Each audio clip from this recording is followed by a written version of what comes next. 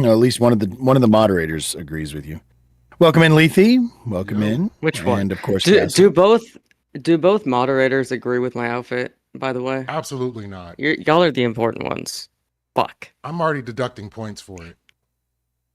I was talking to my wife before I came on the call and before I got dressed in this, and I was like, I'm really banking that neither one of these judges is a Patriots fan. If our judges are going to judge you based on how you're dressed, then I need better judges. We're What can judging I? you. It's just not related to the debate. Yeah, what physical things can I judge him about? Okay. Oh well, the face, the glasses, the hair, everything else is perfectly fine and open. Welcome in there, Vince. Oh, you're just making it Yes, worse. yeah, just the clothing. The clothing is unacceptable. That is a properly protected characteristic. So, You look all like you're ready right, to get in a fight at a stadium. he does. He does. So, yeah. The only time I've ever gone to a football game, I went full ham, and it actually worked because it was the only team that I've ever given a shit about. Because it's the only place that I've ever lived where I actually lived in the place where the team played, and that was in Detroit. But if you root for the Detroit Lions since Barry Sanders left, you're basically just you're just screaming into the dark. So that said, we tried to razz our team up, and it was the last time I remember, or the only time in the time that I was young, that they actually made it to the fucking playoffs. Nothing past that. Like they got out the very first game of the playoffs, but it was our fault for painting our faces that they made it to the playoffs. Fan Lions made it lives to the matter. playoffs again recently. Say what? The, Oh, the you know, Lions have I made it don't to the watch I playoffs don't again watch the recently. foosball anymore. Yeah, I believe that. I couldn't tell you a single thing about any of them. This They're was back actually in the 90s. last year they were one of the best teams in the league, and then fucking bombed out, and then turn around this year, and then they're just ass again. Yeah. No, well, and that's what any Lions fan would expect. So, checks out. Totally fine. Nothing to see here. All right. Well, I'll tell you what, Lethe is not actually going to lose this debate since Lethe is judging. Lethe is going to win the fuck out of this debate. Do, do, do. All right, so Radish, we are got you everybody live? in here. I am indeed. Yes, I am. Did you send me a And I thing? will send you. I'm just fixing to. I've got 100,000 things. Well, maybe it's more just like 10 things, but it's a lot of fucking things that I got to Please try to get apply your all. virtual cameras now. Yes, please apply your virtual cameras now. Thank you, Chief. All the things. Let's see. Invite I was warming guests. up. I was warming up my food. My Lethe. bad. You're fine, my friend. What you eating for dinner tonight? I What's on the made menu? a pot of beef curry. Oh, fucking snap. Give me peace. Circa. We want virtual cameras. Just any camera is fine. It's just a matter that we want to make sure that we can see something there, so it puts you in the right place. Although I guess because Castles should be in the top row right now, but isn't. You got the rice and peas, bro. Oh, it's just rice. It's Yeah, Japanese curry. Circa, get in here. It's Japanese curry. There's no peas. Oh, okay. But I've never made There, beef curry. circa. Usually it's pork. It always Oh. it weirded me out when I found out that like some like red beans or peas culturally dependent. Oh, Like I always heard it as red beans and rice, but then rice and peas is also the same thing. I mean, you can get away with that. Hmm. I just wouldn't do it. I guess, yeah. I don't like it, but I just abide. Lethe and Gorps, both of y'all have received the invite for the stream together. Snag that up. This is awesome. We're going to get started early. Shit, we're going to get started before all the viewers have trickled in. People are going to get here halfway through and be like, what the fuck did I miss? That's all right. That'll encourage them to watch the VOD. All right. Can't That's get here everybody earlier in next there. time. That's right. That's right. Set an alarm for the Horseradishes debate stream. And speaking of the VODs, I just wanted to say, like, and I don't know if this is like out of form or not, but I want to make sure that everybody who's involved in these knows that I have started doing 2 different cuts that I release on YouTube. There's the full, all of the debates with the judges and the moderator talking and everything, but I cut it before we go to the after party. And then I've also been doing what I'm calling just the facts, where it's just the 2 debaters talking. I take out all other superfluous stuff, except for the parts where with the Q&A, because you have to hear the question to know what the fuck you're answering, right? But the point is that I'm doing that specifically so that if y'all want to react to it on your own streams, you can react to any of the debates and you don't have to listen to anybody else bullshit. You know what I'm saying? You can just listen to the 2 debaters. Are you talking about your YouTube videos you just did? Because it was edited really well. Thank it was you. awesome. Thank you very much. I've been practicing the fuck out of it. So anyways, but yeah, so like I said, whenever you guys feel free to use these debates on your stream to yell at and fucking insult, like I said, and relitigate, et cetera, et cetera. So it's kind of why I'm doing that second edit instead of just leaving it up in its entirety. So what I'm going to do is I'm going to take those and I'm going to make an entire series called Why Gorps is Wrong and just cut it completely out of context to make sure people understand. Do that. Yes, I support this decision. And for Somebody what it's worth, cut back to that after we win this debate. Oh, shots So fired. it's going to be like clipping my friend Gorps until they realize I made this account. Which is what I was just about to say. That's the other thing is if y'all come across any good clips or whatever, please, by all means, clip that shit. Because I always feel weird saying, ooh, that was really smart thing to say. And I'm doing so much other fucking editing. I don't have time to really go through it with a fine tooth comb. I try to while it's live, click the little clip that button, but I also miss it half the time. So the last one was anyways. You saying 6'7", right?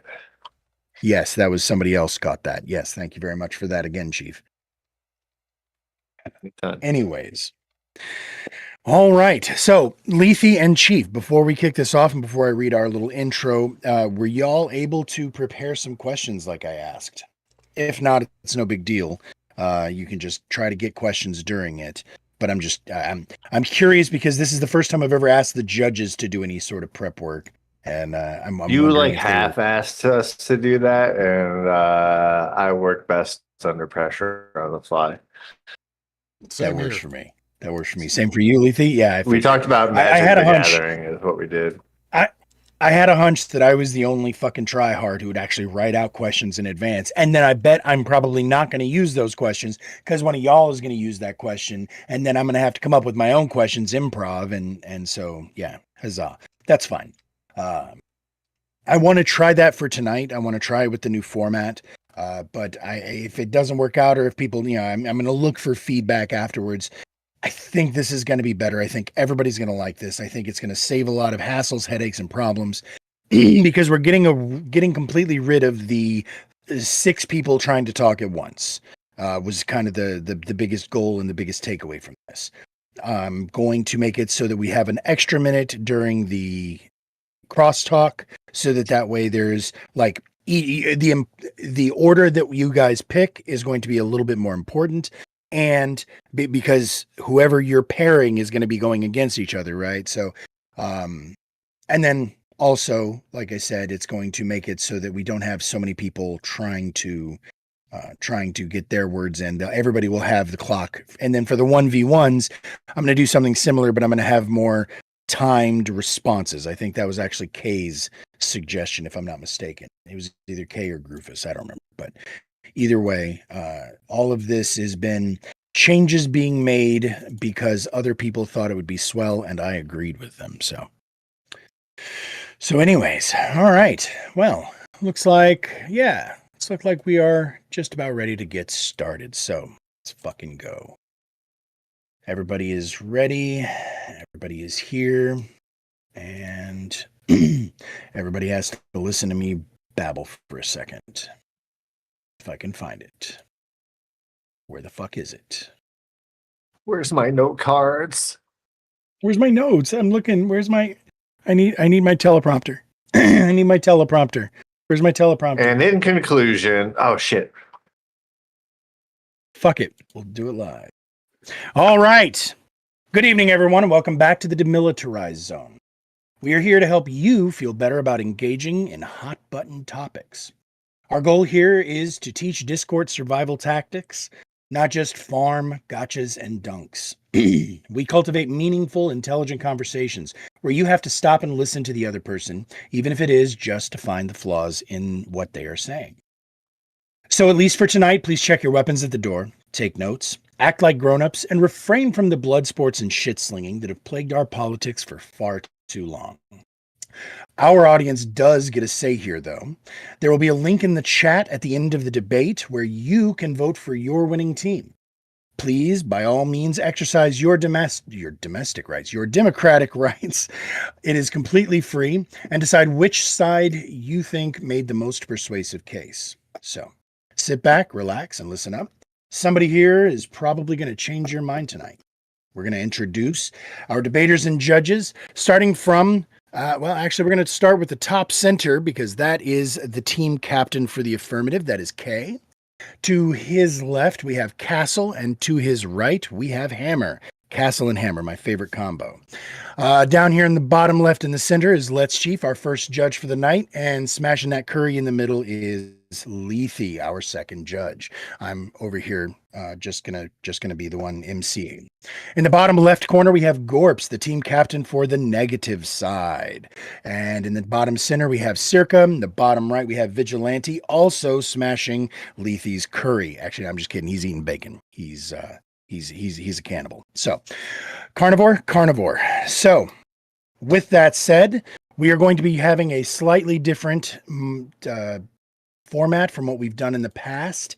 We're going to be doing more back and forths and having planned questions from the judges instead of the typical open center time. So I'm not going to bother putting the entire thing onto the screen so you guys can see it. Just know that it's going to go open, then cross, then open, then cross, then open, then cross. And it is going to be the captain's decision what order everybody goes in. I actually don't need to know who goes when yet, but once the debate starts, just be prepared, Captain, to tell us who you're putting in next. So, if anybody has any questions, raise your hands. No hands. Huzzah. Then in that case, let's go ahead and get our prompt up on the board. Tonight's prompt is America. Hang on. Tonight's prompt is America. Oh my God. True or Stop false? it. America, true or false? America, true or false? Is America False. should get rid of political parties.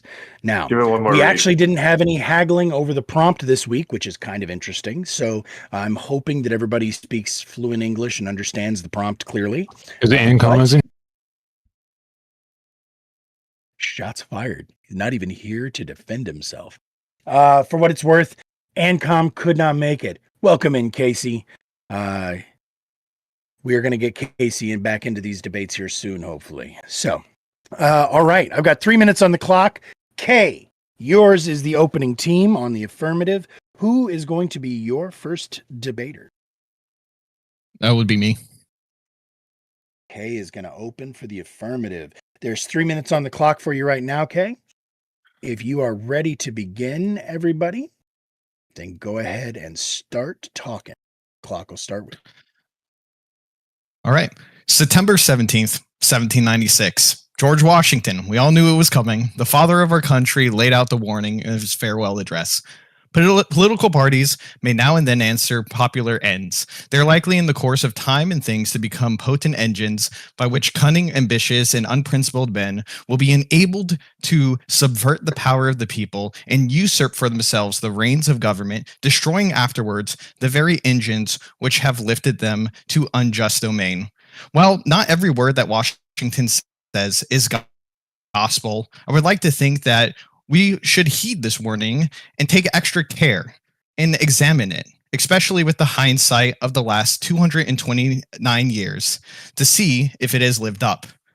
Now, more than ever, it has become clear that political parties have a stronghold over our democracy and has a hand over its throat. They act as gatekeepers, filtering candidates and ideas, so you must be politically gridlocked, voting for what people would call the lesser of two evils. Now, we've heard that more than ever before. So let's take a look at what that looks like. 45% of Americans are identified as independents, compared to the split of 27% Republican and 20% Democrat. Despite this, 0 out of the 435 House representatives are independent. Only 2 out of 100 senators are independent.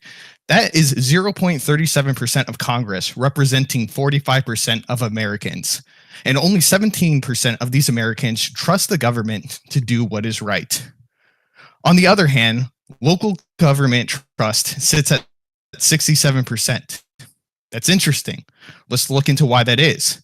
It seems that 96% of elected officials are local elections, and roughly 80% of those local elections are through. It's interesting because 96% of elected officials are from those local elections, and 80% of those elections are through non-partisan elections, meaning there's no R&D next to the name that makes them inform their decision, meaning that they have to run off of policy, removing the uninformed and voter going up and clicking for their team, making candidates actually have to compete in the marketplace of ideas, generating a more representative democracy for Americans.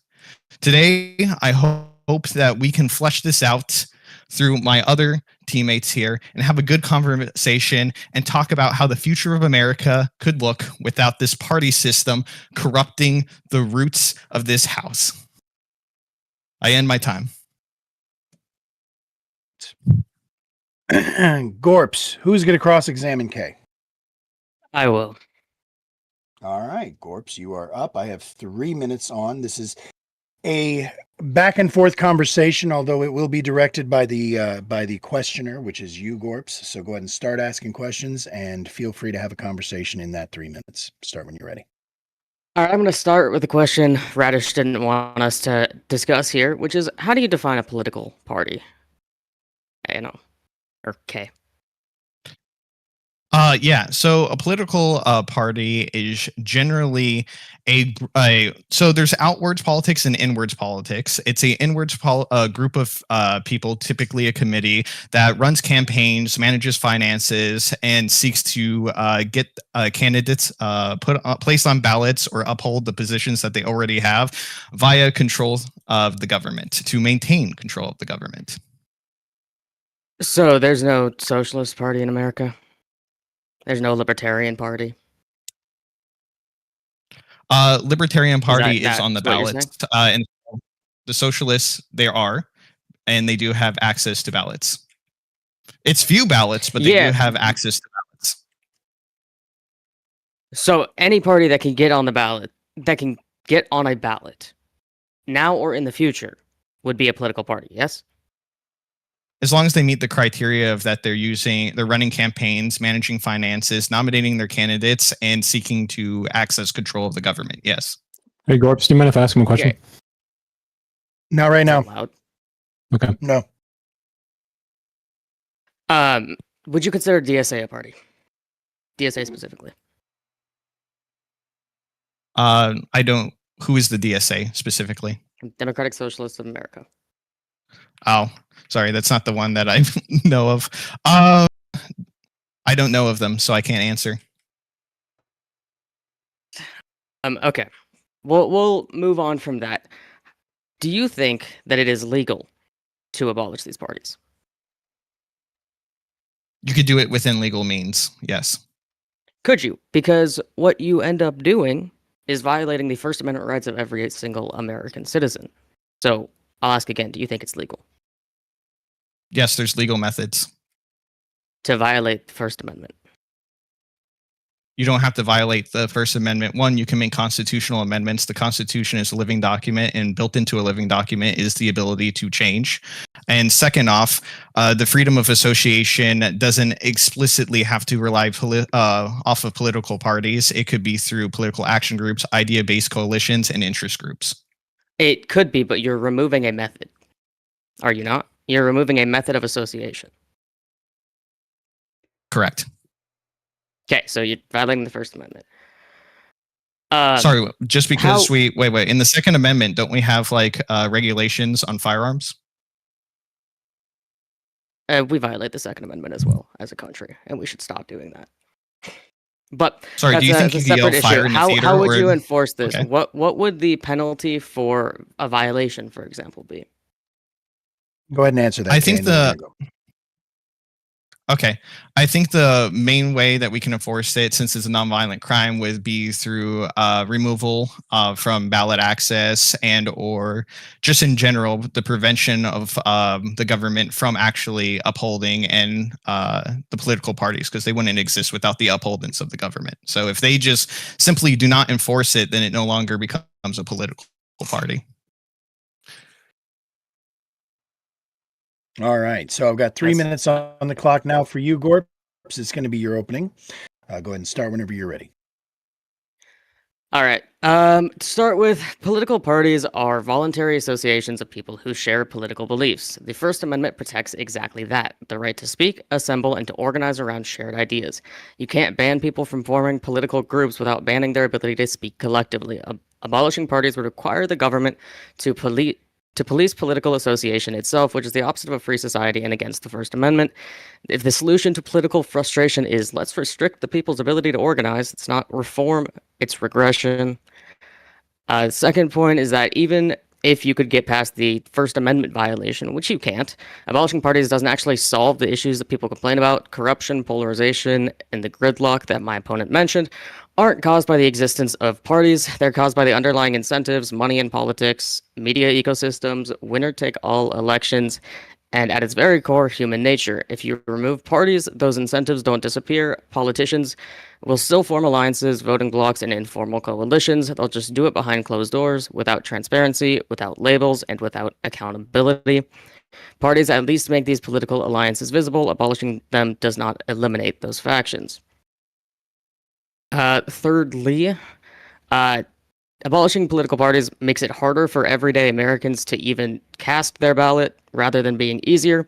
Parties serve as informational shortcuts. Most voters don't have the time to research hundreds of individual candidates and individual issues every time an election comes around.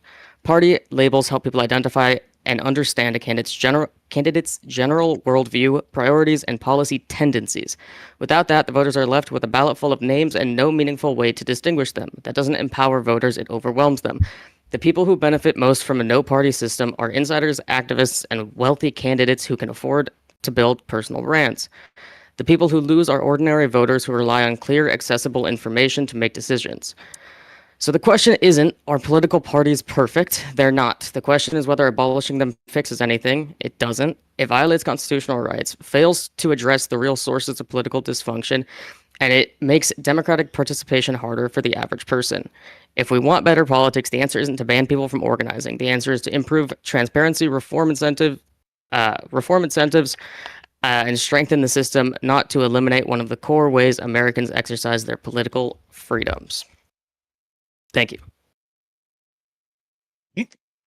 Good stuff. 3 minutes is now on the clock. Who is going to cross-examine Gorps, Kay? Who's going next? Am I allowed to cross-examine him to keep it between us on this section, or? Nope. You got to call. Okay, so it has to be somebody else. Okay. Correct. Yeah, cool. I'll call on to Castle. Castle, you are up, buddy. Go ahead and take your 3 minutes there. Cross-examine Gorps as you see fit. You're muted, just so you know. You're muted. The clock will start when I can hear you. Sorry, should be good now. So Gorps, you mentioned that if we got rid of political parties, it would prevent, or if it would ban people from participating in the system. What did you mean by that? I said it would ban them from organizing, because at a certain point, any group of people of a consistent political ideology becomes a political party. That means everyday organizing, people like the DSA, the PSL, even like TPUSA would be political parties. You're banning them from organizing in this way. You think that without an actual party, that it would be impossible to organize? You couldn't have people funding a campaign? If you go back to my actual definition, political parties are voluntary associations of people who share political beliefs. So, yes, you would not be able to organize without a political party. But if you have the same political beliefs as somebody and you donated to them, let's say like as an individual, how would that not be funding somebody who you support with certain beliefs? That's not what I'm talking about when I'm talking about like voluntary associations. I'm talking about like organized people together. That would not be able to happen. Okay. You also said that you wouldn't be able to, well, I guess if you have certain parties running, and let's say you have smaller parties that are kind of thrown out of the wayside, like if you have a smaller conservative party or a freedom party, for example, and we got rid of all political parties, they would be affected. Do you think that them not being able to organize gives them a less of a chance of winning or a better chance of winning if it were, non-denominational, for example? I don't think it really matters their chance of winning. The problem is that in that scenario, when we're talking about people's chances of winning, you have an uneducated voter base that doesn't even know what they're voting for in the first place, because they have no ability to distinguish between these people. We all know the majority of voters are uneducated and don't know what they're talking about.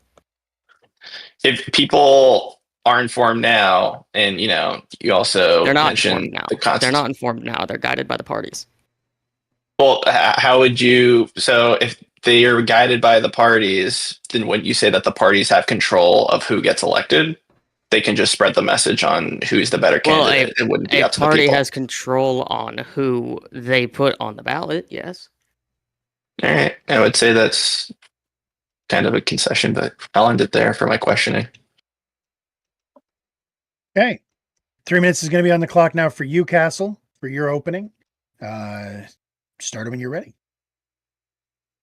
Cool. So I would just start out and say that this isn't about, people arguing whether something is legal or not, or how we're going to get rid of political parties, or if it's the perfect system, but more so, or I should say, how we are getting rid of political parties, because we know the Democrat and Republican parties run an oligopoly over every other party in the country. So I would say it's a little bit disingenuous to say, oh, what about the poor third parties on the ballots that will get affected by this?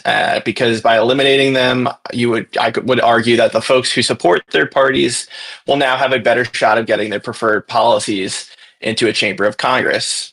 So I would say that, America prides itself on being a democracy built on independent thought, debate, and representation.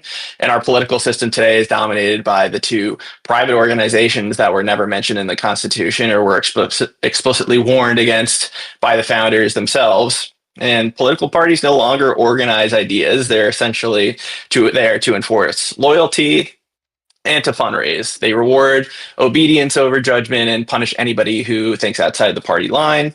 The lawmakers themselves are pressured to vote within their team, even if they know a policy is flawed, because crossing the aisle risks losing funding, committee positions, or their next election. That's not representation in my view. It's basically a brand controlling their management. Parties also hardwire polarization into our system. Every issue becomes a zero-sum battle, not because compromise is impossible, but because compromise is treated as betrayal. When one party wins, the other must lose, even if our country does too. Governing becomes less about solving problems and more about defeating the other side. And as voters, we've been conditioned to stop evaluating ideas altogether, and party labels act as shortcuts. If my party supports it, it must be good. If the other party supports it, it must be bad. And democracy shouldn't run on tribal loyalty. It should run on informed choice. Worst of all, political parties suppress better leadership. They gatekeep who can run, who gets funding, and who gets heard. Many of the most capable, ethical, and pragmatic people never make it on the ballot because they refuse to pledge ideological allegiance. So ending political parties wouldn't just eliminate disagreement, but it would eliminate the artificial teams that turn disagreement into dysfunction. It would force candidates to stand on their ideas, lawmakers to build coalitions issue by issue, and voters to think instead of root. If democracy is meant to represent people, not parties, then it is time to move past them. And that's all I had. Okay. Who's going to examine Castle? Who's going to? Nope. I'm sorry, Gorps. My bad. Sorry, buddy. Gorps. Who's going to cross-examine Castle? I believe that would be Vigilante. Yep. Vigilante, you have been called to the plate, sir. 3 minutes is going to be on the clock for you now. Go ahead and start when you're ready. Yeah. So first things first, I'm going to address the last thing that you said. What would be the difference between a coalition and a party? So I would say that a party right now has an actual well, right now they have elected leadership. A coalition could just be a group of people with a similar idea or a similar goal in mind. They don't actually have an elected leader position, or they don't have ways to fundraise the same way, or have certain, established donors, people of that nature. They're basically people who believe in the same thing. Yeah. So without political parties, how do you expect that people would get elected? So essentially, right, you can still raise money on your own. You can have a website to get on a ballot. There are a certain amount of signatures that you would need to have to get on a ballot. I don't think that the way to get elected changes. You could argue that it's harder for people to fundraise from it. But again, that's a skill that all politicians usually have, is learning how to fundraise and how to make money. So I don't think that would stop anybody in particular, unless you're just bad at that and organizing. But yeah. Yeah. So what becomes illegal the day after your plan passes? Does endorsing a slate? Does coordinating messaging, fundraising, only printing on a party label, or only printing a party label on the ballot? Sorry, my mic kind of, or my ear kind of, your headphone kind of went out. But did you say what makes it illegal? No, what would become illegal? Like endorsing a slate, coordinating messaging, fundraising, or just printing the label on the ballot? What would become illegal? I don't feel like this system would have anything to believe on what would be legal or illegal, right? You're kind of opening it up to everybody in this case. So there isn't an exact established rule here on how to fundraise, or who you can endorse, or who can endorse you, and so on and so forth. So I'm not sure. I don't think that there's an illegality here. So it would just be removing the label on the ballot. It wouldn't change anything else about the system. Not that I can think of. I mean, unless you have a certain thing in mind, let me know. But I don't think it would be illegal. So do you have any idea of how you would remove political parties? So you're asking so your question about removing parties as they are established today, if that would be illegal or not. Is that different from what you were just asking before? Because it's a little bit different. How would you remove political parties? I'll rephrase it. Nope. Go ahead and answer that, Okay. Castle, and then we're going to call time. yeah, so I kind of established in my opening, but in terms of legality,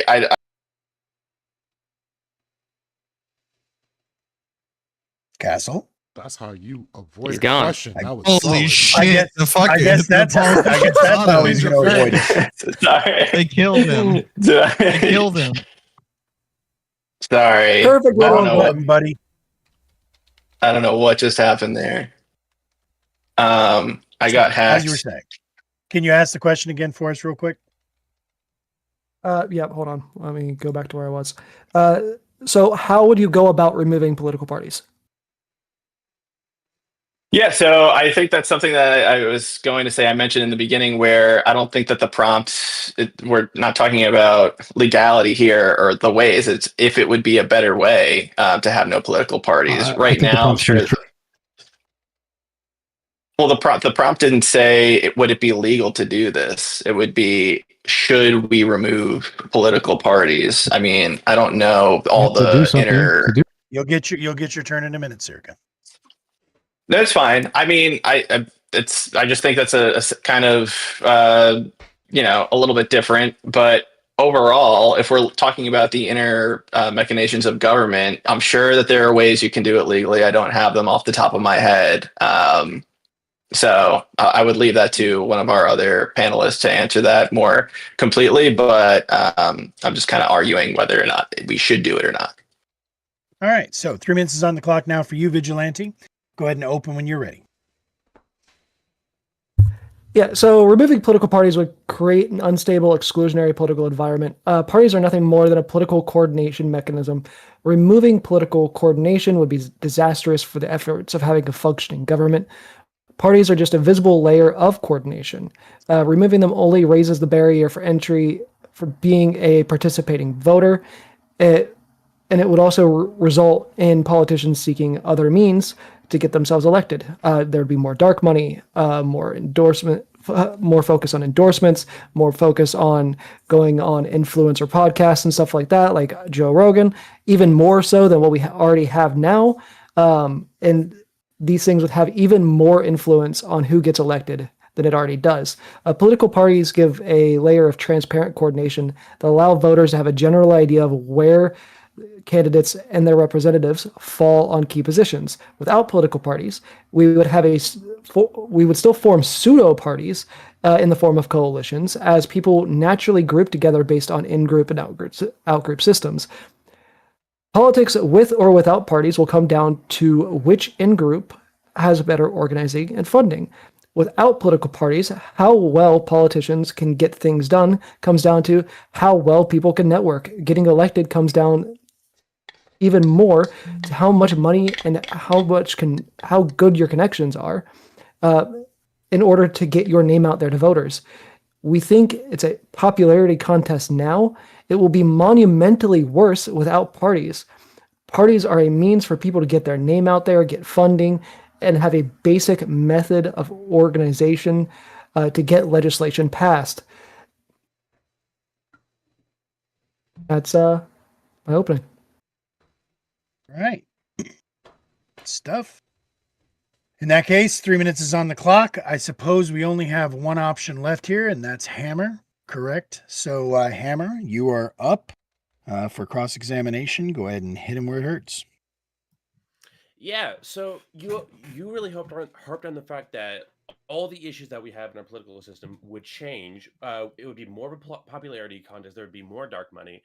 How would any of that be more significantly impacted?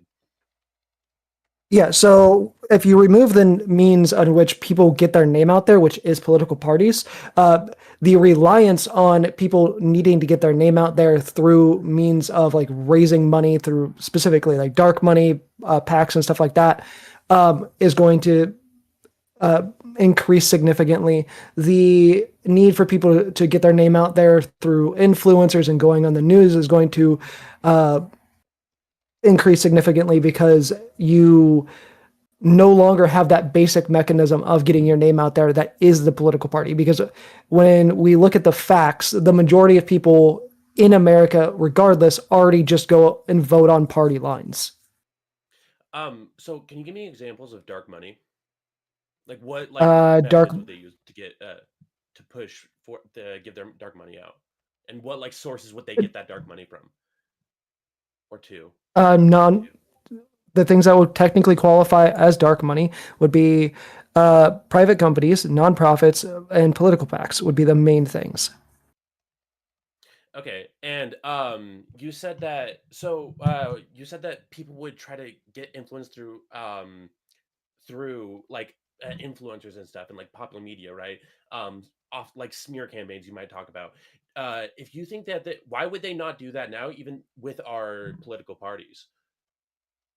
They already do it now. The difference will be the amount of focus that is put on it. So the big difference is that I accidentally muted myself. The institutionalization of it. Whereas like right now you go on CNN, you go on people like if you're on the right now, you go on like Joe Rogan.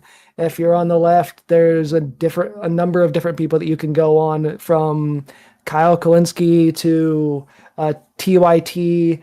The focus on that is going to increase even more because you'd have to get your name out for people to recognize your name on the ballot.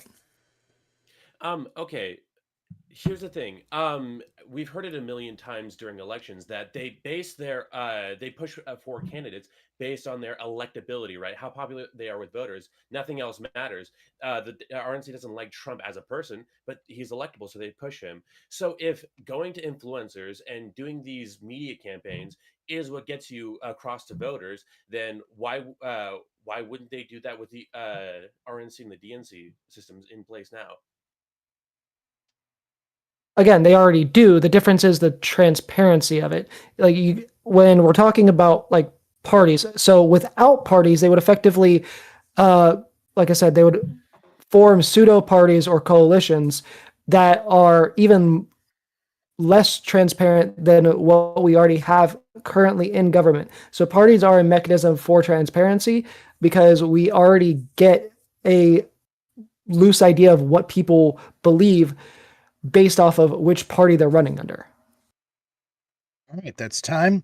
3 minutes for you now, Hammer. Go ahead and open when you're ready. Okay. The Trump presidencies have set forth the record for the most total government shutdown days in American history, with a total of 79 days out of the 5 years he has spent in the presidency so far. This means that we have entered a place where the Congress failing to do its most fundamental function is the new normal. Each time one of these shutdowns has happened, it has been preceded and proceeded by a partisan back and forth in the media, which rose to such a level that negotiations have become impossible. This has also become the new standard. The mindset driven by the existence of political parties has been so corrupted by petty team sports conflicts that coming together and working towards the interest of the population takes a back seat. Voters hold positions based on their party lines, and moving them from these positions is impossible. Their rationality and better nature are set aside for loyalty. Politicians then represent those positions with little to no variation, causing further gridlock among possible positions that anyone can hold, both politicians and voters. This dynamic runs in counter to the one which our founding fathers had, where all involved in the government recognized and respected each other as allies in the pursuit of serving their country and its people. I would advocate for the disempowerment of political parties, both legally and within culture. I would advocate if we were to remove legal privileges that the Democratic and Republican parties have, we'd start to put forth politicians based on policy, and our cultural standards would change. And that is my opening. Okay. Circa, it is finally your turn to cross. Go ahead and hit him with what you got. What is that supposed to be? You've been chomping at the bit since we started, so go ahead. I know. I'm sorry. Okay, so I just want to ask you.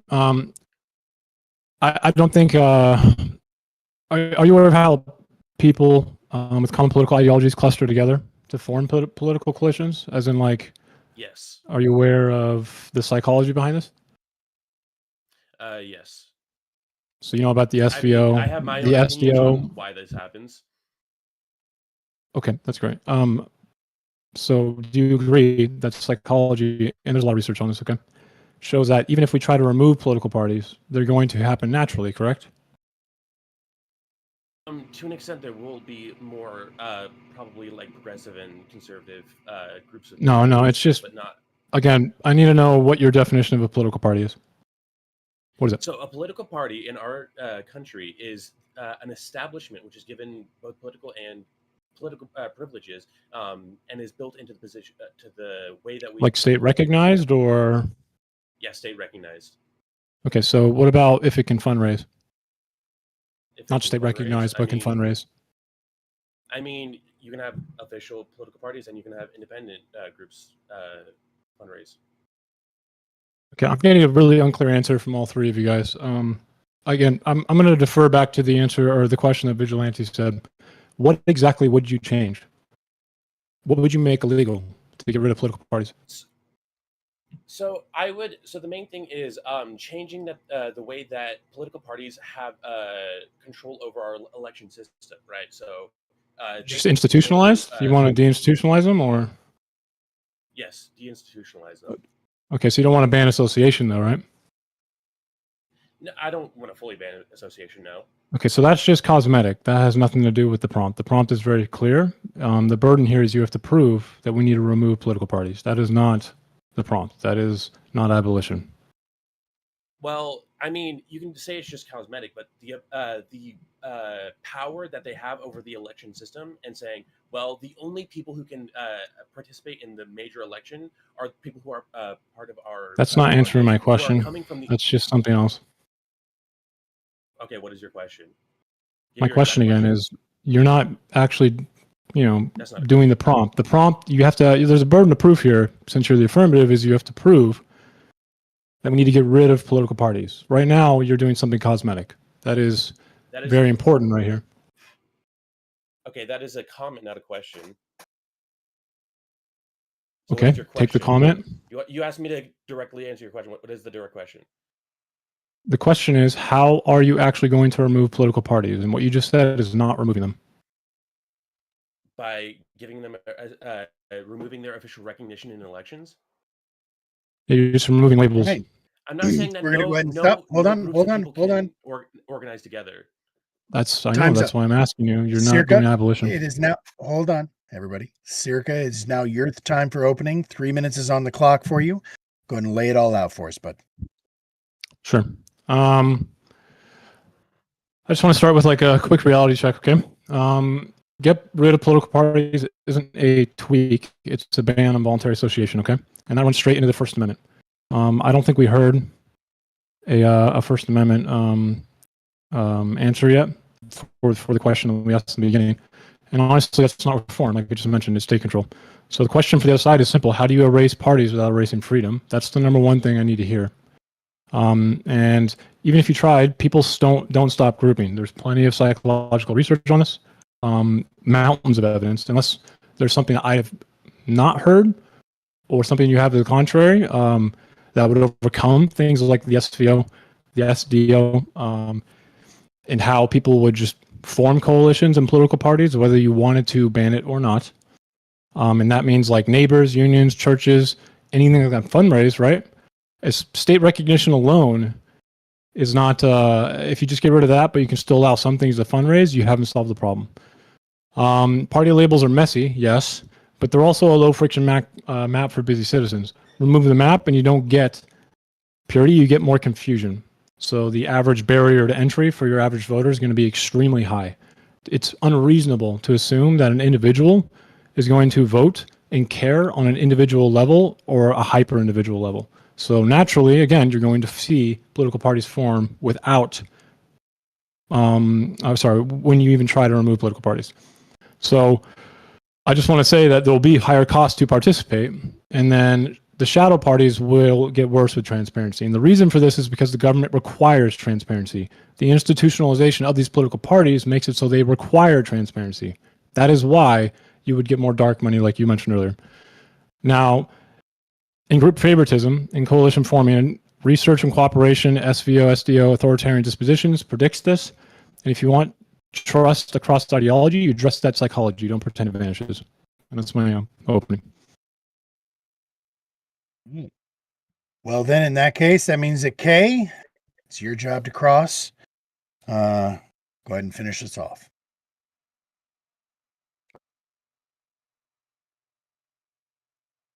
Okay, yeah. You keep on saying that it's a First Amendment violation and that it wasn't addressed, but I think I remember directly saying that there is a legal way we can ratify the Constitution that is legal, that's doable, that's something that exists. Yeah, I mean, we have amendments. What do you think amendments are in the Constitution? Okay, so that would solve the First Amendment only by changing it, okay? Which would dismantle core associational protections. And I mean, that's all. That's also assuming that this is a legality case when this is clearly a there's question of should you do something, not whether it's. But okay. There's Tasha John versus Republican Party of Connecticut. There's EU versus San Francisco County Democratic Central Committee. I mean, I can go on and on and on. But what you should always do, does legal mean you always should do something? No, I never said that. Okay, well then why are we having a conversation about the legality when we have already established there is legal processes, so we know it can be done. That's fine. So the next let's move forward. The next part is you have to tell me how you would do that. How would you do that without ruining the First Amendment? Okay, yeah, I don't think it's a radical idea to solve the problem. There's a few things we could do. We could do non-partisan ballots. We can prevent That is not removing political parties. You were asking me what this would do. Would you want me to need continue? to hear you say a way you would get rid of political parties. Not it would get rid of political parties. Like ranked choice voting, bro. That's not the same thing. Non-partisan ballots. I would get rid of committees associated between representatives that are, because we vote in the representatives through outward politics with the coalitions and the PACs and stuff. It would prevent the inward forming of politics where like Democrats can form together in parties in Congress and the House. I heard you say inward and outward earlier. Yes. What are your definitions of that? Do you know what those two definitions mean, inward and outward politics? Yes, outward is when the people push policy, push money. Inward is when sitting representatives and government officials push policy and push money around and so forth. So political parties are coalition machines for both. You know that, right? Yes. It actually proves that they're not just a tribal label. So you're admitting that parties exist because coordination is hard in both areas, right? And the outward politics here is where I said you're admitting. So coalitions exist for both, yes. And that means, no. You're admitting that there's coordination going on here. Political parties allow for strong coordination. It allows for coordination between the people that are already sitting in power. Are you removing political parties or are you not? I'm confused. Yes, I just said so.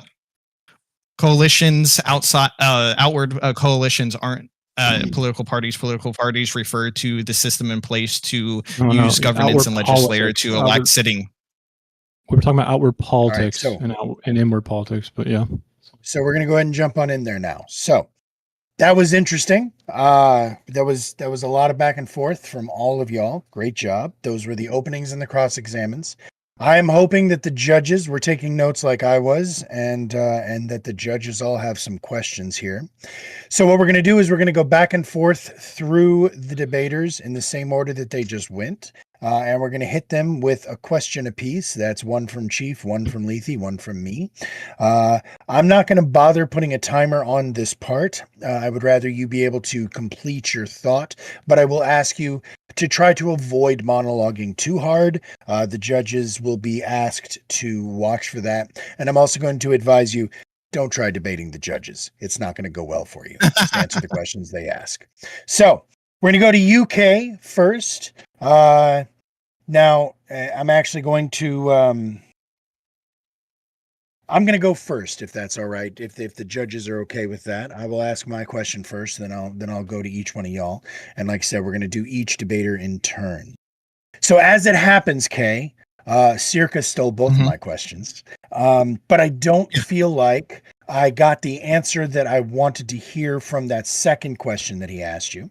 So I'm going to ask you again. Yes. How would you implement a ban on political parties?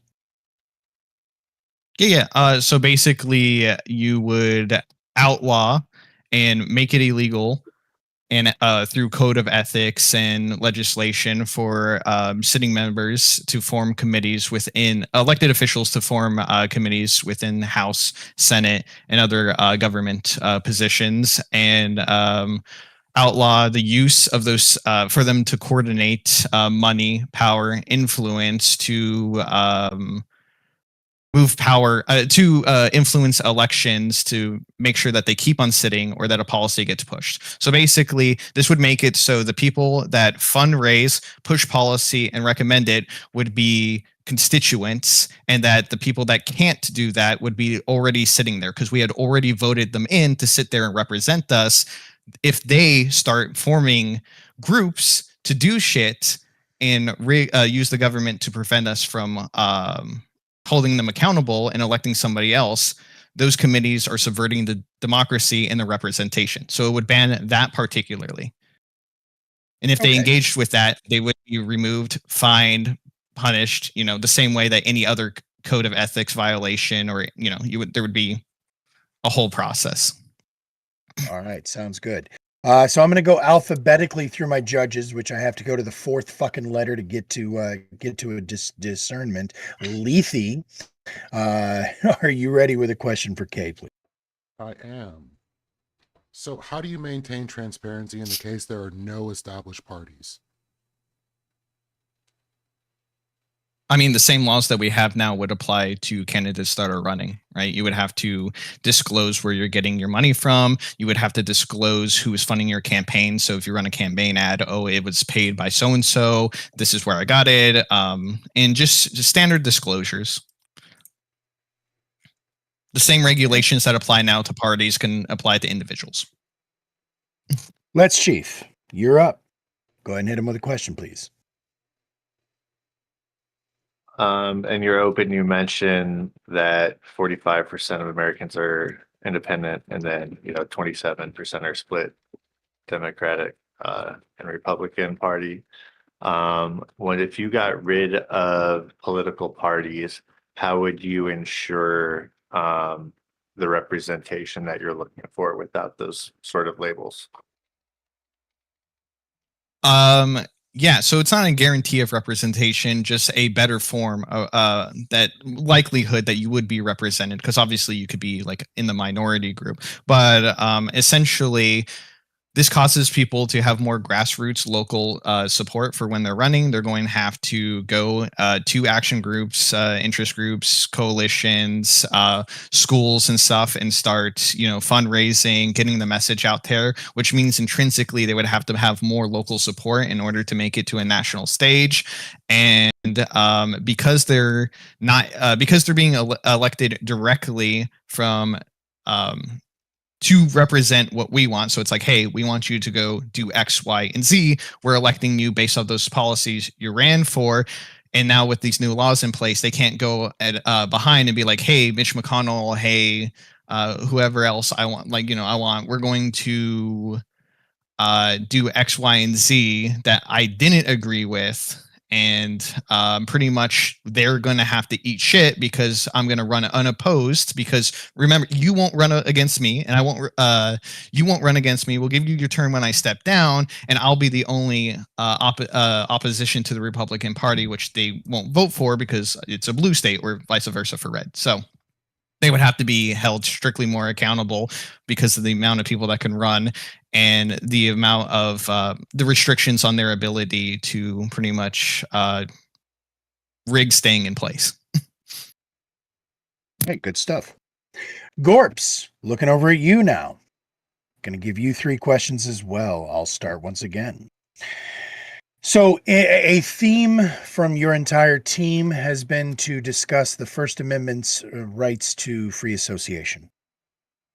Are there currently, to the best of your knowledge, any other groups in the United States that it would be banned or illegal to join? Any other groups, organizations, etc., that would be considered illegal to be a member of? The only I could think of would be like terrorist organizations. Okay.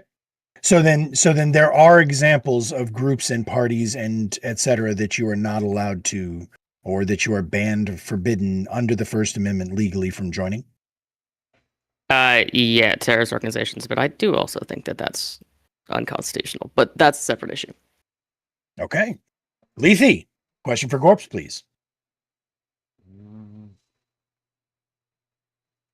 Okay, so for Gorps, if in this case, political parties were to remain as they are, like in the sense that we currently have a situation where you have MAGA and then you have the Republican Party. You could make the case that MAGA is not the Republican Party. So with that being the case, does this muddying of the waters create an undue hardship on voters in the same way abolishing parties would be in the first place? Not in the same way. I think that you're right. There is kind of a distinction between MAGA and like a traditional conservative Republican. But this is still less muddy than like having no parties at all. If you think about it, like you kind of know the general idea of what a Republican, whether it's a MAGA Republican or a conservative, old school Republican, you have a general idea of where they're going to be and how that's different from the other people on the ballot because of the party that they're associated with. So there's still clarity there. It's not perfect, of course, but I also think that we should have more parties so that that is more specific, so that you can have a MAGA and then a Republican and then a Libertarian and a Democrat and a Socialist, and throw a communist in there for fun. Let's Chief. You're up, sir. If we eliminated political parties, but still had grassroots organizations and interest groups and different smaller coalitions, would that maintain the freedom of association? Well, I think those would just take the place of the Democrats and Republicans now. So you would end up in the exact same situation, unless you're going to keep eliminating them. In which case, yes, you're still violating the freedom of association. All right. Castle, you're now up. I will start once again. And it's funny because this kind of kicks off of what Gorps was just saying. So you were talking earlier in your opening about how getting rid of political parties would increase the likelihood of people's independence, actual policy wishes to be implemented. Would it not also accomplish that same goal would that not also be accomplished by adding more parties as opposed to removing all parties? Well, that's the problem, is that not all parties are represented as equally. I think my argument is that the Democratic and Republican machines overpower third parties to the extent where anybody else is non-viable. And that's why you have a two-party system that many people complain about, is because they feel like they aren't able to get specific policy prescriptions that they align with. They have to pick to, the next best thing for them. Okay. Lethe.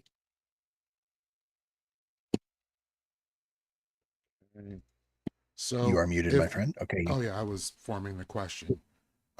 If both the parties are just oligopolies and this is all kayfabe, they're doing the exact same thing, what could legally be put in place, or what could be put in place to disincentivize this? Yeah, so I think the question that keeps popping up is, how do you ban political parties? But that's not the prompt. That's not what we're proposing. We're proposing that political parties become obsolete enough through certain prescriptions, like removing legal privileges, ending ballot control, breaking financial dependence, forcing candidates to compete as individuals. So over time, this isn't going to happen in a day or a week or a month or a year. Over time, when you remove these things, political parties become more obsolete, and it opens up the framework for individuals to compete on a ballot level, right? And so over time, this happens and people start getting elected based on grassroots organization and policies rather than platforms or whatever the DNC-RNC says. And you'll start to see people vote for individuals over certain parties. Let's Chief.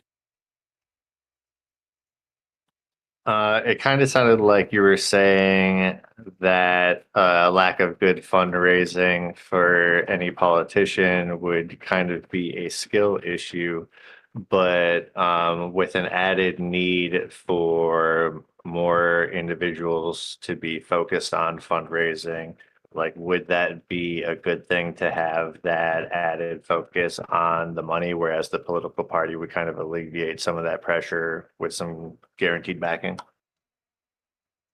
Yeah, and again, I'll point back to my opening where I said it's not a perfect system, but I would say it's a better system, because right now you're having political organizations like the DNC and RNC pick candidates based on who they prefer, and setting up money and fundraising for them through Act Blue or Win Red. So I think if you had certain individuals or even high spend or high earning individuals who support a grassroots candidate, I think that's a good thing. I know that obviously through money in politics isn't going to be overturned by the Supreme Court anytime soon. So as long as that's still in motion, I think that relying on people with money, if you're still somebody who is grassroots or lesser known and not in politics, it's better than having a party control you through those means, because then they can make you say certain things or do certain things rather than an individual who can't really control you at the same level. So I'd still think it's a better outcome. Vigilante. During your opening, one of the things that you said were beneficial about party politics was that parties give us transparent motivations. Do you believe that? I'm going to assume that you're aware of the Satanist transgender person who got voted into office because they ran as a Republican. Why do you believe that parties offer motivational transparency if people can label themselves as any party they choose to? Yeah, so I mean, there are definitely going to be some clear outliers whenever it comes to people running in certain areas for just to have the label to have a higher chance of getting on the ballot. There was actually a point in time where I personally was in a very deep red district here in Ohio that I was going to run as a Republican because it would give me more transparency on the ballot. Now, whenever it comes down to the actual political motivations of parties, parties always establish a party platform. The DNC does it, and the Republican Party do it. The Republican Party's one, for the most part, this past year was effectively just the Project 2025 agenda, even though they just reworded a lot of it.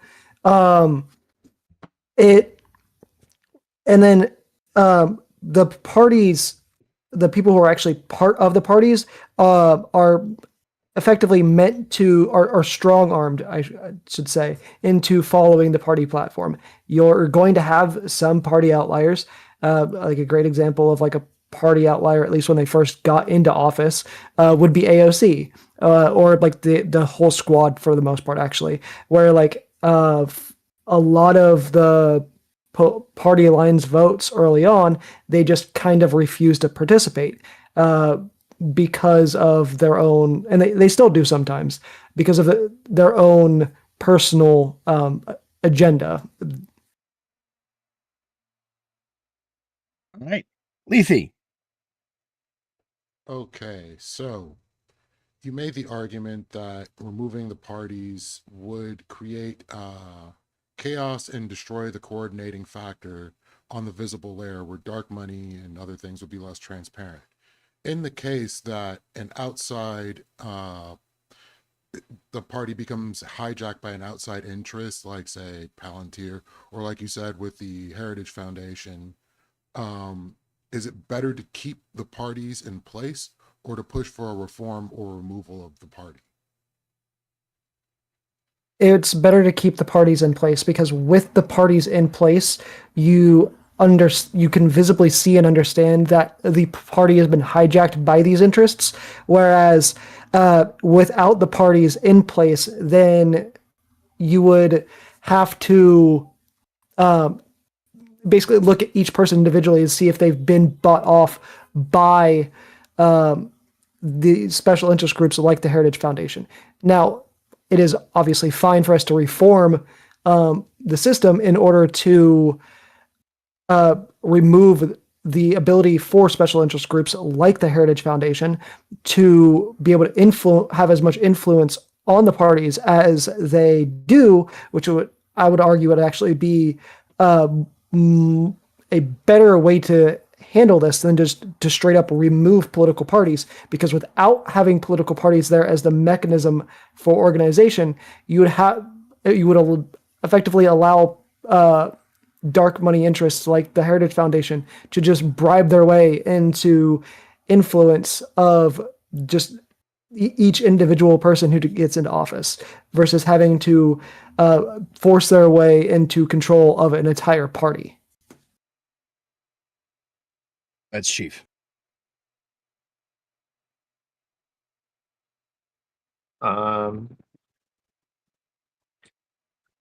Considering that, I think in the cross-examination, you mentioned that there could be a fear without political parties of it becoming more of a popularity contest where networking could become more important than ideas.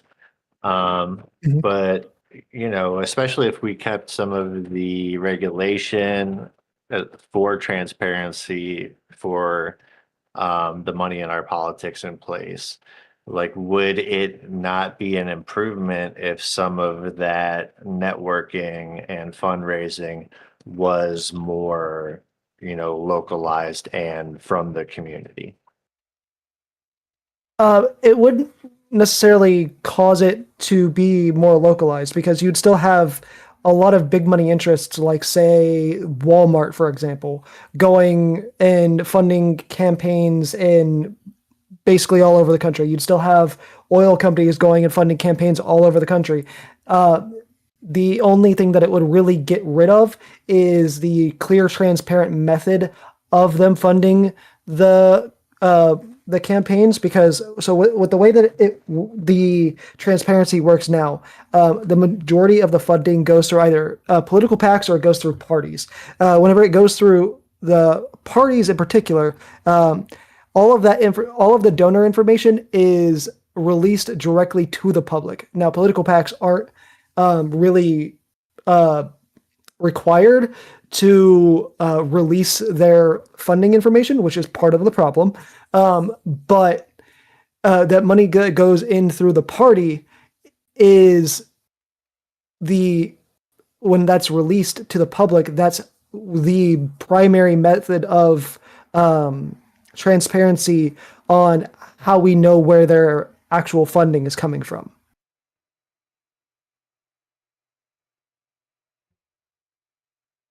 Hammer, you're up. So,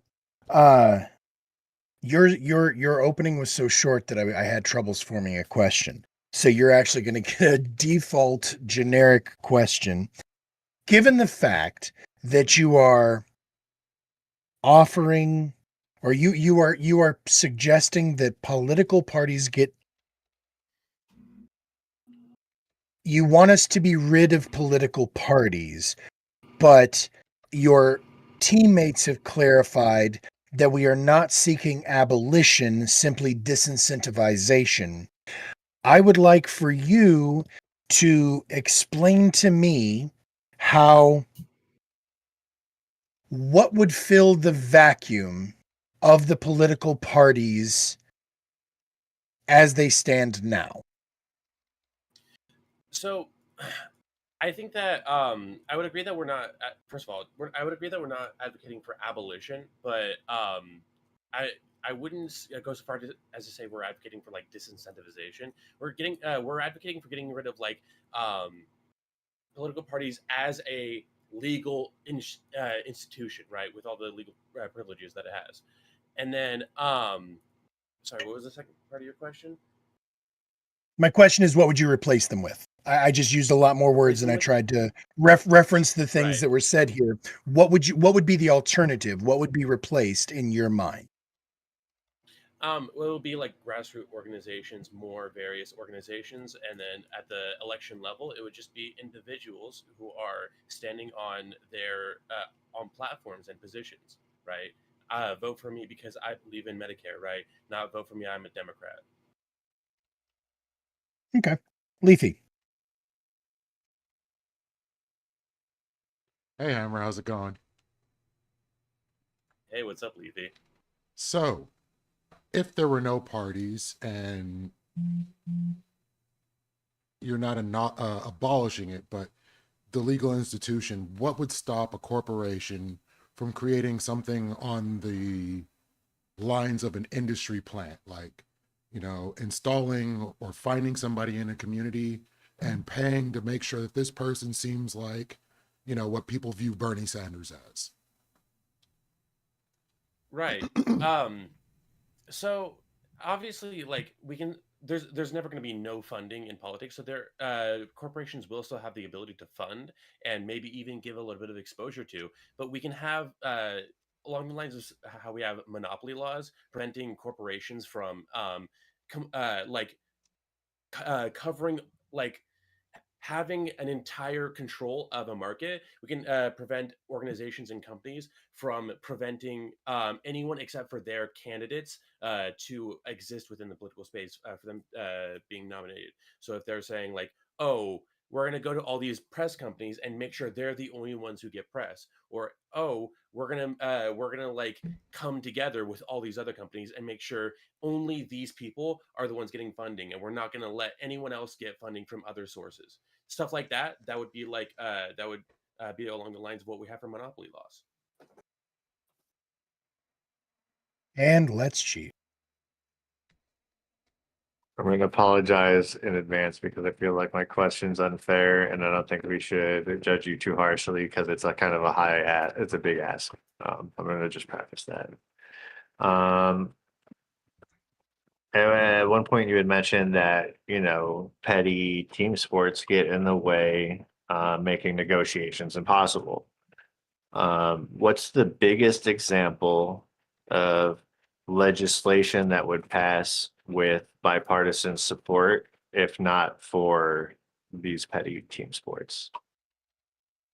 Well, if we were to go to get away from like people fighting each other to get one over on the other party, like off the top of my head, I would use the example that I used in my opening, which is government shutdowns. We saw the last one where like the Republican Congress was, or I would say it's more the Republican Congress. People would disagree, but both parties were coming forth with their solutions, and neither of them were willing to budge whatsoever on their position and their put forward policy. And there was a lot of shenanigans where like the Republican Party put forth their counteroffer at the very last minute, stuff like that. Again, like it's a huge, massive thing to have a government shutdown, and they were letting it go by to get one over on their political opponent.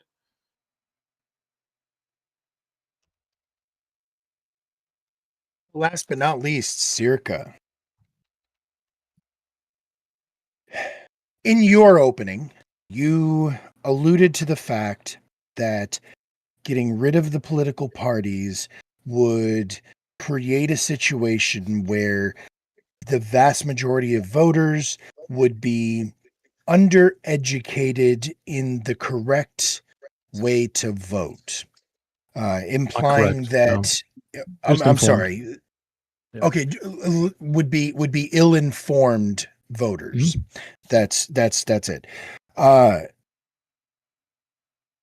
What that sounds like to me is that you don't think that the average person is capable of informing themselves sufficiently for democracy to work. So my question to you is, do you, Circa, believe that democracy is a myth? No. I said the barrier to entry.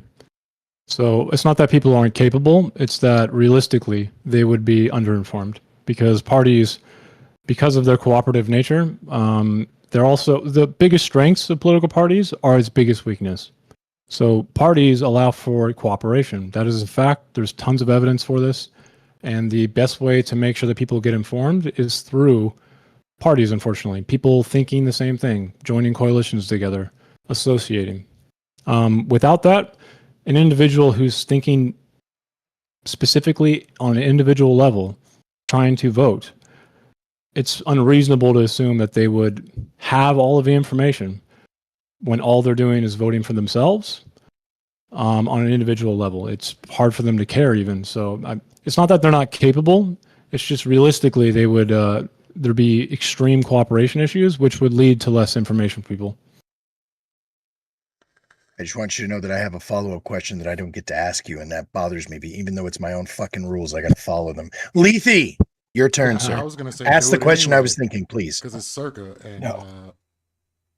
oh wait. So let me get to my questions. So basically the idea that you put forward is that either way parties will form naturally, and this is just a psychological conclusion based on the data. Is it a subversion of nature that the two-party system is the primary system at the moment? Subversion of nature? As in, like, it's not a natural way to go? Or what natural way it should be? I mean, considering the idea that people would be Form? forming parties all over, the fact that the two-party system, like Republicans and Democrats, are the two primary, and nothing else really gets the same level of deference.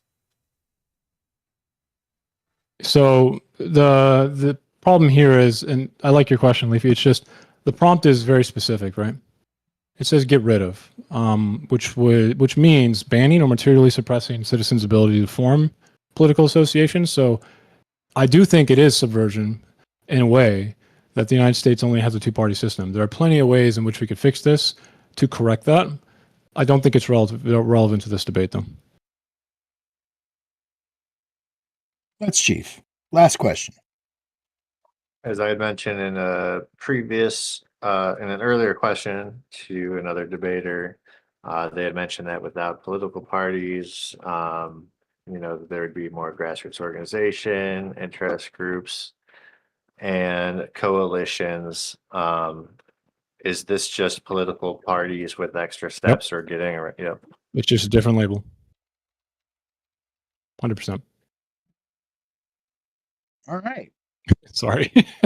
I didn't answer. You answered the question. You answered the question. That's what he wanted you to do. So, all right, cool stuff. So I'm going to go ahead and put the 3 minutes back on the clock now that we've gotten through all of the questions, which I actually really enjoyed that section. I hope that the judges aren't too mad at me for making them work this time, but I feel like that was super productive. I have 3 minutes on the clock. We're going to go back through in the same order for closings. That means we're starting back all the way at UK. 3 minutes will start whenever you start your close. Already. I know that this isn't a one solution to fix all problems, and I haven't said that it will. We have to tackle a lot of things, such as the Citizens United in the room, do away with national popular vote interstate compacts, have single bill issue bills to vote on, roll out ranked choice or star voting. It's a system that relies on other systems. But if your car has multiple problems, you don't just not fix one. You start fixing one at a time so the car can eventually run properly. A mile is not run in one step, but rather one step at a time until you reach the end goal.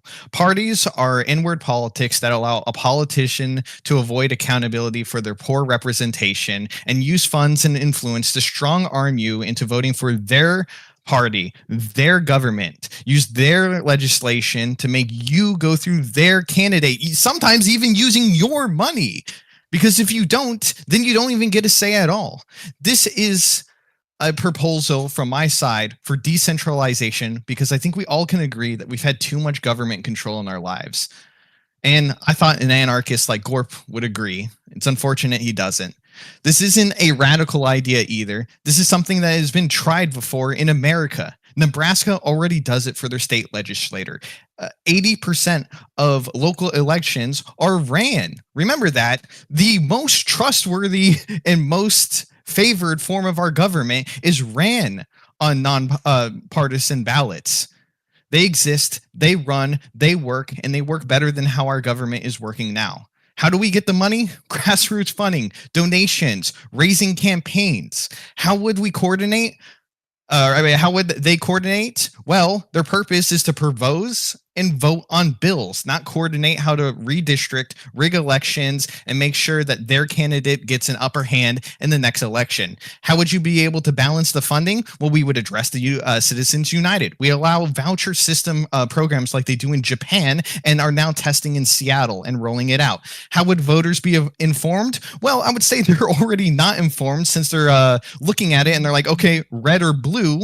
I guess I'll vote for whichever team I think think I might vaguely like. Ask any Trump supporter what Trump's policies are. They will not give you an answer. Ask any Biden supporter what his policies were and what he did in his term. They will not give you an answer. This causes a person to look and actually listen and be a little bit more informed on their vote and policy. Government isn't meant to sit there and coordinate to fuck you. It's meant to represent you. It's simple. People run elections, not parties. Vote on issues, not party lines. They represent us. We shouldn't capitulate to who they choose. Simply put.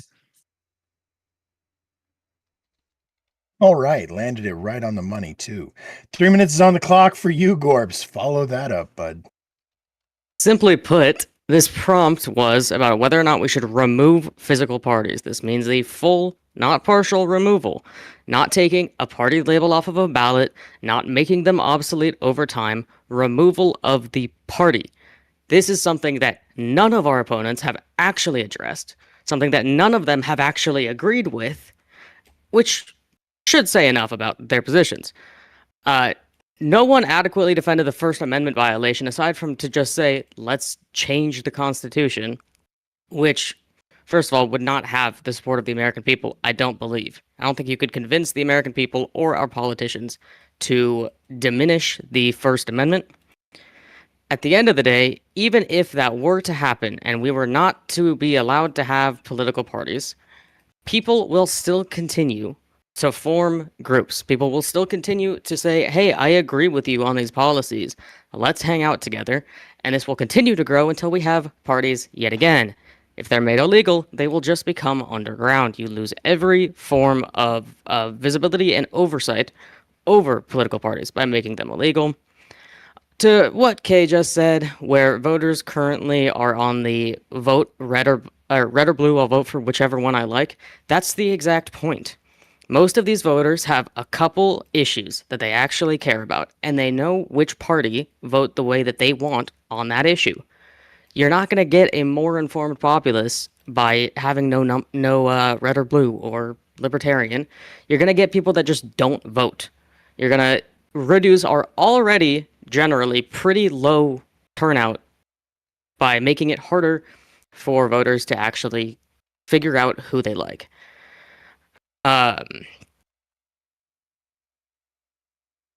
We would also, again, as I said before, and as my opponents haven't really been able to say anything about, you would also be removing the ability for any organization, a DSA, a libertarian group, a neo-Nazi group.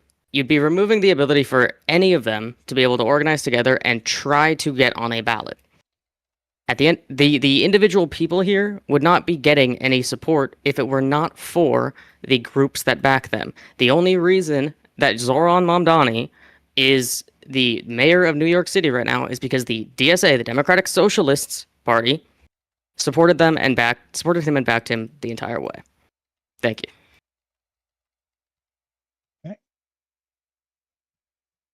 The clock is now yours. Castle, you're up. 3 minutes is on the clock. Starts when you start talking. Cool. Yeah. So I know that the word get rid of has caused the other side to believe that means that you have to ban something. Remember, we don't need to ban a political party to get rid of them. We can simply outgrow them. And I would point to a specific instance that happened back in the election in 2024 during the Nevada Republican nominating cycle. The state ended up with two separate contests, a state-run primary and a party-organized caucus. Because the party leadership chose to ignore the primaries and instead hold their own delegate awarding process. As a result, the candidate most Republicans actually rallied behind in the later caucus wasn't even on the primary ballot. And in the primary, the none of these candidates option beat the only major candidate on the ballot, which was Nikki Haley at the time. That confusion was not an accident. It was a product of the party rules and incentives, not voter priorities, because most voters aren't thinking about caucuses versus primaries. They're thinking about housing costs, healthcare, jobs, and fairness. And yet the system still funnels them into gimmicky contests that reward party insiders and organizational maneuvering while ignoring what independent voters actually care about. So we don't have to chase corporations out of sports stadiums. We can make parties a worse option for voters by designing a system that rewards transparency, accessibility, and individual accountability instead. Because right now, what the parties have designed is what the rules are. So we can reverse the rules that the parties have created. When people see that candidates succeed by addressing real policy concerns, not by gaming party structures, political parties naturally lose their leverage. That's how you outcompete them and restore power to party policy-focused voters, because a system that empowers people instead of machines is ultimately the best defense against tribalism and dysfunction. That's it. Okay. Now it's 3 minutes to you, Vigilante. Start it when you're ready. It has become increasingly clear that the affirmative position is not to get rid of political parties, but to deinstitutionalize them, which is not a clear answer on the prompt. This is just take the parties out of the open and make them operate behind closed doors. Kay stated during the Q&A section that we would get rid of committees as part of this. Committees are a key aspect of political organization. Committees are literally how we flesh out bills before they hit the floor of Congress. The idea that removing coordination would be a good thing is absolutely absurd and comes from a fundamental lack of understanding of how politics works. In order to write a bill, you have to have organization and cooperation, let alone in order to pass said bill. Politics is a social game. You have to make 269 people agree on an issue, 51 in the Senate, 218 in the House. In order to get a large number of people like this to agree on something and to pass it, you have to have organization in order to make sure the solution meets the agenda of everybody involved to the extent that it can. The largest part of this debate is that it seems like the affirmative thinks that it would be would be more effective to remove altogether the parties altogether than to expand the systematic access of other political parties to be able to access the system. I would argue that it would be more effective for us to remove the polling aspects for getting on the ballot and require all states to list candidates from all parties who want to throw a dog into the race, alongside institutionalizing some form of ranked choice voting. The coalitions that would form by removing parties would be no different than the parties that we have now. They would be the same in-group and out-group system that we already have, just with less visibility on what the groups are doing behind closed doors. Politics is a social system and a social game. It is a team sport by nature. With the way we have it set up now, we already see the effects of having broad sweeping political ideals set up on the main stage. You have the progressives and the liberals in the Democratic Party that form two separate blocks. You have the neocons and MAGA for the GOP that form two separate blocks. Removing political parties would only worsen this problem by removing the allegiance that party members have to their parties. The only way to solve this would be to expand the access for other parties to access the voting system, not to remove parties altogether.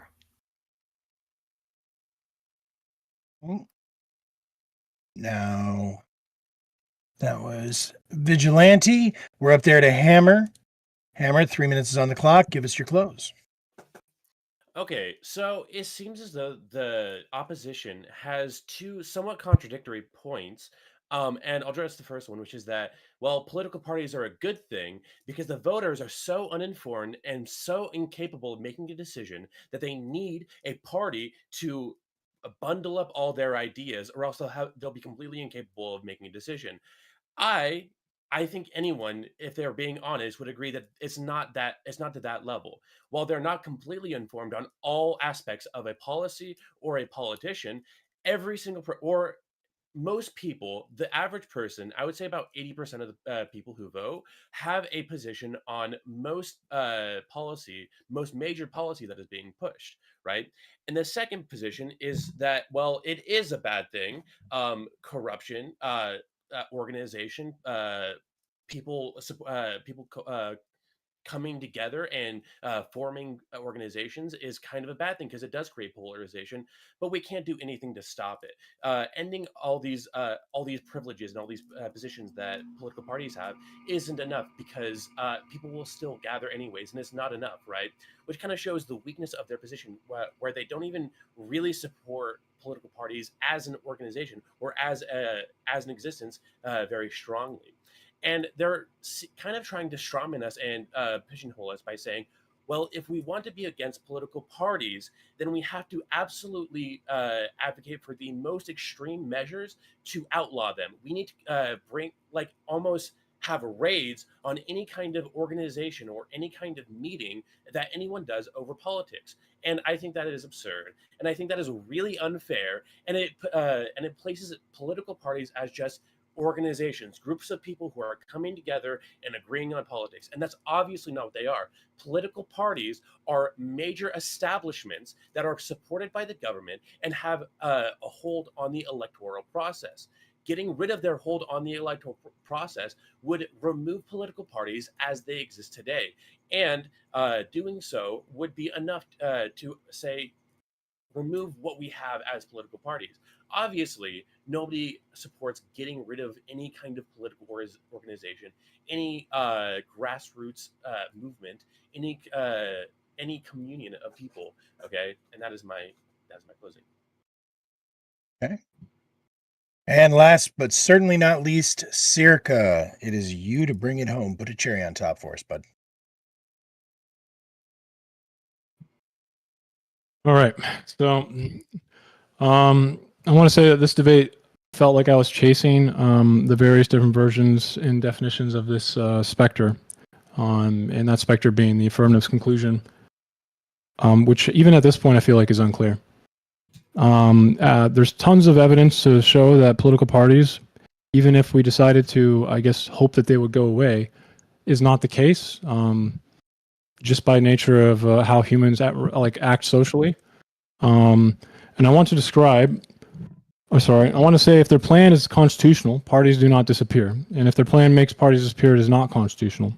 They're trying to solve factions by banning factions. And a free system channels association. It does not ban them. It does not just remove them or pretend they don't exist, because they do. And I'm just going to bring it back to the main problems we're kind of having here. Get rid of means banning or materially suppressing citizens' abilities to form durable political associations that recruit, endorse, coordinate candidates, plan, and that requires state coercion, and it triggers serious First Amendment issues. If you think that we can just deinstitutionalize them, then you are failing the prompt.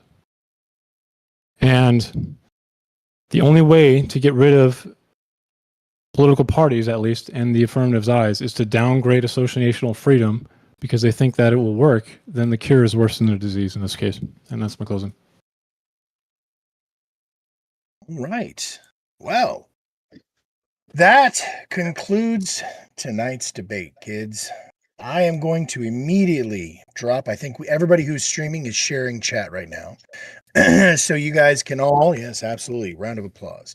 Square of applause, too. Fuck it. I don't even care if it's triangle. So click that link in the chat. Give us your vote. Remember, the affirmative is the yes vote. You agree with the prompt. That is the people along the top row. That is Castle K and Hammer. And if you go with the no, that is you preferred the negatives arguments. That is the bottom row. That would be Gorps, Circa, and Vigilante. So this was a big one, and this was a new format. I hope everybody liked the format. I love the 3v3 format. It is kind of my preference. I know a lot of y'all asked for more of the 1v1s. That's why I've been focusing on the 1v1s, but it's really nice to get back to this from time to time. And with that said, the new back and forth and without the open cross, yelling at each other and talking over each other, I felt like everybody was able to really get their thoughts out and articulate their positions. Although some people wish that they could have articulated a little longer, I think. So I'm just sitting here running my mouth to give Lethe and Chief a couple more seconds here to think this through. This one's going to be a little different because of the fact that we haven't really done much of the 3v3s with the 10-point scale, and we're not implementing because we're still figuring out the rubric for judge votes. I'm going to have a meeting with my judges to see what they all agree on. But since Lethe was going first alphabetically, I'm going to look at Let's Chief to render his judgment first. Everybody, one more time in chat before the judges start speaking, please click that link and weigh in who you think was the most persuasive team tonight. Let's Chief, where'd you land, bud? I did really enjoy the debate tonight. I feel like the format changes actually did lead to more productive conversation and getting able to like actually like hear ideas without it needing to like escalate into like some weird performative like shitstorm. So props to all of you for making it a good event. Um, as far as my scoring goes, again with the 10-point scoring system, um, I'm giving it a second thought. I'm giving it Giving it giving it suspense. 4 to 6. So 6 to the negative For the side. negative. Um, All right. And what was your logic there? I feel like there was a lot of good ideas on the affirmative side, but for me, I feel like they could have been more aligned and full chested to not dance around the idea of what getting rid of a political party actually like means and looks like. I feel like because of that, like we were kind of chasing the ball like a little bit, trying to find out like where it was going. Like, is it abolished? Like it is, it isn't. And so just I would have liked to see more like alignment in advance, like on the team, so that they could have like kind of locked arms and attacked the idea together. And because of that, it got a little bit flimsy, but I don't feel like they met the requirement to defend the prompt in my mind to that. I feel like we kind of went over a lot in the questions. I'm going to keep it short and sweet, so that's it. 4-6. All right. We Very could go cool. over more in the afters if anyone has Yeah, I was about to say, questions. yeah, we're gonna peel it apart like an onion here in a minute. So, Lethe, it is your turn, sir. What'd you think of this? What'd you come up with and why? I initially scored it 2 to 8, but then Gorps just ruined all that, so I'm gonna just go ahead and score it 3 to 7. Affirmative 3, negative 7. Mostly because all the ideas put forward by the negative were never adequately addressed by the affirmative side. The issue with the First Amendment, and yeah, it's okay to say you can amend the Constitution, but what are you going to amend the Constitution to? That wasn't fleshed out enough. Based on Circa, for the most part, the idea that it's not a full abolition, as these parties are going to grow naturally no matter what you do, and this would just cause more shadow play for the most part, and less coordination and less understanding of what the parties are representing. Pretty much shows the primary issue of why I have to score it in that way. All right. Well, so then in that case, I want to give you all a couple seconds to lock in the rest of your votes. We've got almost 40 viewers out there. I sure hope I get it. Almost all of y'all voting. It's free. There's no reason that you didn't. You just fucking do it, even though it doesn't matter. Just like voting in America. But I would like to see where you guys landed, and we do keep scores, so it matters in the long run for ranking purposes. While you guys what was the score? What do you mean? It was 4-6 What and was 3-7. So okay. I thought he said something. I thought he said negative something. Oh no, No, to I the was just negative confused. side. Yeah, affirmative and negative okay. sides. So yeah, he did not take away points that Chief gave you. I was like, what is this? No. So yeah, I actually want to say that while I enjoyed, I'm gonna go ahead and weigh in, since we already know that the winning team here is going to be the negative side. And I'm gonna go ahead and fuck it. You know what? It's been long enough. Let's see where we came down on the votes. Just before I affect the votes. Boom. Boom. Oh. Nice. All right. We got a good spread of votes, and it's pretty close, but it is 6-4 for the negative. That's what we wanted to see. So that is a shutout, unfortunately. The audience agrees with the judges, and it would let me verify. Let me look at that You one more got time. 6-4. Mine said 11-8 negative. Oh, right. No, it's percentages. We round up. So it's 60% goes to the no. Okay. Oh, okay. I didn't know 40% you goes to meant the points. I didn't know you meant points. Yeah. That's the way I've been doing it. That way it's still the same 10-point scale as y'all's. it kind of works out that way. Hell yeah. All right. So yeah, it is 6-4 to the negative.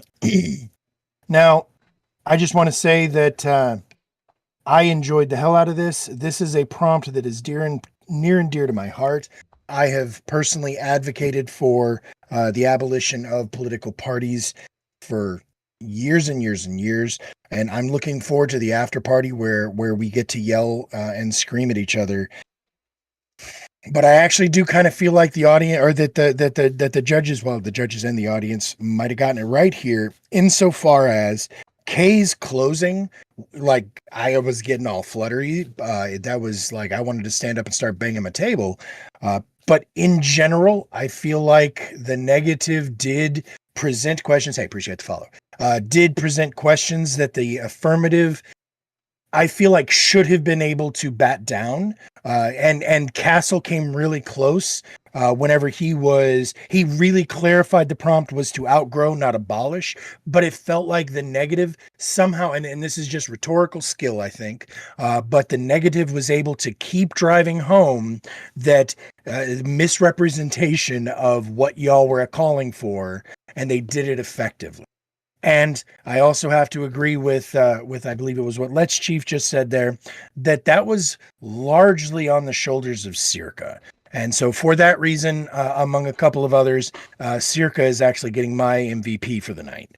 This was probably the best performance I've seen out of Circa, and it was a pleasure to watch.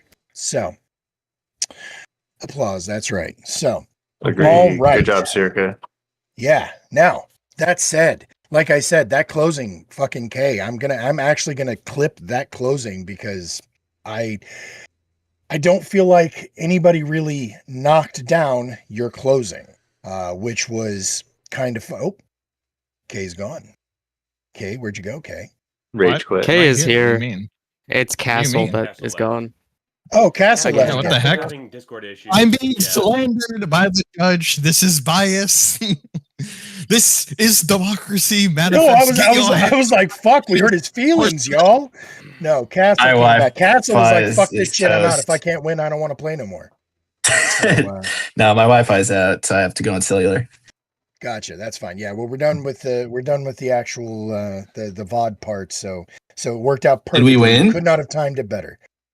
Oh, no. No, I'm Morally, kidding. I'm yes, kidding. but It's better at debate than math. I was just hoping like it in was one all of those things like in Hail America, Marys. the If bad I people won. if I logged off, maybe they feel bad. No, guess it didn't work, guys. There you go. So that said, we're gonna go ahead and it's not gonna be. We're gonna roll into the after party, but we're not gonna be. Hey, appreciate the follow there. We're not going to do it quite the way we've been doing it. It's not just going to be an open panel. I want to be able to give everybody here the chance to have that open conversation that we didn't have during the debates. I feel like this is a more fitting time to do that. It's a better opportunity for everybody to kind of get their thoughts out and everything, and disagree with the parts they want to, but especially the judges. I would like to hear as much from the judges as from the debaters, at least for this first couple of minutes. What more feedback and criteria do y'all have? Where were you on the prompt, Chief? And I'm sorry, before I do, there was one other thought. And God damn it, two more thoughts. So first of all, Circa, the other big thing that stood out to me and the reason that you got the MVP instead of K, which was, I was on the fence between the two of y'all, but specifically the way that you took over K's cross-X, like the fact that it was between the two of y'all and you specifically managed to you cowed him. Like you turned him to where he was answering to you during his cross-examination. And it felt like Kay kind of did that because he didn't have a problem with it, right? It was like whatever, you're taking it the same place as I would have. It's just get rid of the First Amendment. It felt like right? Yeah, you did. You took away his Wow, First look Amendment. at this. Yeah. Classic Circa, has to lie about what the opposition says. Just rhetoric. I have evidence. Shows no evidence. Here's my rhetoric. This is what the straw man is. That is Never actually another able point. to stand I'm on the a negative. position. That is another point. That is another point. I would like I'm on the moving negative. forward. Whenever you guys have any sort of evidence or references, put them into the room chat so that the judges and I can see it.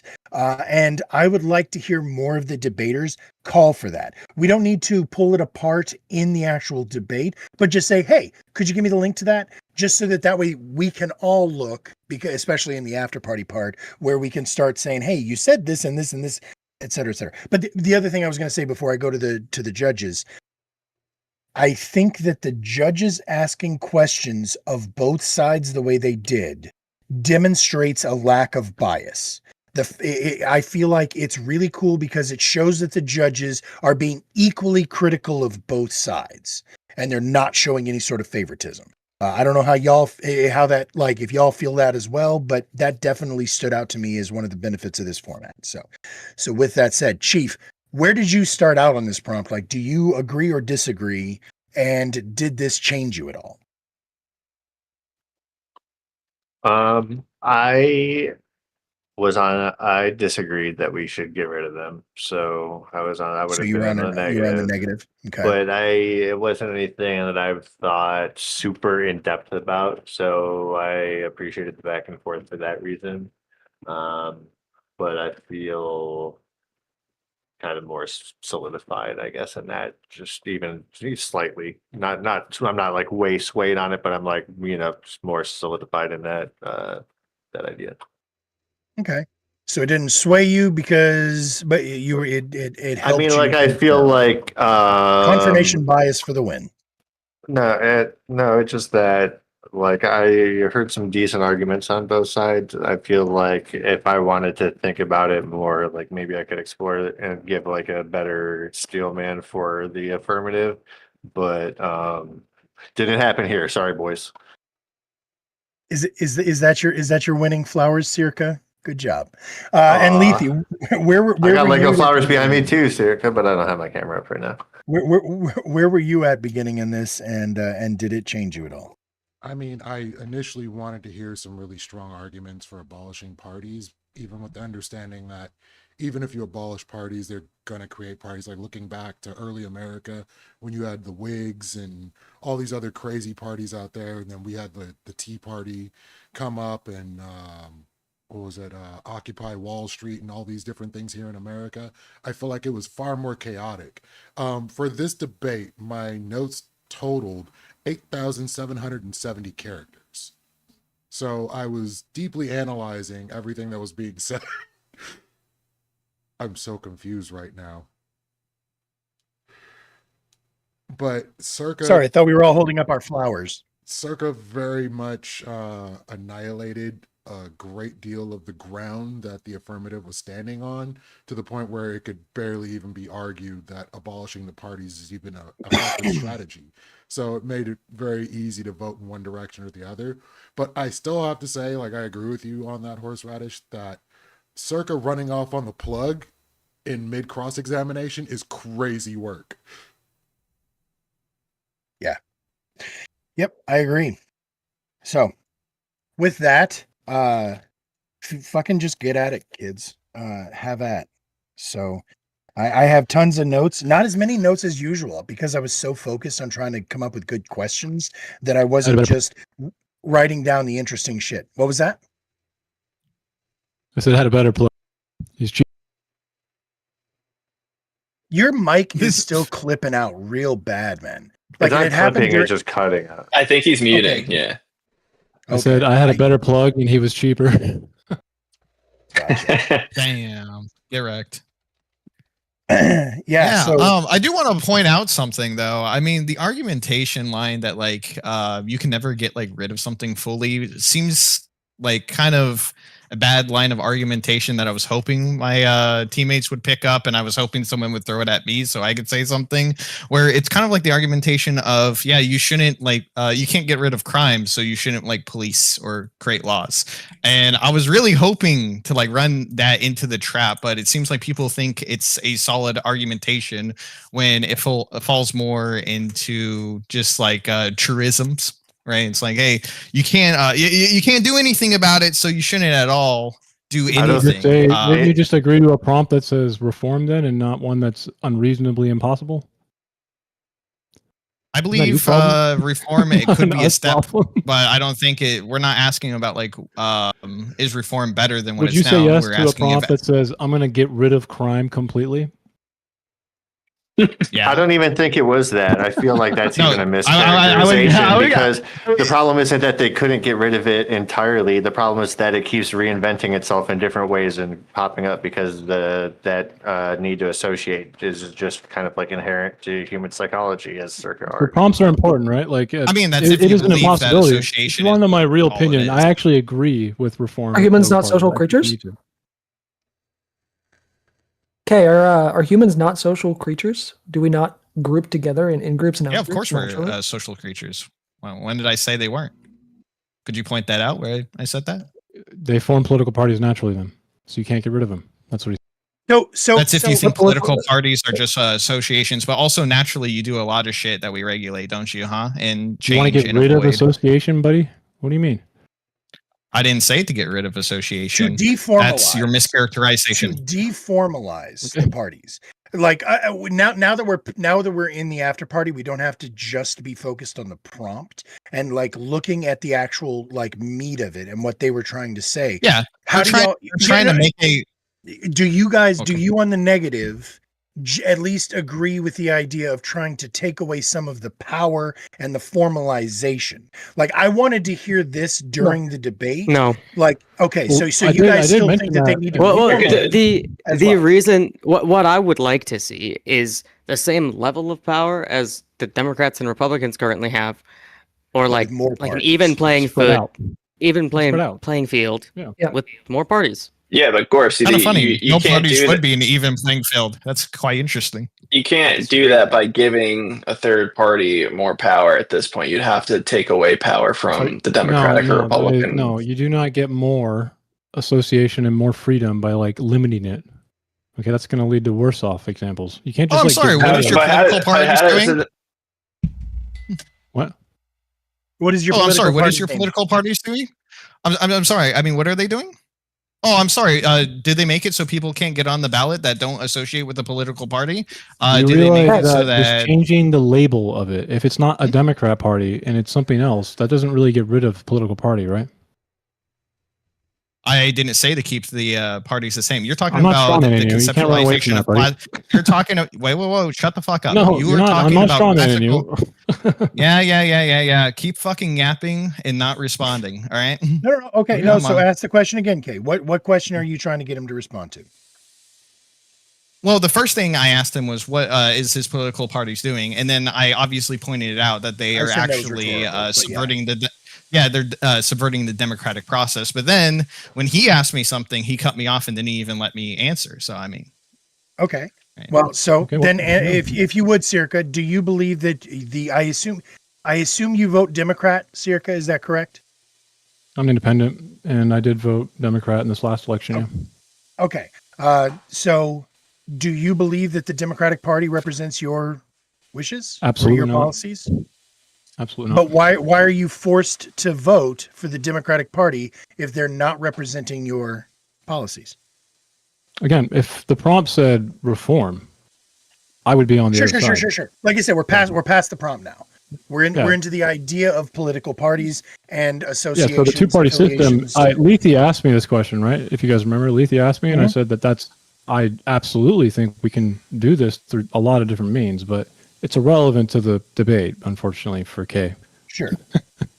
Wait, can I just ask something though? Because earlier you said that when I was talking about removing power from the parties, you said that wasn't feasible. But why would removing, ballot control? Why can't you just leave ballot control?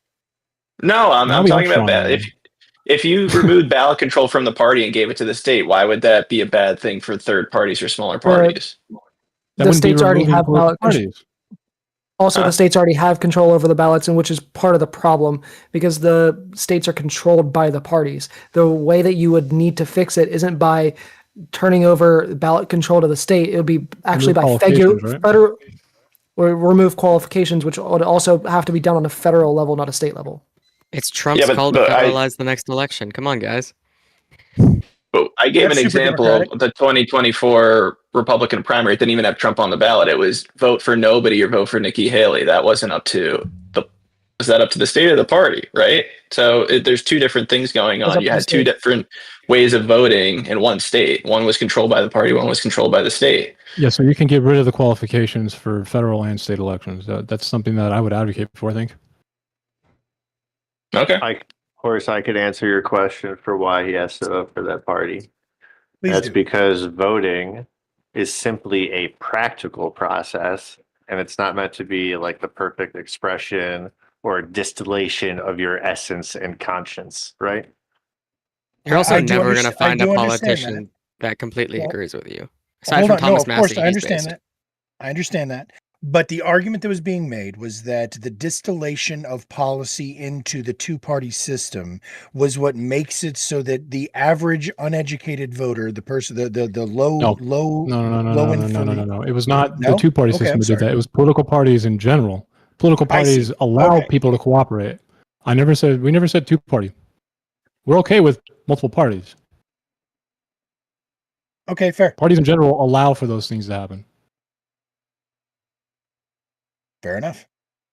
So is Sierra the only one on the negative who is for reform? It sounded like the other two weren't for reforming the current process. I know Vigilante. I mean, is. I we're all- explained how I We're would all change for it. form. Yeah, we're all for We reform. all would change it. Wait, Gord, Okay. you literally said no to it earlier, but I mean, Yeah, I'm I glad thought you you're did. changing it. Well, now. no. Yeah. I said to allow an equal level of control from all of the parties in terms of like the administrative control that the government, like powers the government gives to the parties. Okay, I want to point out Okay. something here. Okay, just so we understand each other. Okay, the prompt is an important part of debating, right? So if the prompt instead said we should maintain and keep a two-party system, and I said affirmative to that, and then I tried to wiggle away from that, right? I should be shamed. I should be like destroyed for that, right? So this prompt is get rid of, right? It's not like a reform or anything like that. So when you look at prompts, you should make sure you look at them very closely. Well, I mean, Yeah, and then so instead of being a smug asshole, I'll actually point it out in good faith what I think happened here.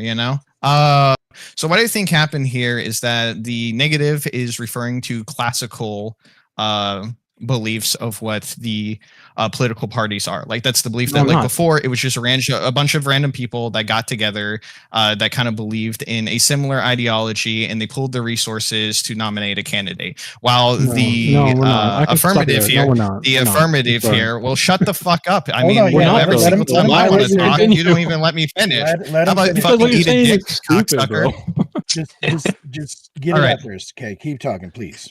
Thank you. So, and I think that what the affirmatives are going here is that we're talking about the modern conceptualization of political parties, which pretty much is political parties that give institutional power and control over the election process to maintain like candidates and themselves in power. So that's why like language changed. Like before, take something like transgenderism. Gender and sex meant the same thing, and then over time we decided to separate them to mean something else. Political parties now is the institutional side of politics, like fundraising, candidacy, and campaigning, while coalitions, PACs, How long and you other monologue, things. man? You called me a represent- cocksucker, so I'm going to address what you said. Do you have any idea what you're That's talking because about? you are. Like, do you remember what I said in the debate? Do you know Simmer what social dominance orientation is? Social value orientation? Do you know any of that? Do you have any? I don't know. Idea Do you that know is? what social value is? Doesn't Yes, seem like it's you like got a mountain much. of psychology research that would directly prove you wrong. Maybe Oh you yeah, should take some research you time to didn't read it. provide. Thanks. How about you actually? I provide did. some All right, stuff You to never prove asked the what you're question talking on about? it, bro. That's a you problem. Who was it that was talking about the distinction between coalitions and parties? Because I did actually write that down, and I wanted to get back to that. It was Vigilante. I who asked was him the his original definition, one. Yeah, and he gave me a Yeah, not and really one. and well, you're right. And I actually wrote down one is formal, one is informal. I feel like that's pretty straightforward and easy, right? So that Yeah. said, why is it that we would have a problem with your free association if you're still allowed to associate as a coalition? You're just informally associated. Because it's still political parties. You're still allowing political parties. They happen naturally. There's There's not mountains a of difference between psychological. parties and coalitions. I thought you just established there was. No, There's a they're the difference same between thing. coalitions and parties, They're right? coalitions. No, informal, informal. They're still coalitions. They're still political parties. So a party is a we type of coalition, but a deinstitutionalize coalition them isn't then. necessarily a party, is it? So if you deinstitutionalize the political parties completely, what you now have started is less transparency because governments require transparency Sure. That is Why a would the fact. coalitions not be forced to transpire or to be transparent as well? because they need to be institutionalized to do that. Yeah, Thereby, because you're not so fixing what, anything. so what a coalition Vijay. is effective. What a coalition is effectively a loose Loose collection of ideas. association of people who have shared Yeah. beliefs. Yes. Whereas a party, which obviously is effectively the same thing as a coalition, is a more Is organized a version. formalized version. Yes. Yeah, Correct. I think So at one the point, re- Horace. the- Oh, sorry, go ahead. Go, reason- no, please go ahead. Yeah, Yeah. finish it.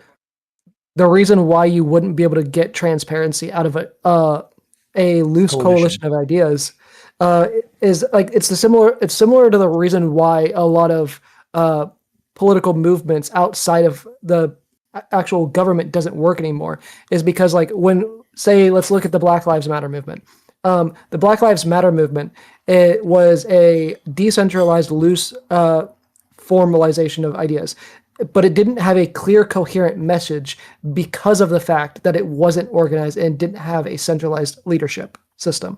You would see the same thing inside of Didn't the it? government. I thought I correct me if I'm wrong, but I remember all of the stuff about the Marxist ladies buying themselves a really, really expensive house with the proceeds and donations from the formal BLM program. Well, Was they, that not they were in charge of the wasn't- nonprofit that was associated with it, not necessarily Okay. the movement. Okay, Yeah, so that but was the- whenever you hold on, the point I'm trying to make is whenever you take some sort of a formalization of the movement was pure in its form, but once you tried to formalize it, immediately it's corrupted, right? No, Not because there's people By virtue that, of it, you doing that, that that's non- baked in. that nonprofit Can you wasn't give me even an really example where it hasn't in the past? Hold on. Chief? That nonprofit wasn't even part of the movement. That nonprofit is specifically set up to exploit the name recognition of the movement. There is a difference between a Kind of like the Democrats did with democracy and Republicans did with the republic. The Republicans don't actually care about a republic, and democracy or Democrats don't give a fuck about democracy. They just use that name for the name recognition, right? Sure. they're. I mean, they use the name for name recognition, but there's more to it. So than again, that. the parties are doing exactly what you're proposing BLM did. I'm confused. What is the relevance here?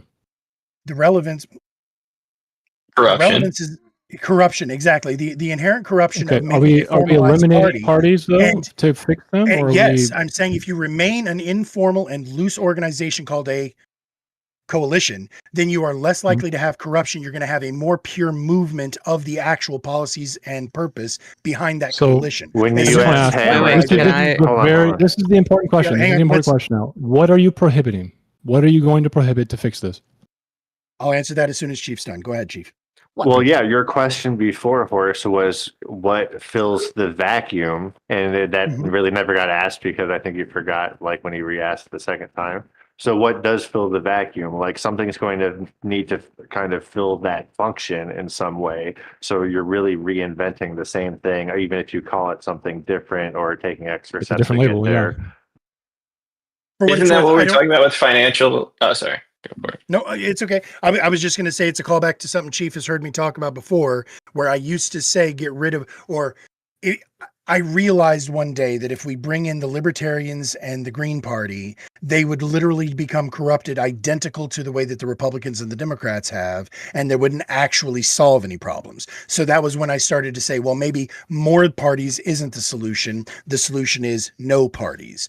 But again, the freedom of association thing, I already there are other types of associations that are outlawed, right? Not all associations are legal. So it's within the First Amendment to potentially have limitations put on that free association. All I'm And right saying now is the that the amendment allows corruption for is always that going to still, happen. but I disagree. Yeah. there's But- no like just Wait, straight I I also up. have- disagree, of course. I have But again, I questions. need an So, answer to this. Okay, like what would you prohibit? Like what would you prohibit? I think we've given answers. You just Yeah. we've all given answers. You just don't think that they're like enough for you, which goes into. I have a What is the question. answer? Well, go ahead, Chief. Or I'm sorry, Okay. Hammer. Go ahead. Okay. What is it? Okay. We've given answers. You just like whenever we give Treat an me answer, like you're I'm dumb "Oh, and that's tell not me enough." again. That's You know- not a strong okay. enough answer. And I'm just gonna say like I'll give the answer, and you're gonna be like, "That's not enough," right? So Then my treat me answer like is, I'm dumb and tell to me the remove them answer. from. So to remove them from their institutional status by removing their control on the election. So would you get rid of electoral process, endorsements? right? Would you get rid of coordinated slates? Would you get rid of fundraising? Would you get rid of party names, nomination processes? What are we talking about? What you said means Super nothing. easy. Yep. Super easy. Okay, so hold on. So, Okay, Wait, okay, wait, okay. let me do it real quick. Let me do it real quick, and then you can hold on. He wants me to Hammer. prohibit even more. I know, Hammer. Hold for 1 second. I promise I'm going to give you the field. I just want to answer him as succinctly as he is asking for. What I personally would prohibit is money in politics. The DNC and the RNC are businesses and those businesses have way too much control over how our democracy functions. I do not care if people group up and call themselves any sort of label that they want because they have similar or the same beliefs. However, as soon as they have money, as soon as they have funding, as soon as they become a gatekeeper of elections, they have immediately crossed the line and are no longer a benefit to democracy. Go ahead, Hammer. I have a follow-up question for you. Yep, I will come back to that, Gorps. Let Hammer speak, please. Yeah, I mean, so to your question, would I ban like party names and fundraising? No, like what if you want to call a coalition a party and then say, should we be able to give it a name? Like obviously that's stupid, and obviously there's going to be some kind of fundraising, and obviously there's going to be some kind of money in politics.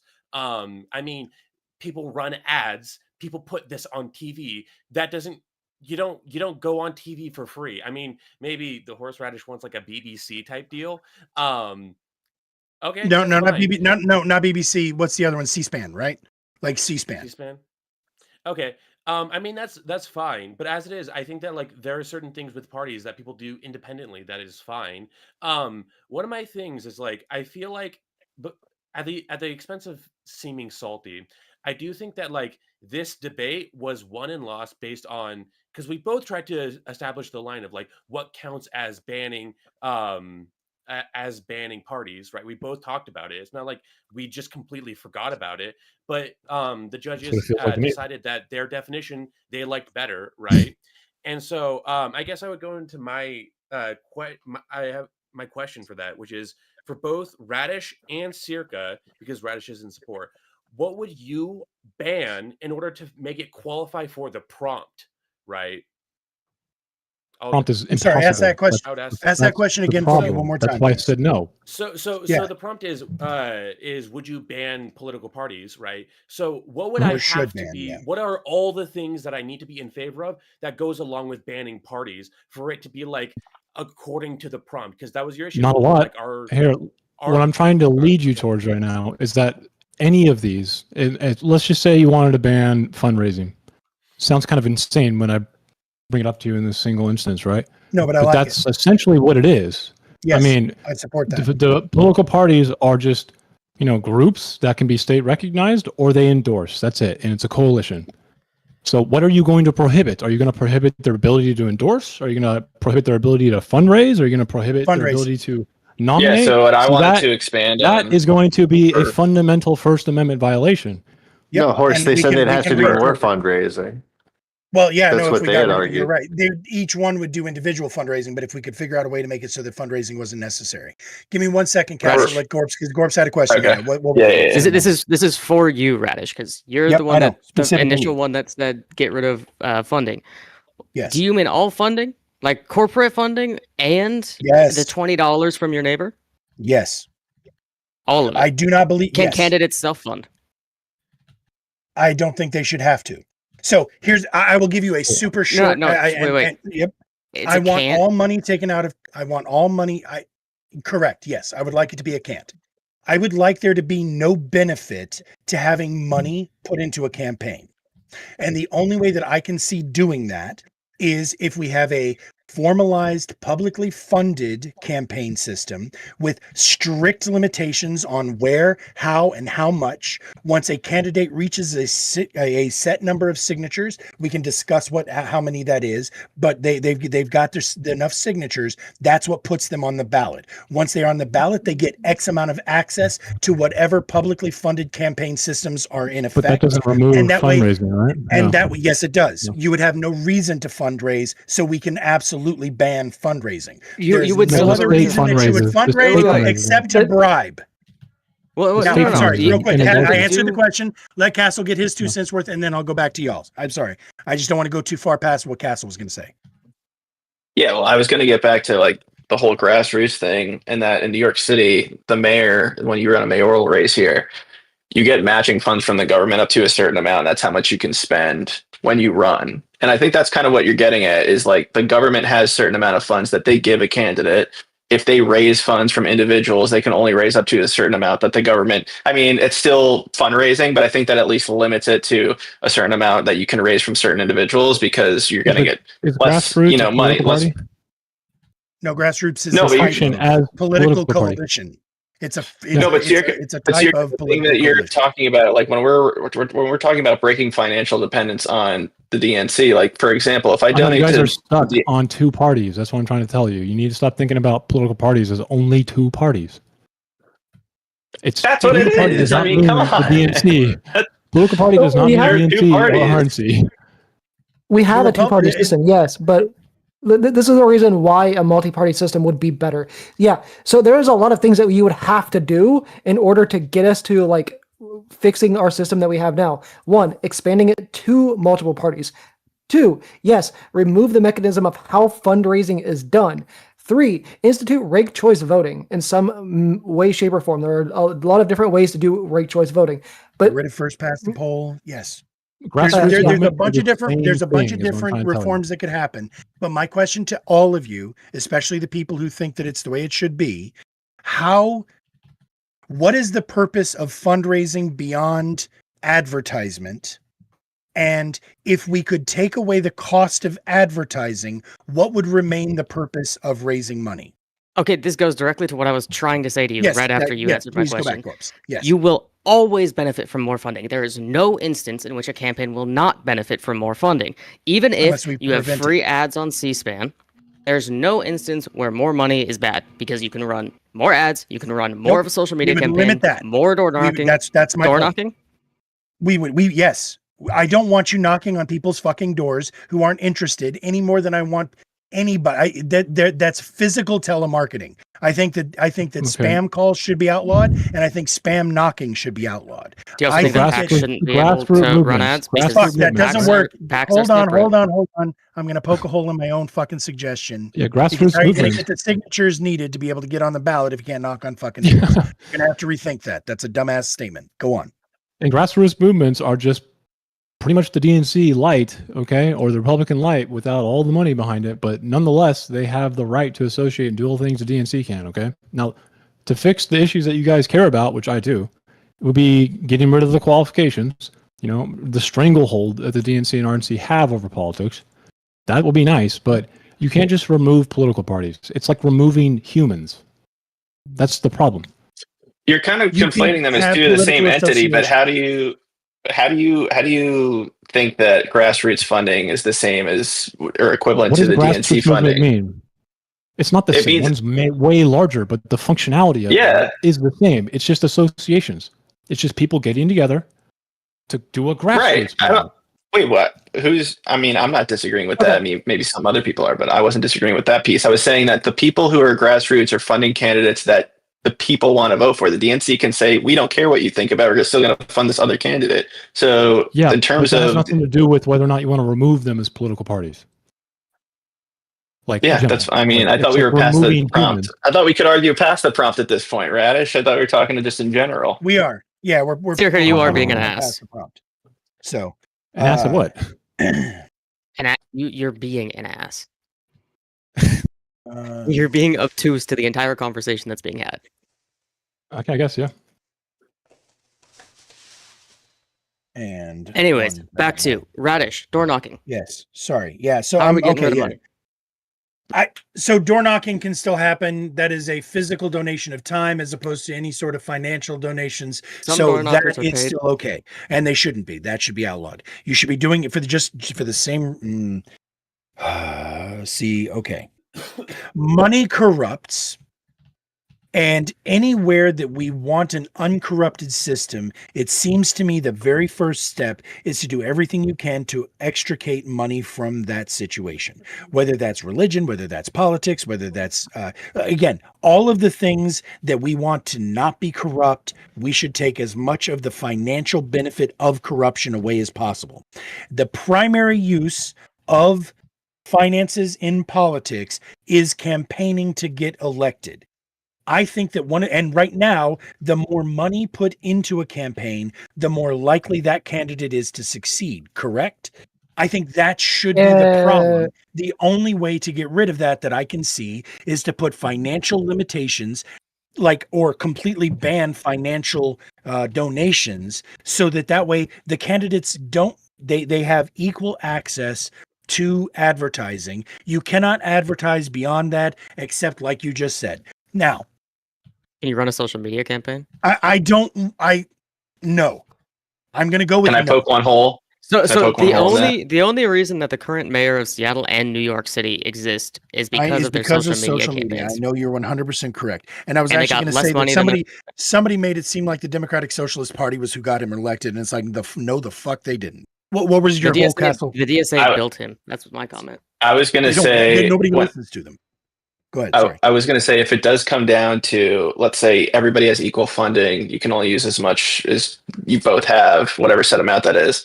If Arnold Schwarzenegger ran against Zoran Mamdani, just name recognition alone would help him win. He wouldn't even really have to care about funding at that point, because if they're both spending the same amount, name recognition gets you a lot further in that case. So I feel like at that point, you're just having celebrities or really rich people who are well known in the state or the county or whatever. Then they're going to have the advantage over some nobody. The big name family in town is usually the mayor, right? I will say for Zoran Mamdani, he ran against Cuomo, and Cuomo and that's what I was about to say. And I was literally just going to say, if name recognition actually carried that much weight, wouldn't Cuomo have won? I think Zoran won the name recognition as well from his social media campaign. Social media, you're right. Yeah. I think social media did a bit, was a big part of that. I do. I have a question. Yeah, sure. For you. Oh, sorry. No, go ahead. Okay, so you're talking about like money out of politics, but would you be like more amenable to money being given through? I mentioned the Seattle's like voucher program where they put like 25 and then it was up to like $100 into people's hands to basically to donate to like campaign finances. Andrew Yang wanted to nationalize this program and allow people to have $500 that he called democracy bucks or something, which basically was like a government match like campaign funds. So like in Japan and stuff, they have a ticket system, and then like the government matches campaign funds to like tickets that are like handed out and like sold. And it's like you buy a ticket for like a politician program idea, right? Yeah. So would you be amenable to a situation like that where like maybe you as an individual and companies can like have like a set lip, like this is as much as you're able to contribute to a campaign, and based off of those like vouchers and stuff, like the government also will like provide a certain amount of like contribution like to match it?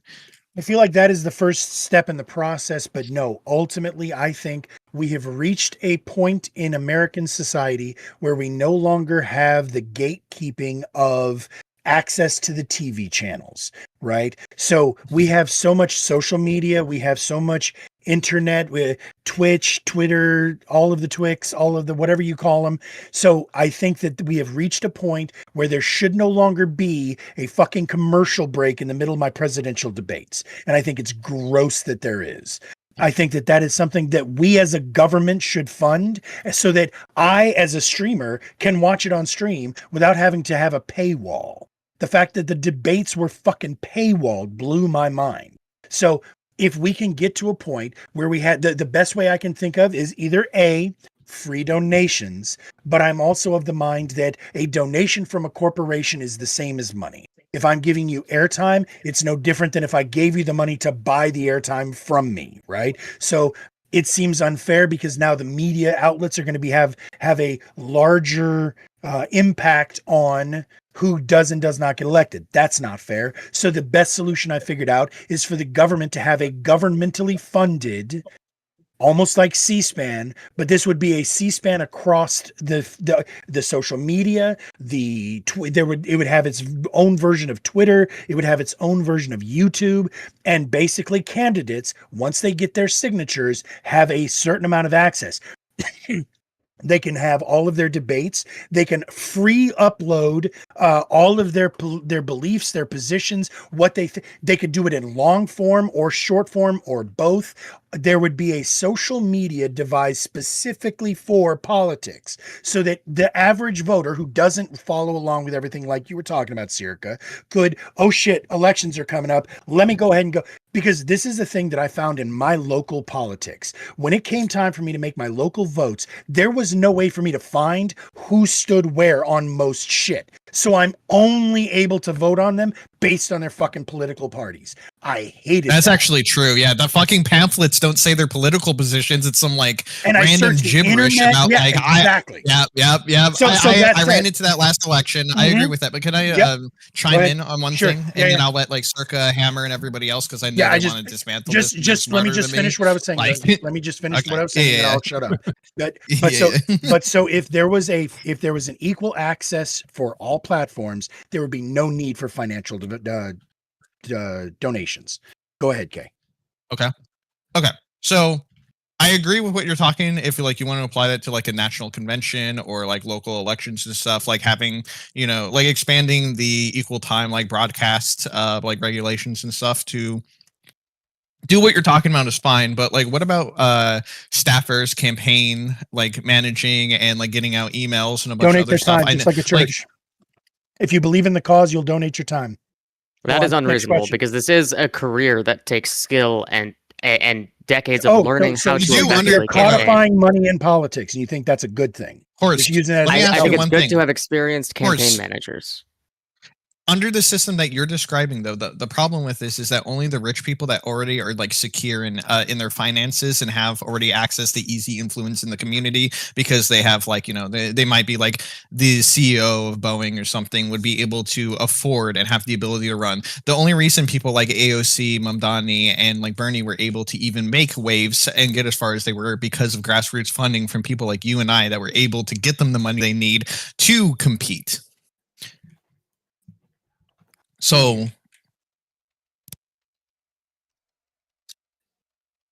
some of the different things that I would propose that I think would work out a little bit better than what you're talking about, Horseradish. I would say like for like local elections, we should require just like we do with the national elections, we should require debates. And those debates should be like, I would say like, I wouldn't necessarily say streamed on TV because we don't fucking watch TV anymore. I would probably say like streamed on YouTube or something. That way they're free and easy access for everybody. And then I would agree for the most part on like getting rid of the money in politics aspect. I wouldn't really say even like allowing commercials. I do think that for the most part we do need to get. I think we need to get rid of ads because a lot of that has become just like attack ads and all that bullshit, which is ineffective. I think it should be structured mostly to where like using the debates it would be the key way to get people's political ideas out there.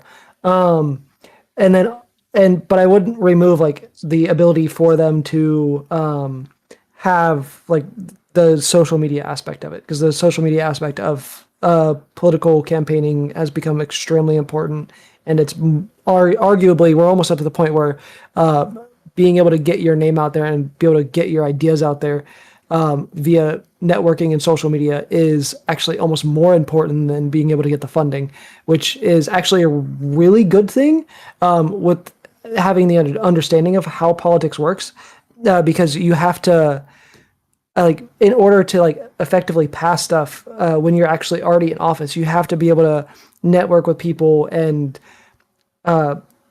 make those alliances and stuff in order to get bills passed, which is something that I talked about a lot during the debate. Which so I like have a showing solution that they for have I'll wait till you're done though. but like showing that they have the skills to be able to get elected through that with like getting their ideas out there through social media was actually pretty important in my opinion. And then as far as the financial side of it goes, I would say I actually support the proposal from Andrew Yang. I've supported that since that whole idea came out. I kind of like Yang too. So real quick, another part of my getting money out of politics is that all Congress people will be staying in barracks while Congress is in session. It'll be a really, really nice hotel. That's fine. I don't give a fuck. But they're all they will never pass that.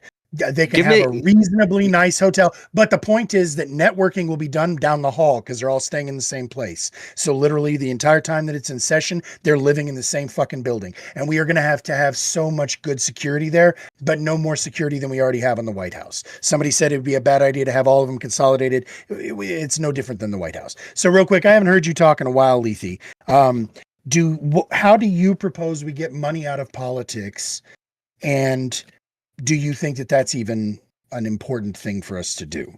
Oh, I absolutely because think that, it's to be important. clear, is the reason that I want to get rid of the party. So if there's another way, tell me how. Oh, my primary answer has been like basically you force conscription for politics. So if there's some sort of testing or some sort of criteria for any particular political office, there's testing done countrywide, and nobody knows if they're ever going to get conscripted, and then they just find the person with the best Like scores jury and duty. the best, yes, pretty much, and then they're just forced to serve. Fucking love it. There's a name for this. It's called a sortition, by the way. Lethe. Spell that. It's called sortition. It's fine. I'll figure it out. SORTITION. Sorry. Okay, just like it sounds. All right. Sortition.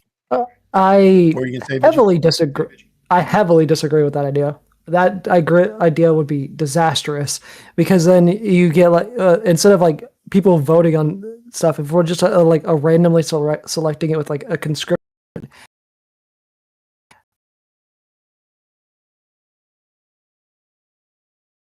Is that not work? So this sort not representation. Right? Representation is also an idea a bald man would think of. I agree with Circa on this forced representation. I think that obviously we should be trying to elect qualified people. This is actually, I think, a problem with democracy in general. Y'all disagree with yes. The way it works? Yes. I think jury duty is highly flawed. Yeah. I think I would redo a lot of it or undo a lot of it, I guess. Jury duty, the least corruptible fucking system. The process of jury duty also specifically excludes people that have like a lot you knowledge about the subject of the trial. Like if you are an engineer and it's less about tribal, engineering, right? you don't get you get kicked off of that jury. That seems retarded. No, it doesn't seem retarded at all. It actually seems exactly the way it should be to get an unbiased decision based on the facts presented to you in the case. If you have some sort of predisposed knowledge going into the case, you're going to have a bias towards your own, as opposed to actually listening to the case being presented and judging based on the merits of the presented evidence. Right? The point. Yeah, but No, there's literally the point. Hold on. There's a fundamental difference between how that works with jury duty. Yes, you want the jury to be neutral. However, with politics, if everybody's neutral, who's going to propose the bills? It's not saying there has to be it would be neutrality. It's coming into the case without a bias and hearing the case presented. Exactly. Yeah. Thank you, Chief. Typically, a sortition, how it would work is that you would get like case experts to like take a so they have a random pool of Americans that this policy that they would present the facts of a policy to, and then they would vote on whether that policy is enacted or not. That's typically the argument of sortitions. I will say that I think that they're interesting, but I don't know if they're viable. Has there been an example? I was about to say, has there been a historical example of this sortition in action? Has it ever been tested? Like in ancient times, I know, but do you mean modern time? Yeah, well, no, like, yeah. Okay, yeah. Then like around like basically what we would know as the like Holy Roman Empire, like places like Italy. Yeah, okay. The Pope. Yeah. Got it. Well, so there's not the Pope, but like the towns like Venice and like Florence and their governments like actively participated. I think Ireland is the most recent example where they held sortitions. I don't remember what it was for, but it happens. Okay, so Circa, you're saying that having people that would not be representative of the public, even if we are pulling the representatives from the public, why would it not be representative of the it's more like forced coercion is antithetical to the idea of like the rights themselves, right? You shouldn't be forced to vote. You shouldn't be coerced to vote like in a mandatory way. You should have the right to vote. So you should have the right to run for office. What if you tie the conscription to voting? What if when you become a registered voter, that is how you put your name into the hat for that conscription? So you've got an equal tie. It'd still be coerced, right? No, Like not at all. coercion? It's voluntary. You can choose to not be part of the voting system and therefore not be eligible for conscription, or you can say, you know what, I'm just like jury duty, right? Like, isn't that kind of how? Yeah, go ahead. Can we choose to I don't think this really makes representation of the community political good. conscription thing instead of the selective service? Yes, or yes. Maybe I'm in on this now.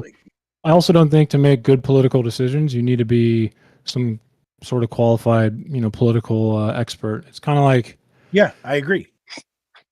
I just don't really think it would lead to good outcomes. I think communities probably would feel unrepresented, especially if it turned out to be someone that they did not want. They already do. Yeah, it depends on schizophrenic. Where we're at now is that. Okay, wait, Horseradish. I feel like it would I have a get question for worse. you. Local elections, I'm not so sure. I literally just explained to you that I have no idea what the fuck the people I had to click would stand for because it doesn't. Yeah, tell but me some anywhere. people, Yeah, are informed and vote for them, right?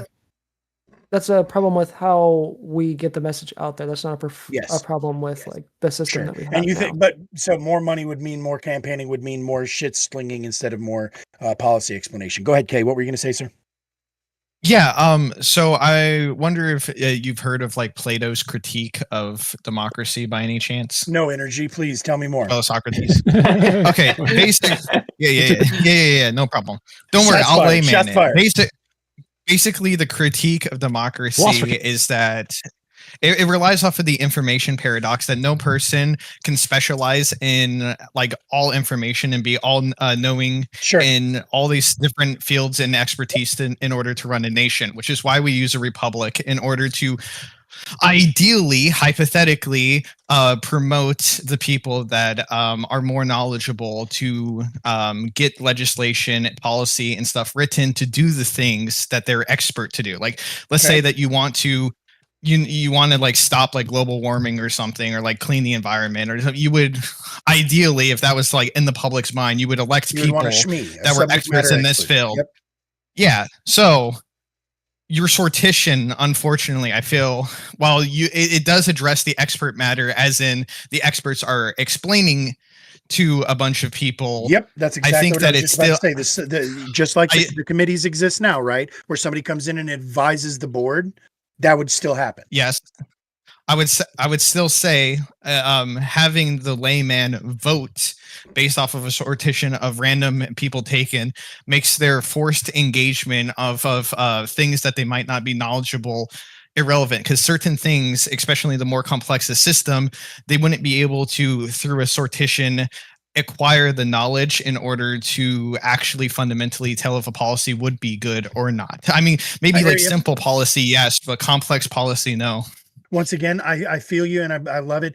The problem is that I know enough about our Congress representatives. I have seen enough examples of how many of them are just mouth-breathing fucktards who don't actually know their ass from a hole in the ground. They just do what their party leader tells them to and collect a paycheck. They are literally just a fucking seat warmer. Can you fix that without sortition?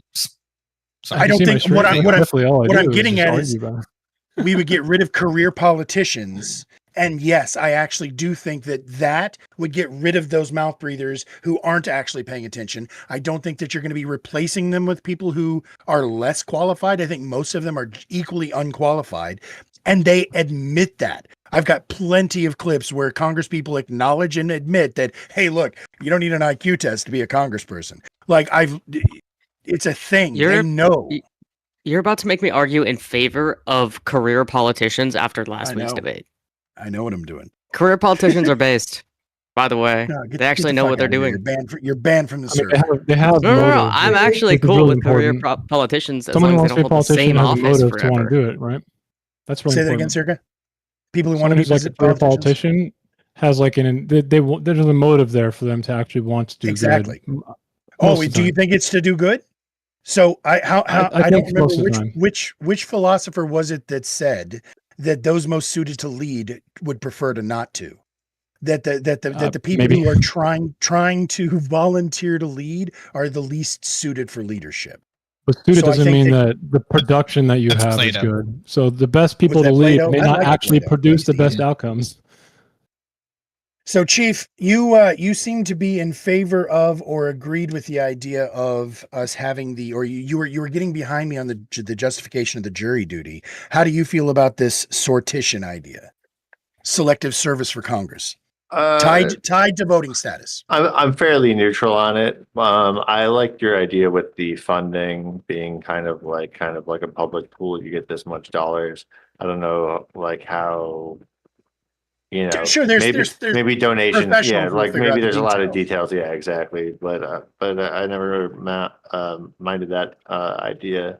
But do you think it's at all relevant to the debate that when you were speaking about your voting experience and for like some local politicians, and you didn't really have a lot of information on them, and you know, we acknowledge that obviously like you're not going to fully align with like anyone's ideas, but do you think it's relevant to the debate that you were able to essentially look at their party and as shorthand use that to decide who to vote for? Do you think that's at all relevant to the debate tonight? Dude, I was really hoping nobody was going to fucking call me out on that, because I realized that I had said if anyone's going to call you out, it's always going to be me. It's going to be Let's Chief. That's right. And I appreciate you for it, buddy. That is correct. Yes, I was able to at least presume more or less where they would fall as a generalization, by looking at whether they were team blue or team red, because that was actually what I had to use to inform my decision.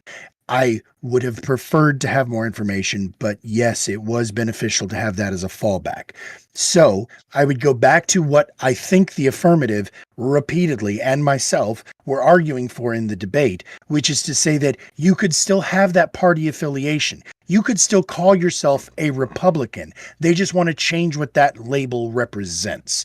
That doesn't mean that you were given the nod by the Republican Party. It's saying that you associate or agree with the Republican ideals, and having that term represent an ideal structure as opposed to a financial organization would be beneficial to democracy. Hard to control that. It's hard to control. Well, why would you want to control democracy? I think that democracy is inherently like you're asking to control the Republican idea, right? You want it to be like an idea structure. Already happens. The ideology of the Republican Party has changed dramatically over the course of my lifetime. Oh, I know. And we discussed in the debate that MAGA is already an offshoot. So is the Tea Party, just like there are different flavors of Democrats nowadays. So yeah, there's already division within the actual classification. Sorry. MAGA is just a resurfacing of the Tea Party. A lot of the people that support MAGA are the same people that supported the Tea Party. There's a lot of it that's overlapped. Yeah. Well, it's literally it's literally sponsored by the same fucking lobbyists. It's literally like the Heritage Foundation was the people who are behind the fucking Tea Party, and they're the people who are behind MAGA. They've There was a been point when they trying didn't to want further populist, radicalize the Republican Party for a long time. There was a point when they did not want to sponsor Trump anymore, but I mean, Trump split the RNC and took all their voters, so I mean, they kind of had to fall in. Yeah. I guess. Rip. It's Did really you, hard to have a question control for- like a political party that way. I think if you don't Sure. want them to like give the nod, right? Sure. I But mean, like I there's said, ways. that's why we get rid of. That's because they're a party and not a set of ideals or an affiliation. What were you going to say, Kay? Yeah, yeah. It's Wait, hang on. Oh, let Circa respond, sorry. and then Go I'll ahead, go after Circa. him. Circa, you were in the conversation first. So the For what? difference between an association and affiliation versus a political party. difference between association and affiliation. Yeah, you In a were political saying party? you were disagreeing with what I was saying, and I was saying that I you could still you're, have the association. I didn't disagree with it per se. I actually like a lot of the stuff I do agree with on like an idealism level. Okay, the thing is you can't really like control that aspect. It's like controlling a church or something like that, or telling them how to like do service, right? Like you said, they renegotiate all the time. I don't think the way to fix this would be to try to put these extremely like crippling or destructive association like barriers, and we probably need to fix it through separate means, something that would be less destructive to like the First Amendment, right? Let's go back to the reference in the debate up to BLM. Was it not better to have yourself loosely associated with the morals, tenets, and ideas behind BLM than it was for you to have yourself associated to the nonprofit organization that turned out to be a for-profit organization? It was better whenever it was I'm sorry. So when it was just a movement and it was just an ideal set, even though those ideals might be somewhat fluid and not controlled, I feel like it was more ethical to be associated with that loose affiliation than it was if you were actually a card-carrying member and donator to the BLM movement fund or whatever it was called, right? Oh, the nonprofit? Yeah, the nonprofit. Like it was better to be associated because technically the DNC is a nonprofit. That's because it was correct. I would argue. And so is the DNC. I would argue that either way. Yeah, kind of. I would argue that the association either way really wasn't a good thing because like the and like that's coming from somebody who supports BLM. Like the idea big problem with the ideal. Like the whole reason behind that is like the big problem, and then so the whole reason why I brought it up, the big problem behind the BLM movement was the lack of organization, which is what allowed the nonprofit to come in and circumvent the movement. Take a lot of money too. And yeah, it's also what allowed nothing to be accomplished from it. Yeah. Like, and you asked when I brought that up earlier, like when the open started, you asked like what would be an example of something that didn't something similar that didn't get corrupted. We could just look back like 60 or 70 years and look at the civil rights movement. All right. So real quick, to be clear, what I'm saying is that the difference between a political action committee and a label, right? So I understand that a group or a movement such as BLM protesting in the streets is going to have some effect. I'm saying what I'm responding to here is what Let's Chief said, which was that in my local elections, I at least was able to defer to the label Republican or Democrat in my decision making when I was informed on the actual policy positions of the candidates. And I'm saying that you would still be able to have that label and you would still have the same associations to the alleged policies of that term, like what we imagine the Democrats to stand for, what we imagine the Republicans to stand for. You would still be able to have that label. But you don't have to have somebody gatekeeping whether you're the candidate who gets to wear that tag during this election. That brings me back to that comes down to the qualifications, right? Yep. Well, exactly. Somebody said, I think it was Vigilante, but whoever it was got tons of credit from me, that everybody who wants to be on the label is what I was about to say, on the ballot, from each category should be allowed access and there shouldn't be any gatekeeping. I actually agree with that tremendously. The But problem that person is, should Can, be able can to I build. wait? Can I That just person say? should be able to build a coalition, right, and like make their movement. yes, sure, but So no, that's they like a shouldn't political have party. to. They That is a should. political They party should. in himself. That's a political coalition. Go ahead, Gorps. What were you going to say? There's currently elections all over this country that have multiple Democrats or multiple Republicans on the ballot. How If does that we could happen? just make Just out of curiosity, do you know? Like, this is an they honest don't run question. primaries. There's no primaries or anything for these positions. It's local elections. Yes. And like every time I look at my ballot, there's like at least 3 Democrats. If there's more than 3 people, So we just need to outlaw primaries. yeah. If we were to get Just rid of put more people primaries, on the that would ballot. solve the problem. I think that would Mm, a portion would of it this not would dilute? be different. Like, so It- I'm gonna go. I'm but gonna so would predict what eliminate- Let's Chief would say against this. Okay. If you've got all your, even though there is 80% going for the Democratic Party and only 20% going for the Republican Party, if you have 8 people on the Democratic Party and 1 person on the Republican Party, and each of those 8 people gets 10% of the vote, the Republican wins, despite Ranked an choice voting. overwhelming California. majority against Yeah. it. that's chose why. Okay, I do Yeah, want to right. piggy Right, off choice, Gorp either way. here and like Is that what you circle would've said, something Chief? that Did I predict it right? Sorry. Go ahead, Gabe. I just want to like circle back to that local election statement where you were saying like, you know, multiple people are on the ballot. I think it's been kind of glossed over multiple times that I brought up that most of the elections we do, again, 96% of them, like 96% of the local officials are from local elections, and 80% of those are nonpartisan ballots. How do like if most of the politics that we engage in are nonpartisan, then how is this voter issue a thing? We keep on going, well, how will we know? I need to look at R and I need to look at D, but most of the people we vote for don't even have that in this country. That's not At true. least local. That Well, I mean, you can And- also and again- even wait, Anno, or okay, even our local elections that don't have actual like party affiliations on the ballot, the voters pamphlet almost always gives them a leaning one direction. Yeah, did- you can it have a did. leaning. I'm not against. Also, you would But have a that's leaning acting if is the there's like, you DME know, part. That's what I'm saying. Is that you can pamphlet have is leanings. acting like that? It the yes. in But it my acts in my as a What if, opinion, pamphlet what if also each makes you candidate more was forced to informed. submit to a political spectrum test, Yes. No, and that was that's associated with their lying. name? It said their name and their politicales. Yes. We have a And- little, and the I little did, like grid on every ballot. Yes, yes. I did also want to Yep. bring up something that I feel like was also overlooked about.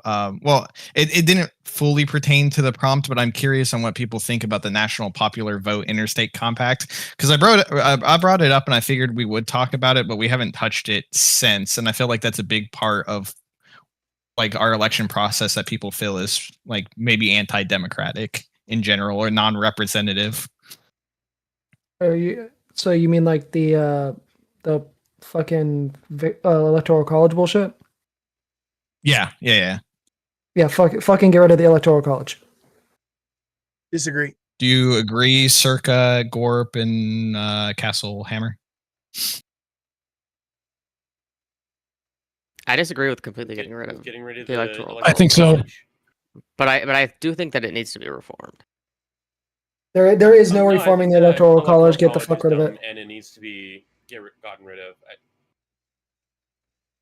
All right. So just Okay, for the hoot even of it, if just you, for the hoot of it, raise your hand if you are pro electoral college. What is this? I'm alone here. I'm the only one who This is for is- the electoral college. Chief, tell me. I'm your a answer. maybe. I'm a kind Okay, I of know in you favor did of that. it. Yeah. It's 'cause Okay. I There's want it probably a reformed. stalemate okay. for it. I wanna keep Horseradish and it. Gorp. Horseradish and Gorp, since you're both kind of for it, what do you think about the National Popular Vote Interstate Compact, or NPVIC? Let's just, shorten it. Do you think that should stay in place, or be legal? Do you think we I should get rid remember of that it? somebody know said much that about I've it. had this before. So I was about to say I read about it whenever I had this conversation on a stream, but I don't remember the details. So give me the Okay. TLDR. Okay, basically the TLDR is that instead of it's a winner takes all system. So instead of splitting the electoral college votes to based off of like the candidates like percentages. So let's just say like fucking Give me candidates. I can't think of some right off the top of my head. Trump and Kamala. There we go. Fuck it. Let's say Kamala did like 40 and Trump got 60. The states that signed this compact, 17 would give all the electoral votes to Trump, while the others can split it where you can split it where it's like, hey, yeah, we'll give like 4 electoral, just assuming there's 10, you'll give 4 to Kamala and then 6 to Trump, because that's how the vote split out. Did you hear my eyes click back when you started saying numbers? I'm wondering if it was on. Fuck. Okay. Winner takes all. Instead of splitting it based off of like who got what of the percentage in the votes, they give all the electoral. Even if all the votes didn't go to one candidate, they will give all the electoral votes to one candidate if they patch the threshold, instead of splitting it based off of the results of the election. My answer is very easy for you. I think that a state can choose to do that if they wish, and I think that if I was the state that was considering this, it should be put up to a popular vote of the citizens of that state. I'm going to back up Gorps. He sounded like he's thought about this before. And that sounded. Me too. Okay, why do you think? I would default to wanting it to be proportional. Yeah, that would be my default. That's why I say Later, Circa. let people vote. Hey, Circa. Oh, you're out, GGs. Circa? Appreciate you, man. Yeah. Great game. I'm gonna go ride my bike. Sounds fun right now. Word. Yep. Yeah. So you cleaning the mask. I wouldn't even support that, if I'm being completely honest. Like allowing states to split the vote, because it's still the whole purpose of the electoral college basically allows land to vote, and I not only support getting rid of the electoral college, I also support getting rid of the Senate. Getting rid of the Senate? Wait, yes, getting rid of the Senate. Wait, isn't the House is more represented? Population? No, the House. The House is. The Senate is less. The Senate is just 2 members from each state. The House. Yeah, but the Senate's way more go back to moderate. the original purpose of the Senate. I think that the Senate should be assigned by the governor. Yeah, no, fuck no. The Senate was originally supposed to represent the state's interests, and then the Congress or the representatives were to represent the people's interests. So there was 2 representatives from each. Who are the state exactly? But that was the thinking behind the balance before we made it so that it was popular vote for Senate as well. I can agree to getting rid of the days. electoral college. That's fine, but like with Gorp wanting to keep it, why would you allow states to subvert the will of the people by doing the winner takes all system? No, I was saying no. Gorp said he agrees with proportional. Yeah. He just used a lot more words, I think. Oh, my bad. I misunderstood. I was saying I agree with it, but the states the state should have the right to vote on it. Yeah, and the people should have the right, exactly. So, and for what it's worth, yes, I agree with that. I do not think that the winner takes all should be the case. And the best argument that I've ever heard or made in reference to the Electoral College is that the city of Los Angeles and the state of Idaho have almost the exact same population. And that doesn't make sense if I understand, but regional representation is just as important as specific individual representation. And so I feel like there needs to be a balance. There needs to be individual representation and regional representation. And so maybe, and I've never thought about this before, but maybe that would be the purpose of the Senate. If the Senate had a more electoral college system, so that way it is represented by region, and the House of Representatives was direct representation by population. The only way that I would ever support keeping the Senate is if it was a requirement that one seat from each state has to be from either party. But then there would be the base idea that there's only 2 parties. Further entrench the 2-party system. That's a lovely idea. You were saying how there shouldn't be 2 parties, or that there's not just 2 parties. The major representative party of the state. Yeah. Even if there's 6 parties. I like this. Yeah. Go on, keep saying that, Chief. I'm sorry. I agree. Let me hear it. That's it. That was all. Basically, if there's 6, the two highest voted for parties are the ones that get representative instead of just the current national two parties. But then do you hold a vote Yeah. on which party the citizens like? Because right now they vote on people, not parties necessarily. So you would There's then have to no hold a vote vote on which party more people agree with.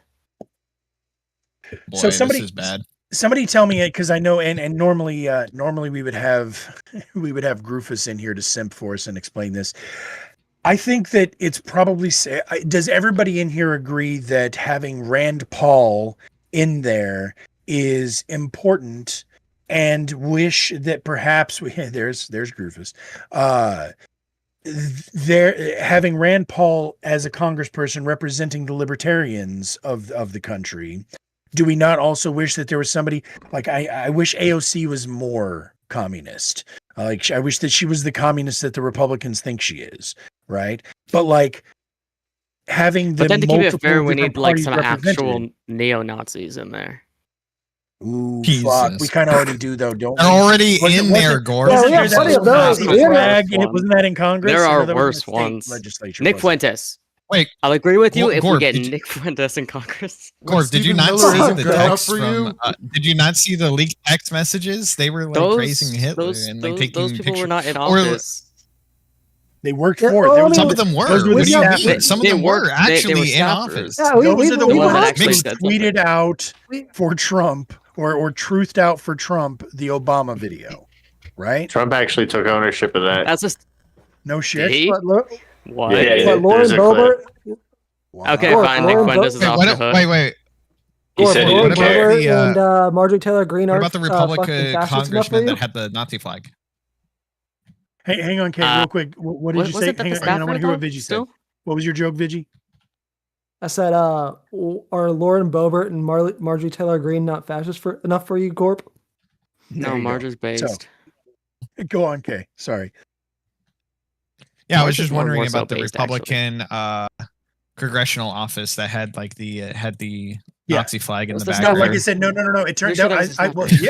yeah, it's the staffers. That's what we were just saying. But Yeah, I but thought that's that what I'm was a saying is state that legislature, wasn't it? I thought that somebody told me there was a state, not a fed, not. no, I think that was national. federal. Was I it? think it was Okay. federal. Okay. But either way, Uh, that's a staffer. What I'm saying is in the actual seat. I don't want to see the neo-Nazi in the office, let me be clear. But if we're saying that we need somebody from all these parties, that would apply. Because there's parties further right than MAGA. No, you make a good point there. I'm I don't know about this, Gorp. That it could get worse. You don't think that I there's mean- people further right than MAGA Well, okay, no, hold on though, Gorps. Hold on. that are organized Let me in steal, fucking man. militias in Idaho? Let me steal, man. You don't think that those people are already being put as a Republican plant? And if they actually had the party label associated with it, at least we'd know what kind of roach we had on the kitchen floor, right? Well, I don't think we have anybody that's in like actively in the Patriot Front in Congress. Maybe you don't think so. And maybe you're right. How would we know? Is there Well, any this sort is of way true, to but I think prohibit it would have been exposed. That's the thing. I think it would have been exposed if How that was long? the case. How long ago was it that David Duke was a significant part of our political system? Like a decade? Feel free to Google. Exactly. So again, if the Klan is still fucking politically relevant and changing and affecting our politics in the 2000s, what makes you think that the political front or the white national, like we already know? Look at fucking what's his name, Miller, right? Stephen Miller? Like they don't Yeah, even hide doesn't it. hold office, does he? See, it seems like You don't even need. He's basically No, it seems indicating like he what does. policy but they should do. We're talking Yeah. about seats. In literally Congress, dictating though. policy. Sure. No, We're well, we're talking talking about about all seats. political. We're talking about Dude, all he actually political. has more power than somebody. In Yeah, Congress. yeah, way That's more the insane power. Yeah, part. that's true. That's- Yeah. So again, and Stephen Miller like has absolute like I mean, I will stop there just in case.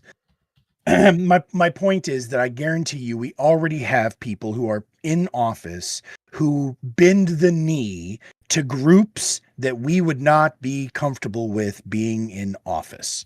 They just Yeah, don't like put that AOC. label on their. They just don't put based. They just don't put that label on their jacket, right? So again, if they at least had the balls to put the label on their jacket and say, "Yep, that's what I do," instead of calling it a Roman salute, they at least acknowledge what they're doing. You're right, Maybe that's not the worst. But the point of what No, this no, whole no. thing that I was saying was about the fact that you're autism saying that we wave. need more representation of each of these parties, and if nobody in Congress is going to put that name on their shoulder, that would mean we need somebody with that name on their shoulder. No. Right, Only if the that's- people vote in that person. That's the point. That's what I was gonna say, Horsey. That's why I was disagreeing with him. Is that he says you need to? It's like Yeah, no. why? I mean, like, why do you Fine. need to? The equivalent would be would like. This is to see it, DEI, because like, that's you're because just saying, Radish like, was we're saying gonna he just- would like to see it.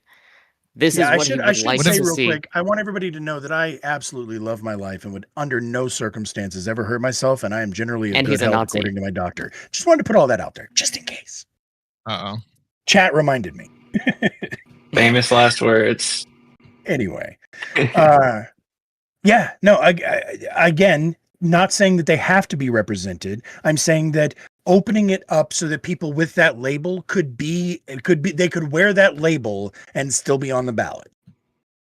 If that's what the people vote for, again, they fucking put they put what's his name, Leo Getz, Matt Gaetz.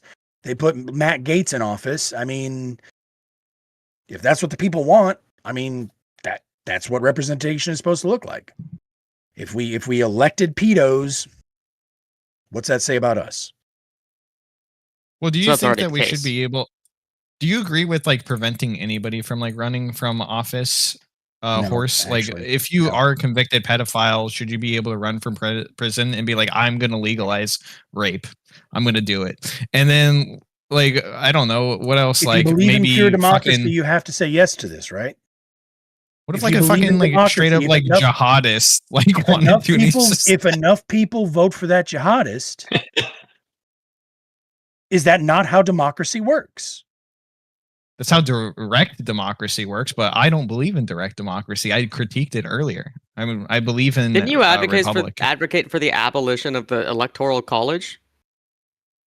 What would be left? Yes. Okay, if we got Because So I the don't think- popular, I don't if the think it- popular vote popular goes to a vote would decide jihadist, exactly.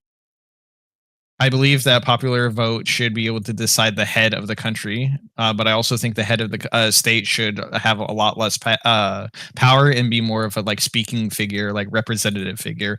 I love kind the of like the tap Queen dancing, of but I England think kind of thing. you're trying to dance away from the question Gorps is asking. How is So You- I if a answered the jihadist, question. if a Whoa, whoa, whoa, whoa. jihadist is Before you still accuse elected me. direct democracy, do you think that a jihadist should be the president? If the people select No. them through direct democracy? No. No. Where do you think that the limitation should have happened? As soon as they say those goals, they shouldn't have been I able don't to know if run I have for a office? straight line. Probably at conviction. Probably at conviction, I would say. so in if the they've court never of been law. convicted of a crime, but Is- they're like is it actively illegal to on be a Twitter jihadist? spewing jihadist shit. Yeah. Like, Is that illegal? I believe it would be. Yeah. not if you're associated, not unless you're associated with a terrorist group. If you're a lone People- jihadist, that's not illegal until you commit a crime. Okay, I want you to go on Twitter right Oh, so now Hassan and start couldn't run for tweeting office. saying that you are okay with blowing up political offices and see what happens at your door. I'm sure you're Okay. you're gonna Let's find let's real change up. quick. Let's say an anarchist instead, Kay. Okay. A person who is for the absolute abolition of the United States government gets elected into office. I know this is the part where you say based, and then you think that should happen Yeah. because of diplomacy, or I'm sorry, democracy, right? Because of direct democracy. Because you got rid of the Well, I don't electoral believe college. in like a pure direct democracy. Just because I believe that some Except- things can be directly elected doesn't mean that I believe the entire system should be a direct democracy. Sure. But okay. Do you believe we should be able to vote for our representatives the same way that we vote for our president. Like there's already an existing barrier between pure democracy. We're not voting on the laws, we're voting on the people who decide on the Yes. laws. Yes. Okay. So then, yeah, okay. You're for the That's republic. not, yeah, but then yes, but a republic is not a direct democracy, as like we stated before. Yeah. But the election of those representatives is. It's a direct vote, but yeah, I mean, that's the democracy part of a republic. A republic is a form of democracy. And if the people vote into power somebody that is antithetical to the government's standing or existence or etc., that should be okay with you, according to you, right? I think you can vote in people that are antithetical to governmental principles. I don't think that you can vote in people that are convicted criminals for the most part. Like, I think that generally there's like certain things that destabilize a nation too much. I think that if you like lead a violent insurrection, if you engaged in terroristic acts, if you're a pedophile, I think that you just shouldn't be able to run anymore. That's part of the current government system. Question. Engaged in terroristic acts. What if the government deems Antifa a terrorist organization and you went to the No Kings protest? That is a pretty good question. Well, at that point, I would say that it destabilized to the point that democracy isn't working. And at that point, we're talking about a different system. I know that's probably not a satisfactory answer, but at a certain point, like your system destabilizes to the point where it no longer operates in the same rules, right? It sounds like we're saying it's okay to say death to America, but it's not okay to say death to America. Well, Yeah. he said, like, are you okay with like somebody that would be like, hey, yeah, we shouldn't have the governmental institutions the way they are, so I'm going to run for it to dismantle it. It's like, yeah, okay, that's what an anarchist would do if they're running. But would you be okay like electing somebody that like rapes, kills, bombs, shoots people and stuff? And it's like, no, I don't think they should be able to participate in the Is that democratic what you system that meant we by have. jihadist when you asked the question, or was that What about kind somebody of who a supports? Yes. What about somebody No, who that is what I supports meant when Hamas? I asked that. I thought Gorps asked. Depends on what you mean by supports Hamas. Also, by the way, let's see if at the Like, end. are you That's saying not like what I was asking? like but Mamdani? I mean, you saying, supports like, Hamas. the I mean, Mamdani- says. I mean, the actual supports Hamas. Like says what they did Like, with is they this act on October 7th, supporting supporting a terror That's a organization. good question. Yeah, I think I'm not sure on that one. All right, so one more quick I question. haven't thought then. about it. Yep, you can think about that one then, and we can come back to it. But the other quick question, and I hate to use this one, but especially whenever I'm talking with libertarians in the room, but no taxation without representation. Are you proposing that felons and such shouldn't have to pay taxes if they can't be represented in the government? I think you should be able to vote. I just think you shouldn't be able Well, to right, run. but if you can't vote for somebody who represents your interests, you were talking about legalizing sexual assault or whatever, which if that person got elected by, that would mean that there's enough sexual assaulters in the Democratic Republic that think that that's a swell plan and want that to happen, right? So my question is again, if these people can't vote for people who represent them, should they still be taxed? Would you stretch that to say that if you abstain from voting, then you also have no representative, and therefore shouldn't be taxed? But that's voluntary. That's Yeah, you voluntary. choose to do so that. that would be I different. know. I was just I- asking how if it would. Now, take issue yeah, with the that's an interesting question. Though, Just if I testing the don't vote, principle. then I don't have to pay taxes. Maybe. I I like thought single about that swap before voting. when it comes to like being able to abstain from accepting any sort of governmental assistance. But somebody pointed out to me that it's like you're fucking driving on the roads. Like there's no way for you to completely fall off the grid. So I don't know, Chief. Good question. I'm sorry. Somebody else go. I would say that paying the taxes is part of the debt they had to pay to society for breaking the rules. It falls in it. Yeah. Good. Make them I pay like the that. taxes. Yep. Wait. I take issue with your framing. So, number one, I know you didn't ask this, but I do believe that felons should be able to vote. I think everyone should be able to vote as long as you're, even I people agree. like actively in prison. But also you're kind of framing it as if like, well, you can't vote for someone who's going to like legalize crime, and if you're a criminal, that means you're not represented. But I don't think that rapist can be enough of a like an identity to be like, oh well, that is those are my values and those are my interests, right? I think that I would say that what Are you constitutes sure about rape that? Have you would not be. heard MAGA talk? Yeah. Yeah, I was about Also, to say to be what fair, we constitutes rape we have will rapists depend in on the office. person. Yeah, ooh, true story. And There's a pedos. They're lot of rapists in represented. office. I don't know. I'm hearing a And lot pedophiles of are represented people too. We have a proposing rapist the in the White idea House. that this isn't pedophilia; it's actually a phibophilia. And once we got into that, Shut point, the fuck we've up! You gone sound too like far. a pedophile. Yeah, if you have to start breaking down that like, hey, listen, I didn't fuck a 9-year-old. They were actually 12. You're just in the wrong, and it makes you sound like a fucking pedophile. Like you can't really separate the two. I'm sorry. Look, the problem with there was a comedian that said this. I don't fucking remember who it was, but it was like when you start breaking down the different types of pedophilia, it makes you look bad because then you just look like a pedophile. I think that was what was his name? Spider-Ham. John Mulaney? Did he say that? Maybe I don't remember. It was some. I don't remember who it was. But he was like, I also heavily summarized it because he like goes over like hebephile and all that shit and like explains which one's which. I think that was John Marco. Real quick, everybody. Let's Chief Lethe. I'm going to leave this in your capable hands. I'm going to step away for a quick second so I can go get some ice for this Bushmills Auntie brought me. I will be back in less than 5. Please feel free to talk amongst yourselves, but please behave How many yourself. slurs can we fit in, All right, guys? I'm gonna take this opportunity to call it a night, guys. Have a good one. Oh, he didn't hear me. Wait, no, I did appreciate you there, Hammer. Yeah, I've got Always the whole right. room is Have a audio. good night, everybody. Okay. Appreciate you. Great Except for job. you, And Steve. Why don't you go fuck yourself? All right. do me a favor. And who left? Remind me. That was Circa, that's right. Circa. I have his. Everybody, please make sure and send me all of your socials because I want to include that on the VODs, the YouTube VODs, so that people can hit the links. So whenever you get a chance, please and thank you. I can't Have a tell you great when the night. next time I'll stream, but I do have a Twitch, so I'm gonna have. So yeah, exactly, or whatever your Twitter, whatever your socials are, where you want Drop it people in the to chat. be able to hear your 2 cents. Yeah, I'll drop it in. I'll drop it into the Twitch chat. And so, like, Hammer, All right, when it guys, comes have a down good to night. League, like, have Appreciate you. Thank you. Not dying See you, man. is a valid option for your playstyle. Nah, I get too distracted from your mom sucking my dick that I can't play right.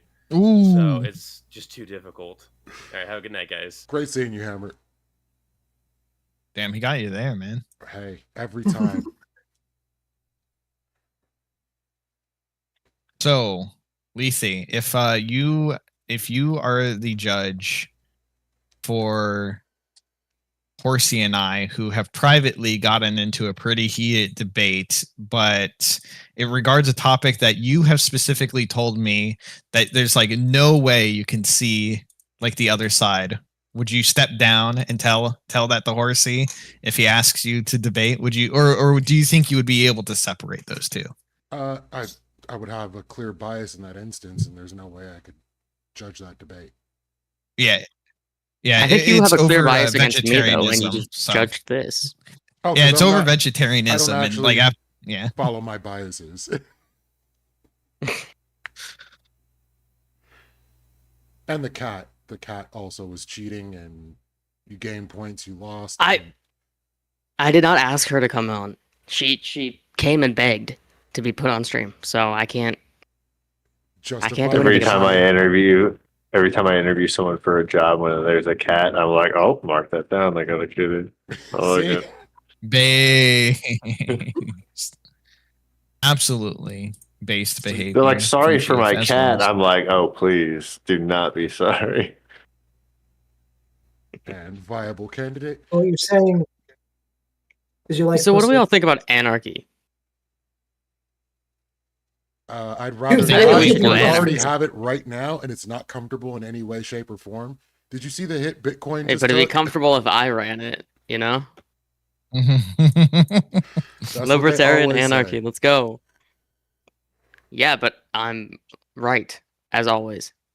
Look at Libertarian. my isn't the fake whole point track of- record. isn't the Okay. whole- Gorp, Libertarians isn't are the whole anarchists, point of I thought. anarchy? Isn't the whole point of anarchy, Gorp, that nobody runs it? No, Which I'll is what just libertarians I'll be would the want. one that runs the downfall of the U.S. government in a video game, and then we all have anarchy after that. Here's the Trump's already- problem with anarchy is you Trump's get a already bunch of beat me to it. anarchists. Get a bunch of anarchists in a room and tell them to create a system, and they just create the one we have. It's fucked up. It's like don't need a create one system, better, Michael. please. Just remove the government and see what happens. So Somalia. You want Yeah. Somalia. Yeah. Well, America wants Somalia too. All right, we brought them all over here. Oh wow, wow, Welcome back. wow. We I know you all created missed me. Somalia the way it is. America is pretty good Wow. at creating anarchist governments abroad. That- I'm And just fascist saying government. we could do it at home. If we- Hey, America is better at fascism than it is democracy. You're not wrong. Ryu. Yeah, I would actually say that's true. So, real quick question before we fall completely off the rails, because I think we're getting into the away from the topic part now. So, I would like to ask everybody's feedback on tonight. We had some changes. What did everybody think of those Fuck you. changes? Who left? Whoever left. Goodbye. Left. that was okay. Okay. Oh, there's And Kay. he's back. Welcome back. I have So feedback again, for you. what did y'all think of? Yeah, I would like to hear from all of y'all your ideas, thoughts, what we thought worked, what we thought didn't, et cetera, et cetera. I hate the style of no open discussion with a passion. I think that's what we Why did is though that? afterwards, right? Well, yeah, but it wasn't during the debate, you know. Why is it you hate that format? I think the larger group back and forth allows for more points to be gotten across, especially like our side. We discussed our points ahead of time. We had like general ideas that we were all gonna hit, and if we were all talking, we would have all been able to get the thing that we were focused on in that in to one person, Okay. as opposed to the only one person can question. It all made of it that. harder to have Yeah. like a collaborated strike. Okay. Yeah. To be fair on that, we were organized enough that Okay. not having the open and discussion didn't really matter because we still. Yeah, we didn't Very need it, but clearly I not. would have liked it. I also think it would have been fun. Yeah. So I think the only reason to have the open, first off, I like the format, but I do understand missing the open discussion piece. But I think if we were to do that, you just have to have one unified opening and one unified closing, and then instead of the three separate ones, because I think it just takes up a lot of time at that point, and then you can have more time for the open discussion. And then you can still have like the counter pieces, like if you have one unified opening, you can have a unified cross, and then vice versa. The other side goes unified cross, and then after the last cross, you can go just right into open, or something of that nature. But I could see it going that way. I mean, I didn't mind the format tonight, though. I thought it was very well structured, and I kind of liked having that structure. But I also do understand the importance of like having open debate, because you can start to get people in different tighter positions and really force them into certain positions that they might not be ready for the debate, not sexually or anything. But yeah. Maybe I'm also both. biased because I think I do the best That's in the good. open debate, and I didn't get that. So The problem so that that I was have- the hope was that the cross was going to supplement that, and I'd like to come back to that because I would like to find an alternative. I don't want the six people trying to talk over each other, but I do agree that there needs to be more of the actual sword play. What were you going to say, Vigi? So like the reason why I actually like this a little bit more is because what we see this a lot with a lot of the different Twitch poll debate stuff. The blood sports. Is like, well, no, not even that. Like even the more like calm, organized stuff, like what Lethe used to run, or sometimes what Wick runs. It all like when we're getting into like 3v3s or higher, it always every single time turns into like a 1v1 or maybe or a 2v2 every single time. Ancom v Circa was the biggest example of that. So yes, you're 100% correct, and that's exactly what I'm trying to avoid. Number one, people I think shouting Circa's over the each other. problem. Or it coming down to just a 1v1 and people being like, why the fuck am I even here? Rook literally said those words, like, why are we even here? Like, so, and it's a valid critique. So I'm trying to mitigate that. But like Gorb said, I actually do agree that part of this. So my thinking here, for those of you who have never heard this spiel, I want to try to find a way to represent the different forms of debate. Right. So debate means a bunch of different things, and I'm kind of a debate purist, right? Which is to say that a lot of people say this is a debate show when all they do is it's a panel. You're just fucking talking and you're just having a conversation, which cool, that's fine. But to me, a debate is either like the presidential debate, where you have moderators asking questions of the people at the podiums, and they're doing this performatively for the audience to be able to make a decision, right? Another form of debate is a Lincoln Douglas style, like competitive debate, where you've got going back and forth with timed portions where you just monologue on your prepared ideas. And then you have a cross-examination period where you argue against or rebuttal, like you rebuff their points. And then there's also what I just talked about, the kind of more blood sportsy, just talking over each other and seeing who can talk the loudest, or at least that's the way it goes when it goes bad. When you've got good people, you can have a healthy conversation. But that would be the next question. Do I jump in if that's what's happening and be like, stop it, knock it the fuck off? Like, Yes. I try to stay out of it. You like, if you're going to have the open debate style and you want everybody to be able to get have a chance to get their point across, you have to do what Wick used to do, which is fucking mute people if they refuse to stop talking. Sure. That's like that's the only way to have it happen. And I will just also, not invite just you for back the if that's record, what you do. just for the record, I think it could be fun if you do a presidential style one with two people and the audience has to vote on who they would vote for. Yes. Well, and I would actually be down for that as well. Like that would be, you know what? I'm writing it down because I was agreeing with you before I fully processed what you said. Thank you, Whiskey. In some way, shape, or form, that'll get corpse elected somewhere, and this can't be done. No, you know what? I feel like I've seen somebody do this before. I'm gonna see, because I know enough of you people here in Twitch poll. I'd like to see if we could have a little Twitch poll election. If we could have an actual, like, who is the president of Twitch poll? Who would be our, like, that would be kind of fun. Tier list, so maybe do a tier list fun Twitch day. poll. No more Twitch poll shadow government, right? Yeah, unfortunately Bezos is gonna totally fucking, he's gonna pay for his own victory. That's not what I was referring to. I was referring to the small group of people who, like, for a really long time controlled Twitch poll from behind the scenes. Lethe knows who I'm talking about. Tell me more. Tell me more. I love conspiracies. Oh, you've heard of Destiny. It's not a conspiracy. Literally, all you need to know is Destiny existed, and now Destiny is gone. So, but those same people. I was of the impression that happened because he had, like, done something TOS or something. Not really. He did not. He did that was not all before I actually came break here. TOS. Yeah, so essentially there were like certain people that came up in one period, which was like kind of pandemic era. And there was so many backroom deals with all these different streamers kind of like, scratching each other's backs that it froze out so many other streamers. So there was like a literal hierarchy in Twitch poll. And a lot of the people who controlled Twitch poll for the longest time in that period of time didn't even stream, actually. I don't understand how this happens.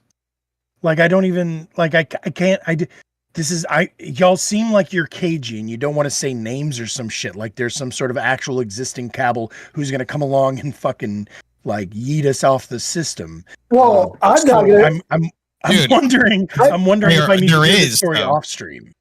I'm not going to say names on stream because I'm friends with with those people, and they do still have a whole. So you're on the in circle, is what you're telling me, Vigi. Lethe's friends with them too. He can't say shit. Oh shit! So both of y'all are part of the Illuminati, the Twitch Illuminati. We'll come up with a word. We'll workshop that. But so both of y'all are Twitch part fascists. of the. Are y'all also Masons? I saw those eyebrows, Lee. I'm not gonna fucking tell on who the people are that have the Just say most what it influence. rhymes with. Fucking deep state bullshit happening in this call right now. Right? I didn't know that there was a Twitch deep state. I'm fucking blown away. This honestly has me giddy with Fucking- excitement. Y'all know I Chat love said conspiracy. Keffels. I haven't heard that name in so long. Wow. Oh my god.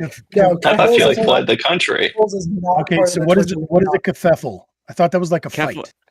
Keffels got dodged That's a and fled the kerfuffle. country and got Kerfuffle. swatted and fled the country. But I think she's from Yeah, Canada. yeah, Really? she's from Canada. Yeah. Keffels is not part of the Twitch Illuminati. Okay, but was a victim of, you're saying? Yeah, no, I'm seriously. I wouldn't say I'm Keffels was a victim of anything but Keppels, so I'm just gonna be real on that. True. I do know true. that. Thank you. I bet the two streamers for Hassan's waiting room are definitely happy now that Hassan has been pushed out. Hassan's been pushed out. Pushed out of where? Twitch. Twitch. You didn't know that? He's back Hassan's on not Twitch. streaming on Twitch anymore. He's back again. He's dual I streaming thought he on was- YouTube now. He's been back for like a couple days now. I thought he only got banned for like a day. Yeah, he got banned, and I then thought like it a day was or two 5 or later, he 7 was or back. something like that. The original ban was supposed to be for longer, but they let it back. Yeah. But And what is he speaking of, I banned mean, Allegedly. Fucking course they did. Say that I mean, again. he's He one of got- the people, Okay, right? the two deep statists in this call are just doing winks to each other here. Winks and I know, eyebrow and raises I'm- to each other. And I'm y'all need to be banned for I'm that. feeling left We out. Right? allow Like, the deep state in the DMV. yeah, we are pro transparency in this fucking channel. So how's about y'all pony up with some answers and tell us the inside story. Like why Look- are y'all being so cagey? Are you seriously like worried that somebody's gonna overhear something you said that actually happened? Like I'm just looking for facts here. Are you going to get swatted if you tell us I'll put it things? this way. I'll put it this way. It doesn't really matter anymore because they don't have as much control as they used to. Okay, good. That is also true. Okay, so tell Okay, us. Well, Tell us. for a while, there's a lot of political people that were like actual friends outside with the moderators that were moderating Twitch, and a lot of people were using their influence to push out opposition, and were trying to influence rules, and were trying to use the vague rules in order to punish certain people that didn't fall in line with their little coalitions that they're fucking making outside of Twitch. Some of these were female streamers that were dating the mods. Some of these people were friends of that. Some of the people, like, and if you get into it, you can kind of, there's some accusations of some cagey, like, sex orgy shit, but, like, I don't even want to get into that. But, like, pretty much what it comes down to is In just, Minecraft. like, inside outside group stuff. It's like, hey, listen, I want to grow, and I want to be on this I want to grow. This other person wants to grow. We're having competition. They start getting into political fights, and then they're like, well, actually, since politics are like such a sensitive topic, they're like, oh, look at this thing they said. I'm going to misconstrue it, and look, it vaguely relates to this, and then they run off, and then they're like, if they're not in the in group, but they knew someone from the in group, they could be like, hey, were you dating this mod, or like sexting them, or like do them on like Discord and stuff. They would go out, be like, hey, I do. Oh, he broke the rule. Oh, it's vaguely because of this reason. And this was just like war that went on for a long time on Twitch, but it's basically over for the most part. Now, I don't know what you would call like the deep state, like conspiracy stuff. I know there's some money into it. I know there is some back groups. I know some people know others and like promote them in like certain ways to get them to grow, and will purposely not, and still like mass report people to try to get them off. But it's not as like clicky as it was. Sounds like Twitch is Epstein. It's not as bad as it used to be. Like a lot of it was like if you cozied up to the right people, they'd get you on like Destiny's stream and or like Hassan's stream and stuff, and that way you could get your name out there a lot easier. And Gotcha. That's still true for Destiny, and now it's true for Tim Pool too. Yeah, okay, Yeah, like but the it's stuff not- you. So the person that Does- got Twitch pollers onto Tim Pools still was doing the things that they were doing, because you ended up having Prime Kai on Tim Pool, Gibbs on Tim Pool, I believe Pisco Rob on Nor. Tim Pool, Rob Nor. Like, Hold on. You're telling me all of those people have been on Tim Pool's show? absolutely. That's fucking crazy. Are you serious? Okay. Well, it clearly doesn't actually benefit your exposure to go on those big shows, I guess. is the moral. I mean, it probably did to some degree. Maybe to some small degree, but okay. So the funny thing is, whenever I first started streaming in Twitch, Paul, somebody told me, which was when I first started streaming, somebody told me that, oh, Twitch politics is dead, and you should have been here before when it was crazy popping and blah blah blah.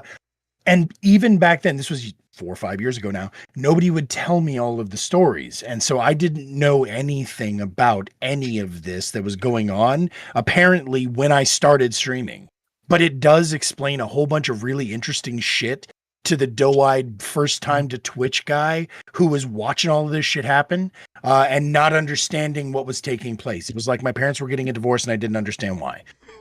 So with that said, I actually have a different conspiracy question for all y'all. And since we got 30 minutes left, this will be fun. Was the boss an asset of a foreign government? Probably not. I don't think no. No? Okay. Right on. I heard somebody say that. They And I was answered like, too oh, fast. wow. That was deep state. They're lying. Right? No, Good call. well, Chiefs, it's Illuminati said no. I cannot believe you, Vigi. I really thought Sorry. you said the boss, and we're It's talking 'cause about Bruce Springsteen. there wasn't I thought really we No, were no, talking I'm about yes, I'm the Springsteen too. No, I'm sorry. No, for those of you who don't know, I met a few. DeVos. Like the first time I ever met Maida. The first time I think I actually ever met Kay. Okay, goodbye, Kay. The first time I met a lot of these people was on a different streamer, and that particular streamer disappeared all of a sudden. They came out of nowhere, got a lot of attention very quickly, and then they Talking about that disappeared. debate guy. That debate Who guy. was it? That's correct. I just said his name was the boss. So there were a Oh. lot of people who made jokes that the reason that he disappeared was because he was a foreign asset. I don't think it's true. Because I he thought it left was- right at the election. Like But- right after but- the but- election. But he actually, because again, he Well, communicated with me on his way out that the reason he left was because Discord was made illegal in Russia, which was where he lived. And so, but a lot of people are like, you know, what's a Greek dude with a British accent living in Russia doing streaming and politics? Like there was a lot of questions asked whenever he left. But I'm pretty Yeah, sure no. it's just Interesting. because Discord's still illegal in Russia, and it That was is critical sketchy. to what he was doing. The three main people who had the most influence during that time period, all of them are Americans. Sure. I'm sure that's true. So, but like I said, the joke being that because he was in a foreign country and then suddenly disappeared, that yeah, it was tied. And I actually, like I said, I'm saying it as a joke. I don't think he was, but I was curious if any of y'all knew anything about. that I joke. never So- even heard of it. I thought when you said the boss, I thought you were talking about like the guy who owns Twitch or something. So I had no idea that Oh, who this guy no, or was. like you Bezos? Yeah. Yeah, no. Gotcha. No. But how'd you find him? Because I was streaming full time in politics at the time, and this dude was hosting debates, and he was in. I've only okay. I mentioned this off stream, but I'll mention it now. It's not a big deal, but it is a fact. I've never been invited to anybody else's stream in the 5 years that I've been doing this. Like the people that y'all are talking about, like I'm not going to say names either, but the other people who do debates, it's like, dude, I've been fucking on Twitch, Paul, for a while now, doing what I'm doing. And so the boss was one of the only two people, the boss and someone called Not So Erudite. And neither one of them technically invited me. Somebody else said, hey, this person is hosting debates and they're open to anybody. You should go check them out. Kind of like what I'm doing now, because nobody else is doing One anything might have like been it. me. It was actually you. Yeah, I think it might have been. And so I went over there and I debated on both of those. And with the boss, so I'm still the top of his leaderboard. So I figured I'd go over there and give it a shot. Actually, I went over there once and I was just talking in his chat. And he was like, hey, you should get in here. And so I did. And then all of a sudden I started meeting people and whatever. It was really the first time that I had really started networking in any way. And so that was how I met most of the debaters who I invited into this. I'm pretty sure I Interesting. debated Maida once. I debated, like, I think Casey was involved in those. I'm pretty sure Gorps was involved in those. Like, I did most one or of two, us. but I did not Yeah. like the dude. the boss. Oh yeah, I didn't like him at all, and I didn't like his format at all. But again, he was at least trying to do the thing. So yeah, I'll play. Interesting. I'm surprised like you haven't been part of other streamers' worlds or had gotten in, like invites, but between the time you've been on here. But that's yeah. I mean, good for you. I mean, to be honest, yeah, I didn't take it personally. You know what I mean? I mean, it was more of a why can't I be one of the girls? You know, but it's not like I'll keep doing my fucking thing. You know, like I've never worried too much about who wants to play with me. I'll play with myself. You know what I mean? Which is which is why y'all have probably heard me mention before, whenever I was streaming full time, I started streaming and then immediately my father got very, very sick and I was his full-time caregiver for like 2 years. And during that time I was streaming full time, but I was doing it in the daytime and I was talking mostly to Europeans. But one of the things that I would do was, well, two things I would do.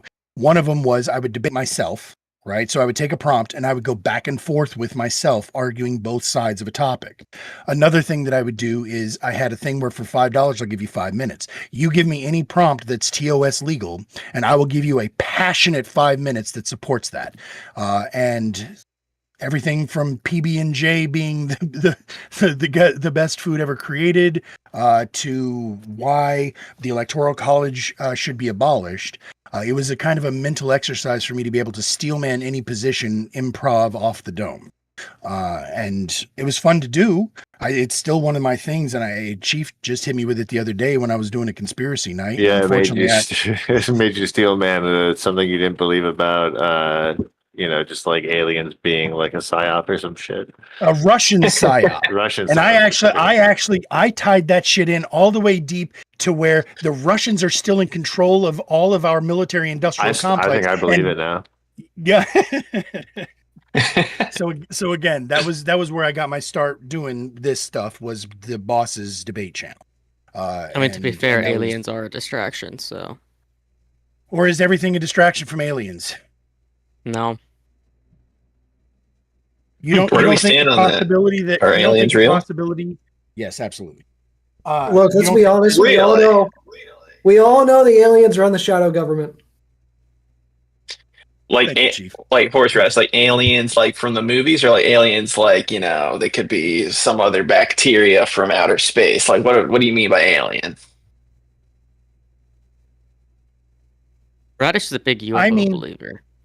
I mean that I will link you to congressional testimony under oath of high-ranking military officials and intelligence officers whistleblowing the fact that that humans, specifically America, but other nations as well, have been and are in contact with non-human intelligence of multiple different races, species, and types, that this has been going on for quite some time, and that there is a document called Immaculate Constellation. I recommend everybody take a look and read it. It's on the Congress website, that outlines all of these details.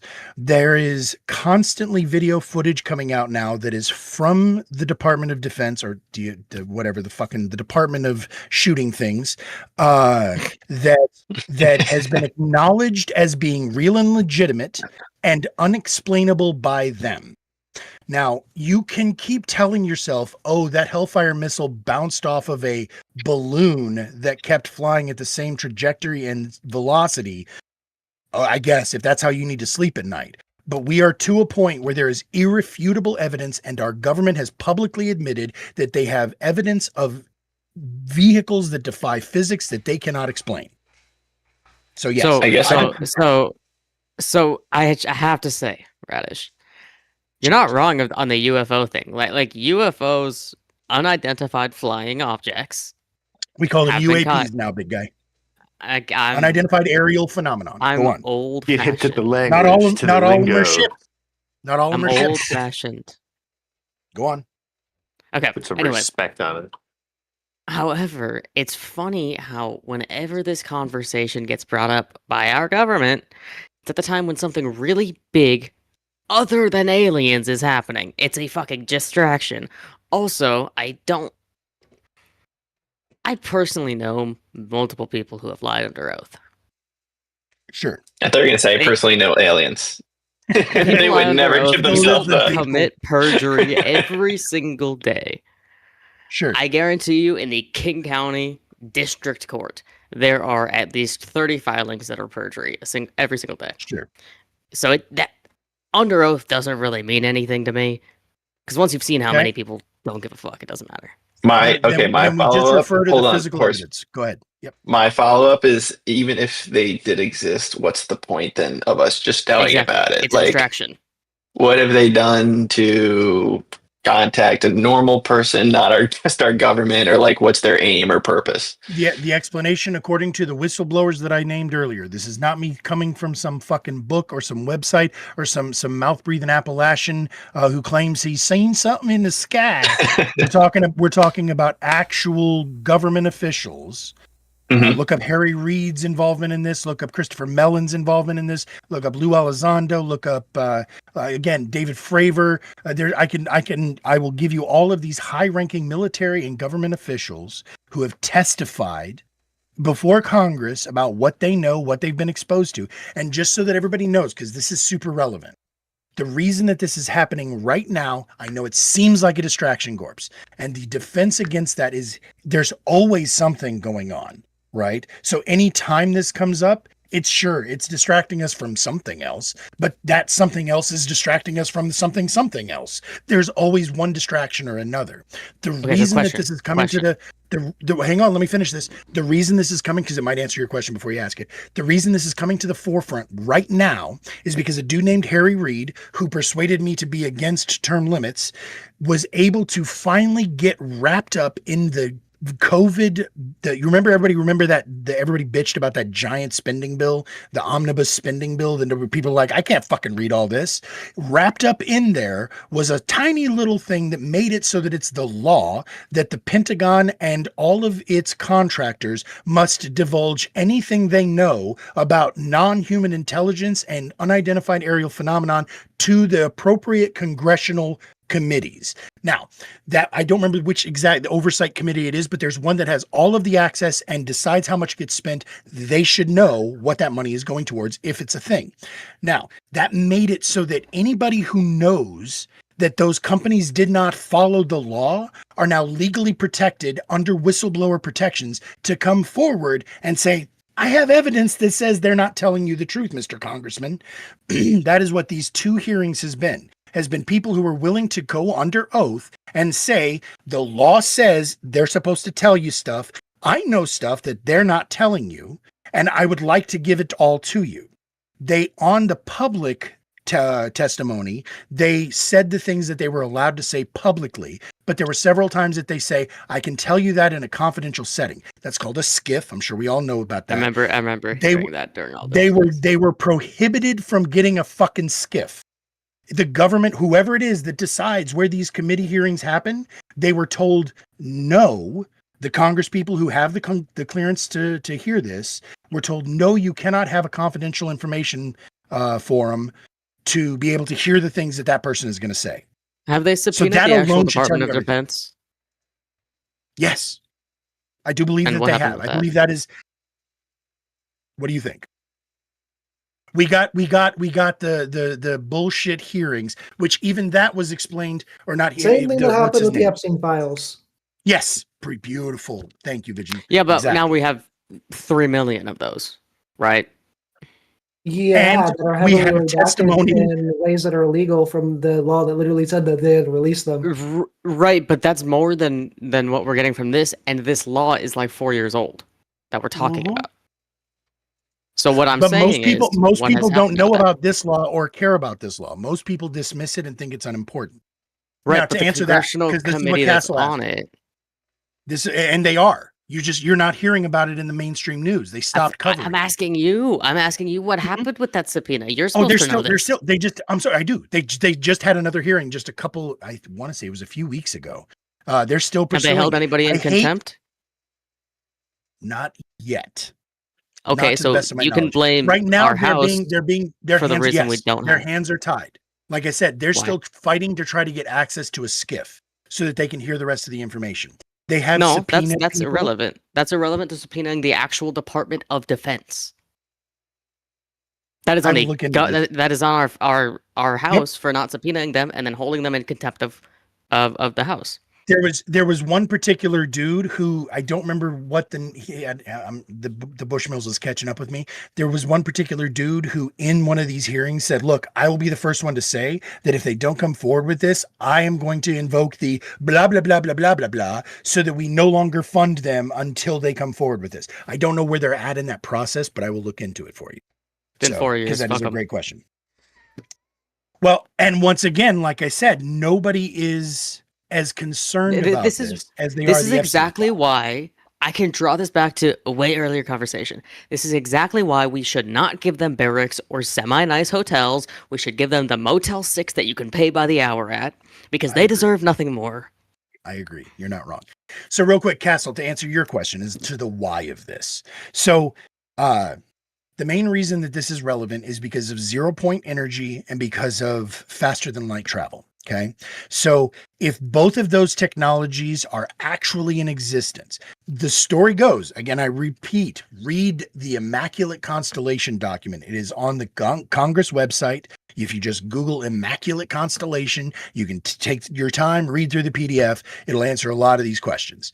Now, according to them, they have been giving us, I can literally do a 2-hour fucking TED talk on this subject because of how much I've listened to and how many of these whistleblowers I've listened to. So I'm going to give you the least woo-woo sounding parts. Allegedly, one of the things that are in contact with us and has been since we first started making nuclear explosions on Earth, which was what got their attention, they do not have that technology, and that technology creates an electromagnetic burst which fucks with all of their technology, because apparently electromagnetism and gravity is somehow tied in ways that we don't understand yet, or apparently we do understand a little bit more, but the government's not telling us. That's all hidden behind the same kind of protections as the Manhattan Project was, because technically it's still related to nuclear technology. Now, these things, we look into the Malmstrom event. I wish Maida was here because Maida would fucking cook with me too. Look into the Malmstrom event, which was a known and documented event on a military nuclear site where the balls of light hovered over a nuclear missile silo, powered up the missiles, and then powered them down, and then flew away. This is documented. It's been FOIA'd. This is a well-known event, the Malmstrom event.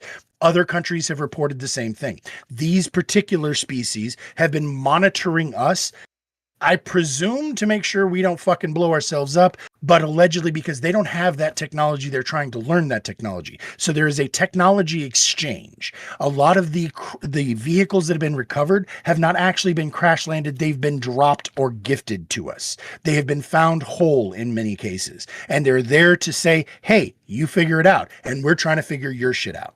Now, allegedly, and this is where it starts getting into the kind of more woo-woo stuff, some of this stuff is also extra dimensional, because allegedly and I know that sounds stupid and crazy, but this is what the whistleblower documents say, not me.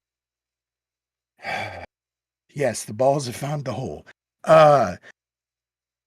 Allegedly, what we have historically seen as angels and demons are, and they definitionally are, extra-dimensional creatures, and some of them actually are drawn towards positive human emotions, and some of them are drawn towards negative human emotions. These are the ones that we often will perceive as spirits, or we will feel, etc., etc.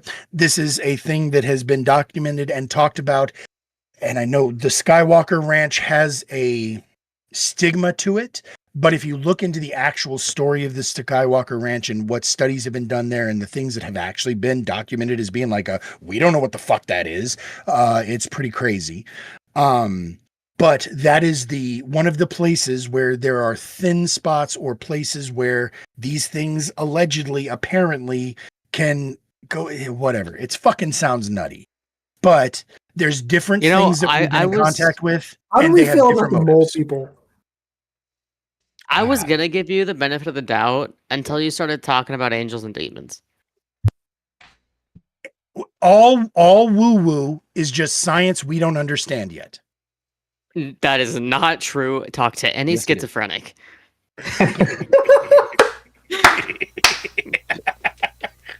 Okay, touche. That's not woo-woo, that's woohoo! Okay, well then it turns into woo woo, and a little bit of shrooms makes it woo woo. Yeah. Yeah, you're not wrong. Like I said, I'm y'all not got saying me it's off on the impossible. I'm subject. saying I'll trust it when we get the actual documents, not whistleblowers that could easily lie under oath. I hear you. And I agree. And I've heard talk that there is something happening. So now I'm going to get into the crazier, smooth brain conspiracy shit that I've come up with, right? It was crazier than angels and demons? Yes. Oh, yes. Oh, fuck. Yes. Y'all Did it are involve the hearing mole all the way. people? No. This is better than the mole people. Is it about This is Goop? Stanley Kubrick. Oh, No, it's about Stanley Kubrick. So I have heard people postulate that Stanley Kubrick staged the moon landing videos, not because we didn't land on the moon, to be clear, but because we weren't able to get the video coverage that we needed for the propaganda meal. Then because Stanley Kubrick had demonstrated his ability to do crazy shit with visual effects. If that was true, I think to myself about the other movies Stanley Kubrick made, specifically Eyes Wide Shut. Now, I also want to point out the fact, because, Epstein, in case I have to spell it out for y'all. I also know that, and this is a little known fact, Project Blue Book was the program created by the United States government to allegedly study, but actually dismiss or disprove UFOs back in the 50s. Guy who ran it was a guy named J. Allen Hynek. He was an actual scientist, and he left the program because he said there was stuff that was credible and unexplainable that is important and needs more study. Now, that said, he left the program and Blue Book supposedly shut down. We have since found out Blue Book did not actually shut down, it just changed names. But Hynek was featured in a movie called Close Encounters of the Third Kind, Steven Spielberg movie.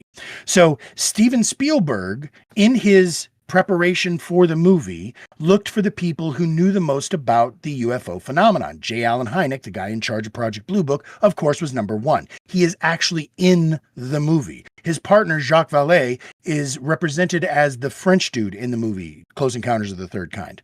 A lot of people will hear stories of UAP interactions and say, oh, that's that shit straight from the movie, right? From that Close Encounters of the Third Kind. Well, now, did it just happen that Spielberg made this movie that was identical to the real world claims, experiences, and evidence presented by the guy who studied it for the government? And so then every time somebody hears something, they draw back to that coincidentally. Or is it possible that Hollywood is more controlled by the government than we want to acknowledge? And Steven Spielberg made that movie at the behest of the government, using the government's best guy to make it so that everything is more dismissible because it sounds like some crazy shit they saw in a movie. We don't And want if to that's talk the about who case- really controls Hollywood. If that's the case, Steven Spielberg is about to come out with a movie called Disclosure Day. Discuss. kind of my Speaking of- deal when it comes down to like Close Encounters. If you look historically at the way people put out stories of aliens, it drastically changed after there was a couple that supposedly were abducted and studied and yada yada yada, and this is part of what went into Close Encounters. So the terminology, visualization, and everything else that comes around aliens changed in the zeitgeist based on that movie. So the fact that there was no sightings of this particular type of phenomenon that met the same criteria before that leads me to say that it was interjected into the zeitgeist. So what I'm saying is that everything that you saw in the movie came from the brain of J. Allen Hynek, who was the guy who had spent the last 10 years studying all of the first-person testimony and evidence that said to Spielberg, these are the things that people have seen and experienced. So they were already experiencing it. You just didn't hear about it as much until coincidentally that movie came forward to say, hey, that's just something you saw in a movie. Like those stories were built directly off of actual interactions, actual evidence from J. Allen Hynek. That's what I'm saying. but it didn't enter the public zeitgeist until after Spielberg was told to make that movie. So if that was Speaking of case- Epstein. no, oh goddamn. No, go ahead, Lethy. I wanted to hear what Oh, no. Reggie was gonna say.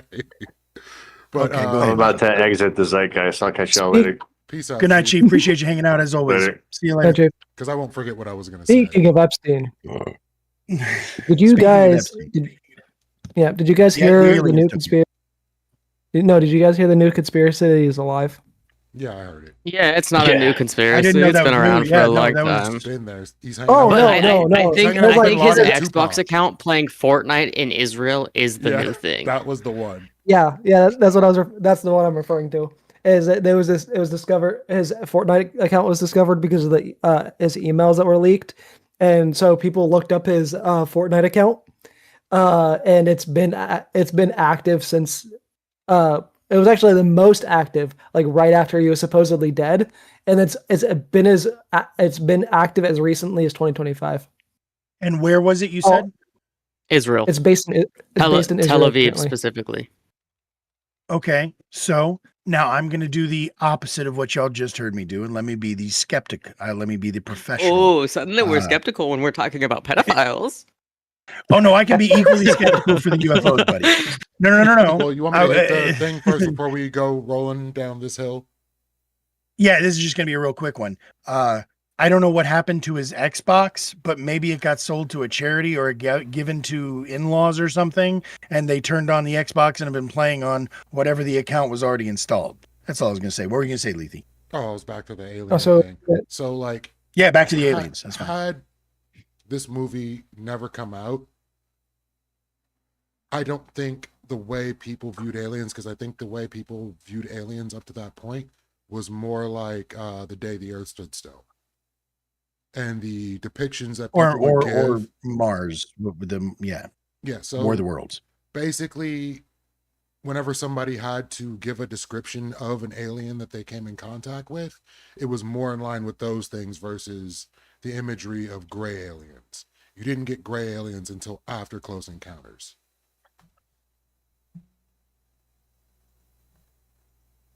So that's where I was at with it. So the gray aliens have been described in encounters since Roswell. That was what allegedly was recovered at the Roswell site, was the gray aliens. So That was why in the did 40s. Nobody Long give, before the movie. Okay, why did nobody give with that with description? the timer being up, I'm gonna They did. I'm gonna dip. Oh shit, it is time. Yes. Good night, Gorps. Thank you very much. Great Peace, job tonight. Gorps. Everybody follow Gorps Inc. If you're not already, say something in the Follow chat. so Gorp people can Sync click and your name. also follow Gorp Sync on Instagram and Radish. I DM'd you that to shout my Instagram. Yeah, I saw that, and I will definitely put that on the VOD. So, All right. Peace out. all right, cheers. Have a great night.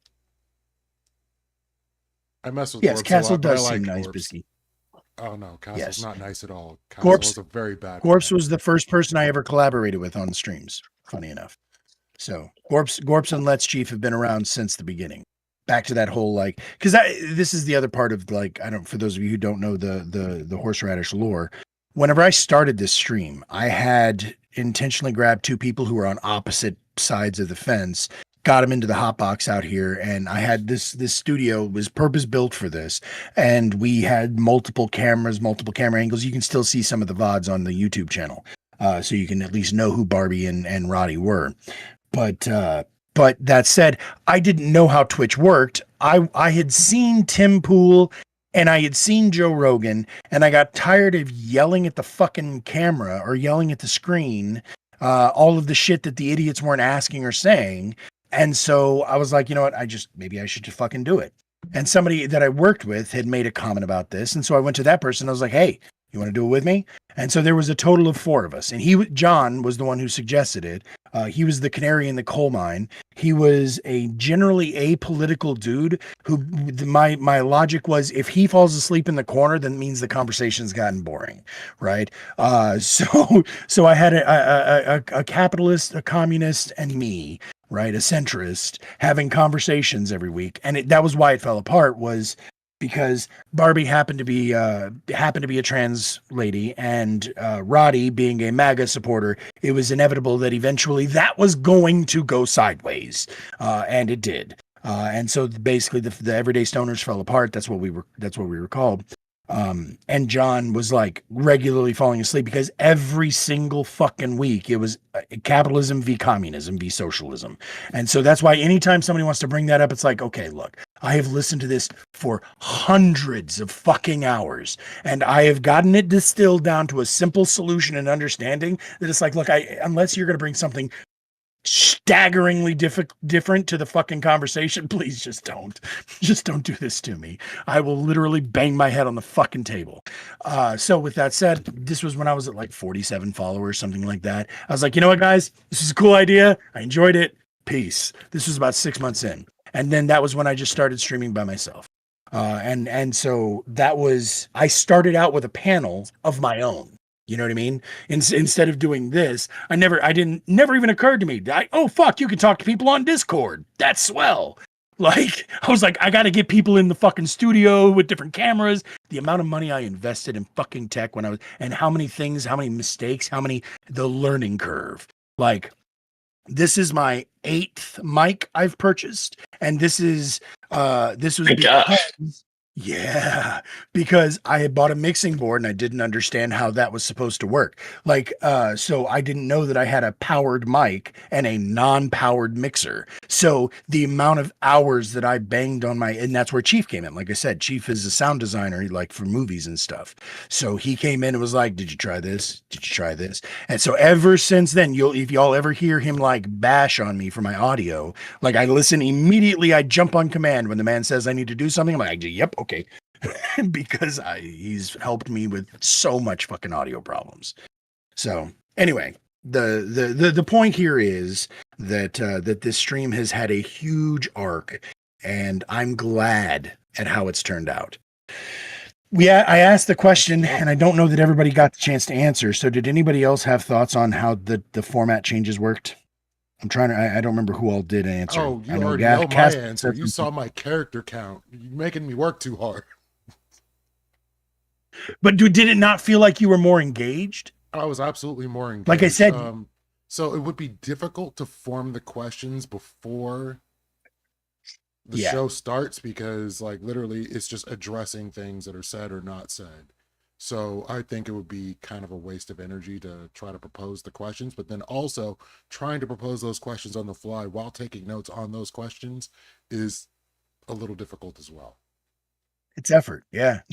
I'm kind of surprised sometimes at how you Radish personally are able to like pay attention, come up with questions, write things down. Because as a debater and even sometimes as a judge, I'm like, damn, I'm a judge, and even he has some questions or thoughts that are even more intricate than me, and I'm the one who's like listened to the conversation. So I'm always like impressed with how you're able to really dissect and like listen to a lot of it. I mean, that's partially because my ADHD is terrible sometimes, but I try my best and write notes, even if they're messy and I can't even read my own chicken scratch.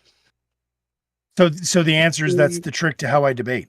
Is because when you're talking, I don't feel the need to talk over you. I'll wait till you finish. The reason people talk over each other is because what we got? This is my notes. Are you playing a game for us? Oh, this is the notes. Oh, it's his notes. Oh no, this is his notes. Yeah. Beautiful. Absolutely top notch. I approve.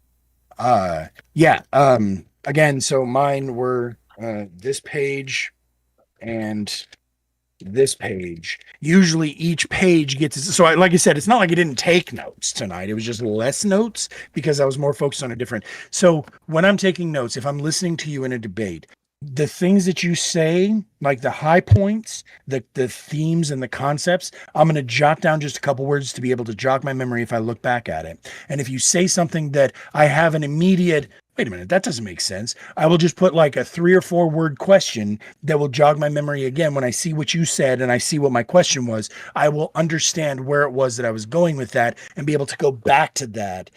And the problem is I hate listening to people talk and then thinking if I don't have a notebook, I have to either just quickly say what I'm going to say to you so that hopefully it changes. I don't like talking over you. But I will if it's a couple of words, I'll pitch it in there to see if it helps you or guides you or whatever.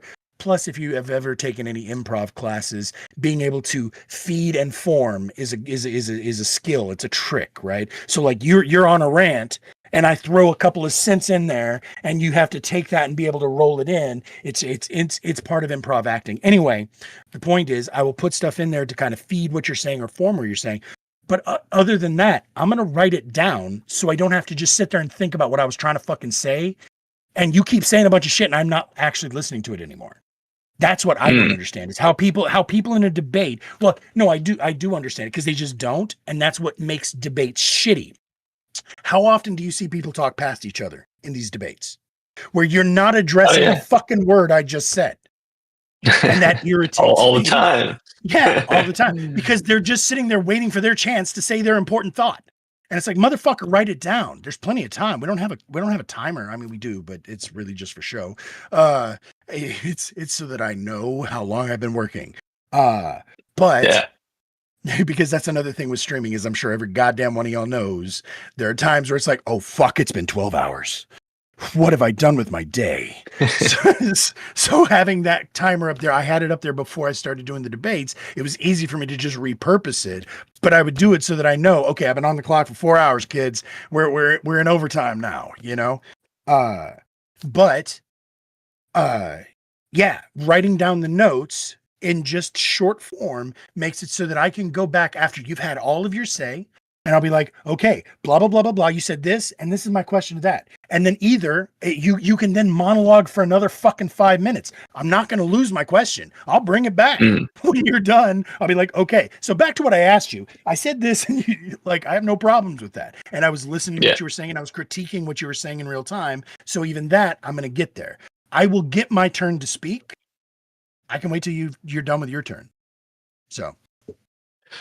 What do you think too about the format suggestion of having like one unified intro and closing? So, yeah, and like, no, do you think you're going to change it for?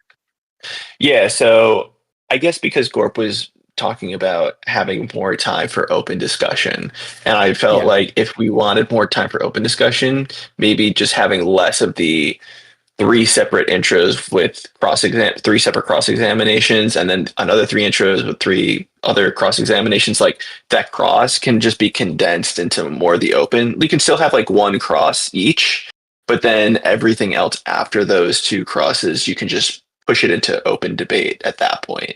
Just like condensing it a little bit. Well, like I said, the cross is supposed to be more of a like how. I was thinking about trying to reframe or rename. By the way, Chad, I'm sorry that I'm ignoring you guys tonight. I love y'all as always. I'm drunk and I'm engaged. I'm tending to chat. Don't you worry. I appreciate you, buddy. Thank you very much. Good looking out. So what I thought about was kind of like retitling or renaming the cross-examination to crosstalk, right? Because that's what I kind of imagine it to be is it's like, okay, challenge what the person just said, and then you get 3 minutes to say your piece without interruption. And then now the next person is going to challenge what you just said. Like, I'm calling it cross-examination because theoretically I want the person coming in to control the dialogue, and I want to see if you're able to. Hey, appreciate the follow there, Castle. I like. I don't know how it wasn't this whole time. It's more embarrassing on my end. No, it's not at all. I appreciate every goddamn person who follows, every single person who sits in that audience and listens to me babble. I appreciate every one of y'all who hangs out on this stream with me. Never think that I take it for granted, and every single one of y'all, I am so stoked every time I see that little clicker go up. So, and again, to be clear, it's not because I think this whole goddamn thing that I've been doing for 5 years has made me like a total of $600. Like it makes me about $100 a year. So this is not for the money. This is not for it's because I really do want, and this is real quick. It was important for me when I started this, back to why I did this with Roddy and Barbie, was because I wanted to try to facilitate civil discussion. And I tried to do it with the two of them. And I had a really dark arc when I realized, oh, fuck, it's not possible. But I'm back to my principles saying, no, God damn it, we just need to put a timer on people. And it seems to be working. So, but anyway, I'm sorry, remind me of what the last thing you said there. Again, Bushmills.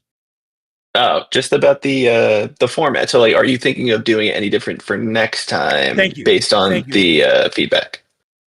So okay. This is actually And you another don't thing have to. I'm just wondering. Nope, Yeah. I hear you. So I always try to take the feedback and I try to chew on it and I think about it. And funny enough, because this week I'm actually, by the way, chatters, viewers, everybody out there, I'm not going to be streaming tomorrow morning. I will stream extra hard on Monday for y'all. But for those of you who don't know, I'm going ghost hunting tomorrow night. Plus it's the Super Bowl and there's nobody's going to fucking watch politics and listen to me rant before they go watch the foosball. I live in the state of Washington. So it's like y'all would hear fireworks for fuck's sake. It's just not even worth it. Serious on the ghost hunting thing, or is this a metaphor for like some form of fishing? No, bro, I'm dead serious. Yeah, no, we rented 2 rooms in the most haunted place in the state of Washington. We've got the whole 9 yards. We got cameras, we got REM pods, we got movement sensors, we've got all kinds of shit for this. We're gonna film it from we got 8 people going with us, so there's gonna be at least 8 different camera angles. We're gonna bring a Ouija board. We're doing the whole fucking 9. This is probably gonna be a thing I do every month, once a month. Okay, Amazing. So for those of you who don't know, I'm actually a skeptic. No, this is true. I'm actually a skeptic. Anytime I'm watching paranormal videos, I'm like, this is how I would stage that, right? And I say all the time, the only way I'm ever going to believe it is if I'm there knowing that shit is not fucking staged. And so, but even so, whenever I do that and I show you all the video, y'all are going to be like, oh, whatever. This is how you rigged that. I'm going to know it's not. That's all I fucking care about. So with that said, my wife and I, we're getting up there in age.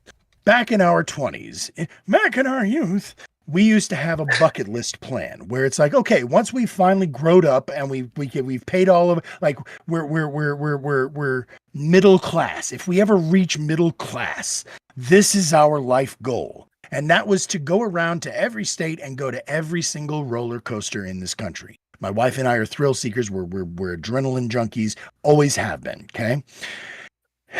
But now I look at a roller coaster, I'm like, yeah, I don't know. Like, first of all, they literally, last time I rode a roller coaster, it looked like they were giving me CPR to get the motherfucking straps to click. Okay. Clear. I don't fit in them. My wife's like, Jesus Christ, I've got too much to live for now. Like, no, I know too much. I know the risks. So it occurred to us, we did a road trip to Vegas a couple months ago. And on our way back, we drove by the Clown Motel. Google it. And I was like, fuck, would you spend the night in that? And she was like, would you? I was like, fuck yeah, I would. Okay, well, I dare you. Okay, well, I dare you back. And we realized for the rest of that conversation, for the rest of that drive, we were like, okay, so check it out. This is what we're going to do. Once a month, we're going to find some crazy ass haunted place and we're going to go try. We're going to go see. We're going to go record everything we can. We'll get as many people to go with us as possible. Some people are skeptics. Some people are believers. It's a cool mix. Actually, Novo's out in the chat right now. If you're still out there, Novo's going with us. So we're going to a place called Manresa Castle in Washington. It's Port Townsend. And there are 2 particular rooms that are particularly haunted, but they have actually given us the whole wing of the hotel because they know what we're doing. And I may have upsold my my significance on the internet because why not? So that said, they are believing that this is going to be better for them than it may actually turn out to be. But who knows? Maybe we'll get something. Because the reviews that we've read have been really top notch, and so we're like, "Fuck it, let's go see." So yes, in Long Beach, real we talk. have the Queen Mary. Yeah, I was going to say Queen that. Mary. I just saw some videos on the that. Queen Mary. So people say the Queen Mary is also super haunted. Yet every year they have like a full 2 weeks or a week of parties for Halloween on the Queen Mary. Not a single thing happens. Sure. It's supposed to be super haunted. Like, how does nothing happen? Well, there are different explanations for it, right? But maybe stuff that happens, it just wasn't documented or it wasn't seen, right? But what makes you think that whatever these things are, they're going to jump for us? What makes you think that we would necessarily be able to see it or document it? I would Real think- quick, we've reached the after party. We're in the after hours shit. This is the shit where I'm too drunk to be able to be held accountable for anything that comes dribbling out of my face. So I'm gonna rate us out real quick, and I'm gonna still hang out in here in the Discord with y'all, and I'm still gonna bullshit with y'all because I'm enjoying the conversation. Well, so it's about that. Yeah, we're I still have to do yeah laundry. we're talking about ghosts and shit here. So I think that we have let's go say hi to Cosmic. There we go. Yeah, perfect. I've been trying to get this motherfucker to come in and debate with us, but he keeps like acting like he doesn't know how Discord works. So everybody out there in the chat, please. Yeah, absolutely. Griffiths, jump on in. Everybody out there, please needle him and get him to start responding to the prompts. Again, I'm not going to be streaming in the morning, going to be ghost hunting, but I will see you guys on Monday and I will go for an extra long. By the way, I've had a couple of people ask to please set up another Among Us stream. Lethe, I'm looking at you. Among Us? No? Oh, come on. I'll But play you're the Among Us. best. Can make me cry. I'm so Whatever. terrible at that. Are we still You gonna said do you'll play poker Among on Us, so that's Monday? Castle. That's one. Oh. Vigi, are you an Among Us, sir? All right, y'all. Catch you Bye. next time. Been a blast. All right, word. I sent him to Rob North.